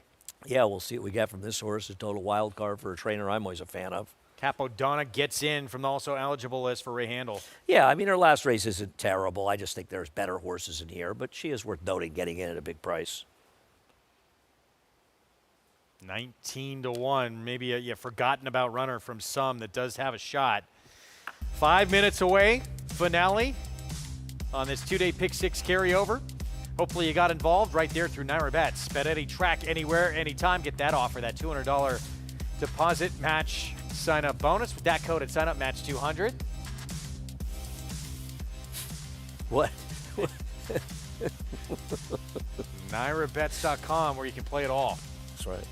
Keep that in mind. There's the favorite, the one, past tense. I mean, listen, I guess she's the best horse in the race coming in. I don't say argument dropping down. On form, yeah. But she's dropping. She's a horse that might be a little bit faster at the longer distances, but she's run okay in her races. I don't have a big knock on her. This is her finishing second, I think 3 races back. I think this is 3 back here when she finished second. Nothing wrong with that effort. Just tonight is okay. But they were longer races. Yeah, this was June 20th, mile and 3/8. Totally different ball game today at a mile and a 16. Yeah, I mean, but once again, she's dangerous. She draws well on the inside. There's really no reason. She's just the horse to beat in here. There's nothing really much else to say, but maybe she's better in more distance. As far as we move to 7 or 8 next, I'm not sure. I like True Myth. If you look at True Myth's race, first of all, I know it's not that strong a race, but she's a horse that just got a disastrous trip in there. I mean, disaster. And actually did some running at the end of a race where the pace was not falling apart at all. Now she gets Flavian Pratt. Her next turf race, I think she's a very interesting alternative to the one. 4-1. Right now we're talking about the 7 here, True Myth. Let's get Mig in on True Myth. What do you think here with start number 2 on the grass coming up and that man aboard, Mig? Well, this is one time, Andy, you and I see it exactly the same way. I think, she just had no position in her one turf try. Just an impossible kind of trip. And now she gets Flavian Pratt, who just consistently delivers those nice, sweet kind of trips. I thought she was very interesting. I think even though she's run for the maiden claiming tag before, I think the one turf try, she had legitimate excuses. So I think she's a major player. I landed on the one past tense. I do have some reservations about, the shortening up, but I think it's mitigated by the relief in class. Good inside draw. I've been watching Kendrick Carmouche warm her up, and he has not stopped. So I think it's obvious that he's conscious of the fact that he doesn't want her to be too slow early and try to get some sort of position. She makes too much sense to me. I'm always a little bit reluctant to pick favorites, but I really couldn't get past the one horse here, past tense. I like the appearance, too, of this one here. 2-1, solid favorite. As you look at the background there, the 8, Philly's finest. So second time on the grass. That was at Parks for that turf debut. And start number 2, beaten favorite that day. Yeah, listen, she ran fine in here. I don't know what you would call what she's running on. I don't think calling it grass is fair to actual grass. Looks like hay. Looks a little like hay, so she's running on hay. I just didn't feel, it's a maiden special weight down at Parks. I don't think it's that strong a field. Maybe getting back on a real turf course will help her chances in here. I don't know. I guess she's okay. She's taking money sort of just because, and I think the 7 is just a more interesting horse. The interesting horse is the 9. The problem with the 9 is distance. This isn't a Stern. This is not a pedigree that's screaming distance, but it's an Empire Maker dam, so maybe there's some distance there. This horse had a ridiculous trip in its one turf start, just a ridiculous trip. In a race that was completely dominated on the front end, she had significant trouble and ran better than it looks. And it's a race where there's a reasonable argument that the 75 buyer that the winner had gotten, I don't know if it's been moved or not, she ran an 89 buyer in her next start in the turf, a little bias stated, but still. I think that race may have been better than it looks. Running back for 20 is a bit of a negative, but then she got claimed out of it. I don't know why they dumped her. And I know the connections were looking for a maiden claimer on the turf sprinting, but they couldn't find it, so they ending up here. But she is a horse that's interesting. She ran well on the turf first time. Just I don't know if she wants to go this far. There's a lot to like. And that outside, it's one that draws in Capodonna. You look at that first start, it was at a mile and 3/16, maiden special weight Keeneland.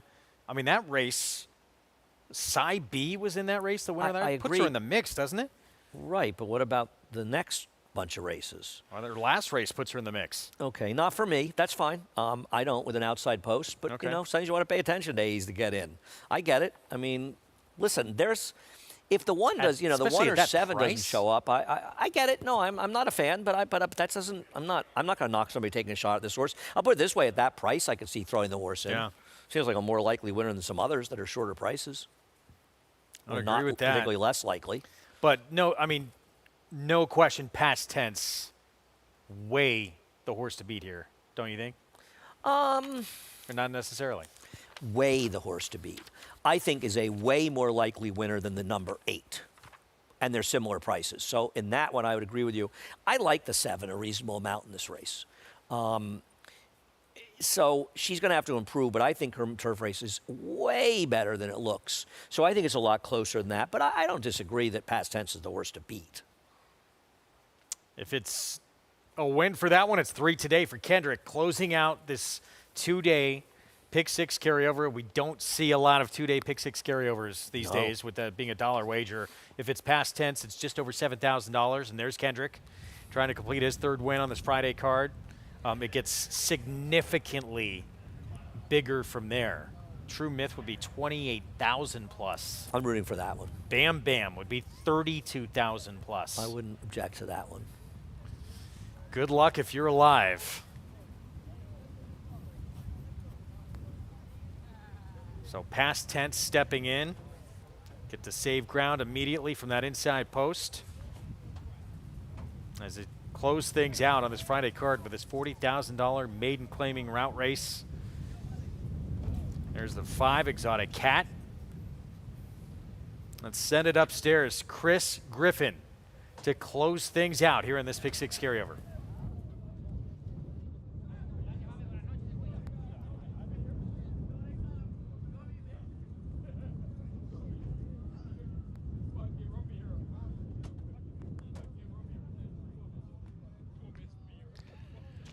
True Myth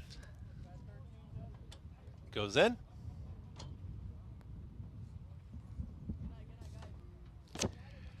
Capodonna, last to load to the outside. And in. All set. And they're off. Slight bumping at the start there in between runners, but here comes Gina's Mercy. And Jenna's Mercy is now in front, and here to the outside is Philly's Finest, who collects and Philly's Finest towards the outside. Up on the far outside, American Kestrel wants to join these leaders, but it's a moderate tempo early as Jenna's Mercy has got the lead. We'll take him into that turn. with American Kestrel. And now American Kestrel will put a length in front. Jenna's Mercy is back to a clear second and drifting out there. Got off the rail, and that hampered Philly's Finest just a touch, and that also hampered Wild Iris, who's now in that shared third position. At the rail is Past Tense. Is in the purple cap moving forward. Out in the center of the course now moving in. There's Sail Lease back. So leader starts to get away. 23 seconds flat for the opening quarter mile for American Kestrel. Jenna's Mercy is still towards the inside here from Wild Iris. At the rail there is Past Tense. In between horses, Philly's Finest, and out wider that's Sail Lease back. Red Cap Addressable Market starts to move in closer, and so does Capodonna. They're tightly bunched in behind this runaway leader, 48.53 for the half-mile time. Towards the back end of the field there, Exotic Cat, tailing way off there is Bam Bam. Bam Bam is actually going to be pulled up out of the race. They move into the far turn, and American Kestrel's trying to take them all the way. American Kestrel, here's Jenna's Mercy with the run. The seam is open for Past Tense, and Kendrick Carmouche took it. And here comes Past Tense, is in full pursuit of the leader. It's American Kestrel who's trying to kick away from Past Tense, who had that rail skimming ride. Following that move, here comes Philly's Finest, who's in the clear as well. They've got American Kestrel in their sights, and the first lunge is going to be from Past Tense, but here comes the run from Philly's Finest to the outside, down to these two. A 16th left to go.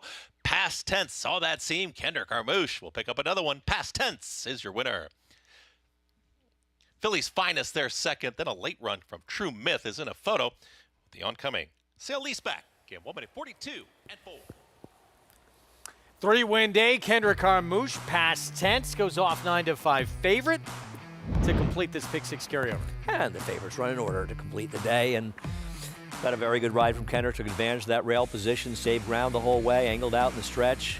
The leader was running off a little bit under Katie and just not able to finish the deal, and it feels like when all was said and done, the chalk may have run 1, 2, 3, 4 in here, but they definitely ran 1, 2, 3.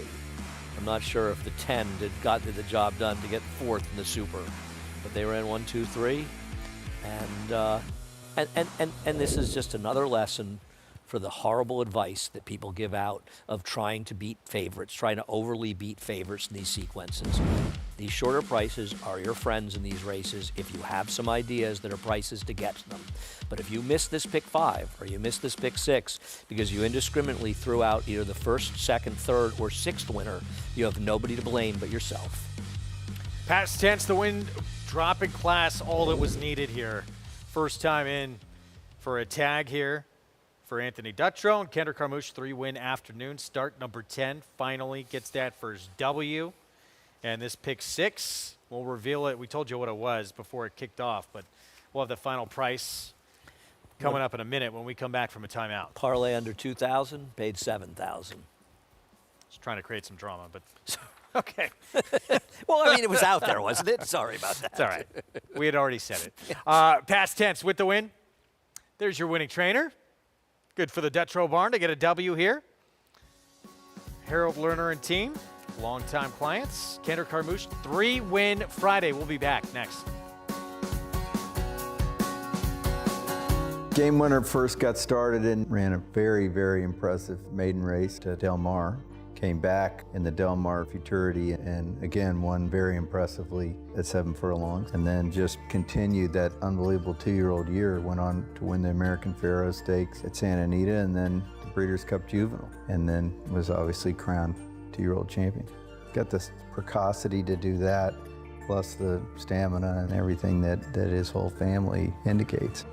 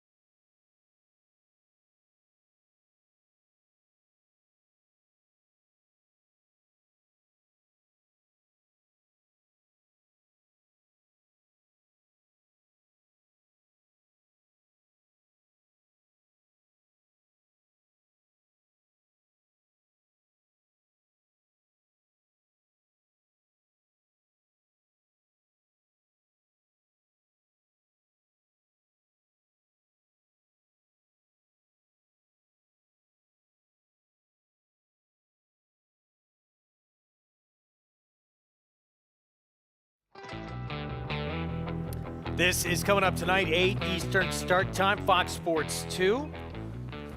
FS1 coverage at 8 Eastern. Caesars Trotting Classic, Curriculum, Maple Leaf Trot Champ, be the one to beat, and Millionaire MM's Dream, trying to become the first mare, and only the second mare ever since Bella Bellini, to beat the boys and win this Trotting Classic. Wow, that's two-time Indiana Sire Stakes champ, who's 21 for 26 at Hoosier.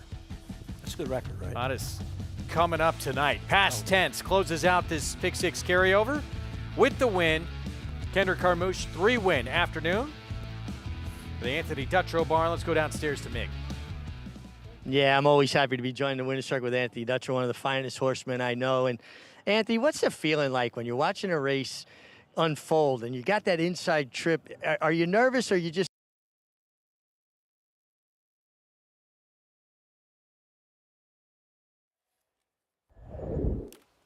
Apologies there, we lost audio. We'll see if we can get that back before we wrap things up here as we take one more look, Andy. The winning move here at Past Tense. Yeah, well, the winning move was probably entering. And I'm glad for Tony that she was able to get the win especially after Vino Rouge disappointed in the last race. And always like to see Tony do well. A trainer who's had great success over the years, and winning the Alabama back in 2015 with Promise Me Roses. Got just a perfect ride under Kendrick, and it's nice to see Kendrick getting in the flow, riding well, getting the chances to ride well. It's not always easy. It's a very tough colony, but his riding today was exceptionally good on all of his winners. Favorite or not, he made no mistakes.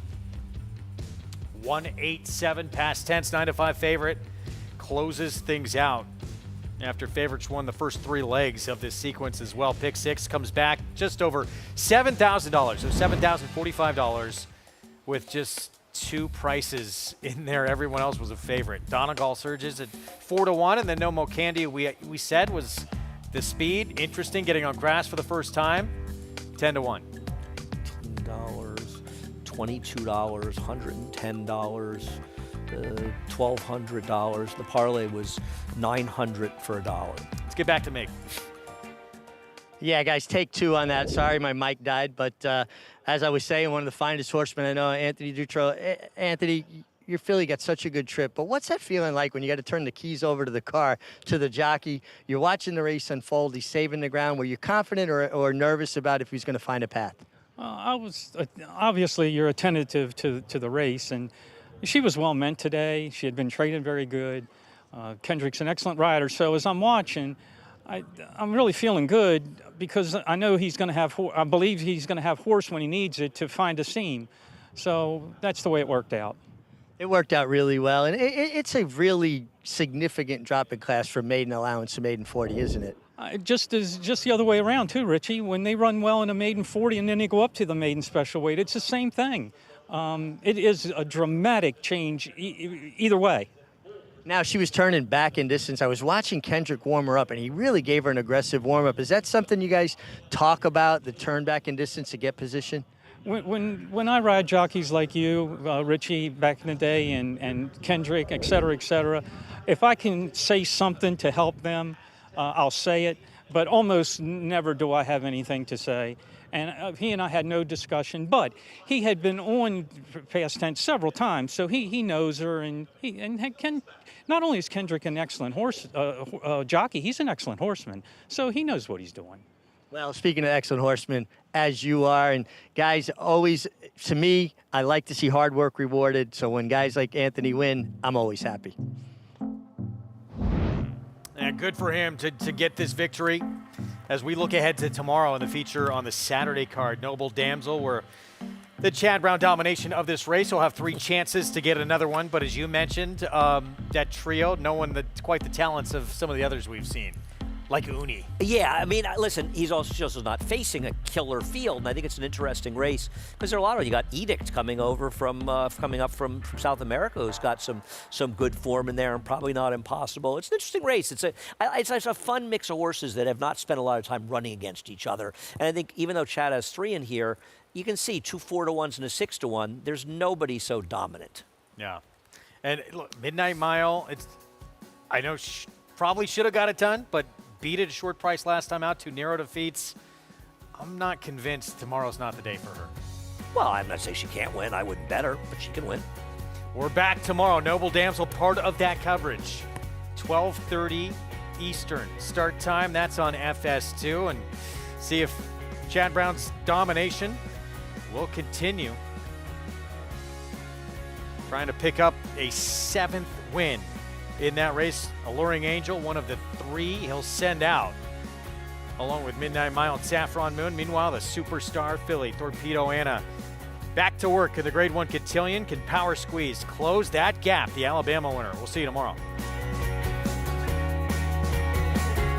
War Dancer, New York's leading turf sire for a 3rd straight year with Saratoga standouts like 26 Black. Here's 26 Black surging by them all to win it by an as well as Busy Morning. Busy Morning in front, and Busy Morning wins it. And Wired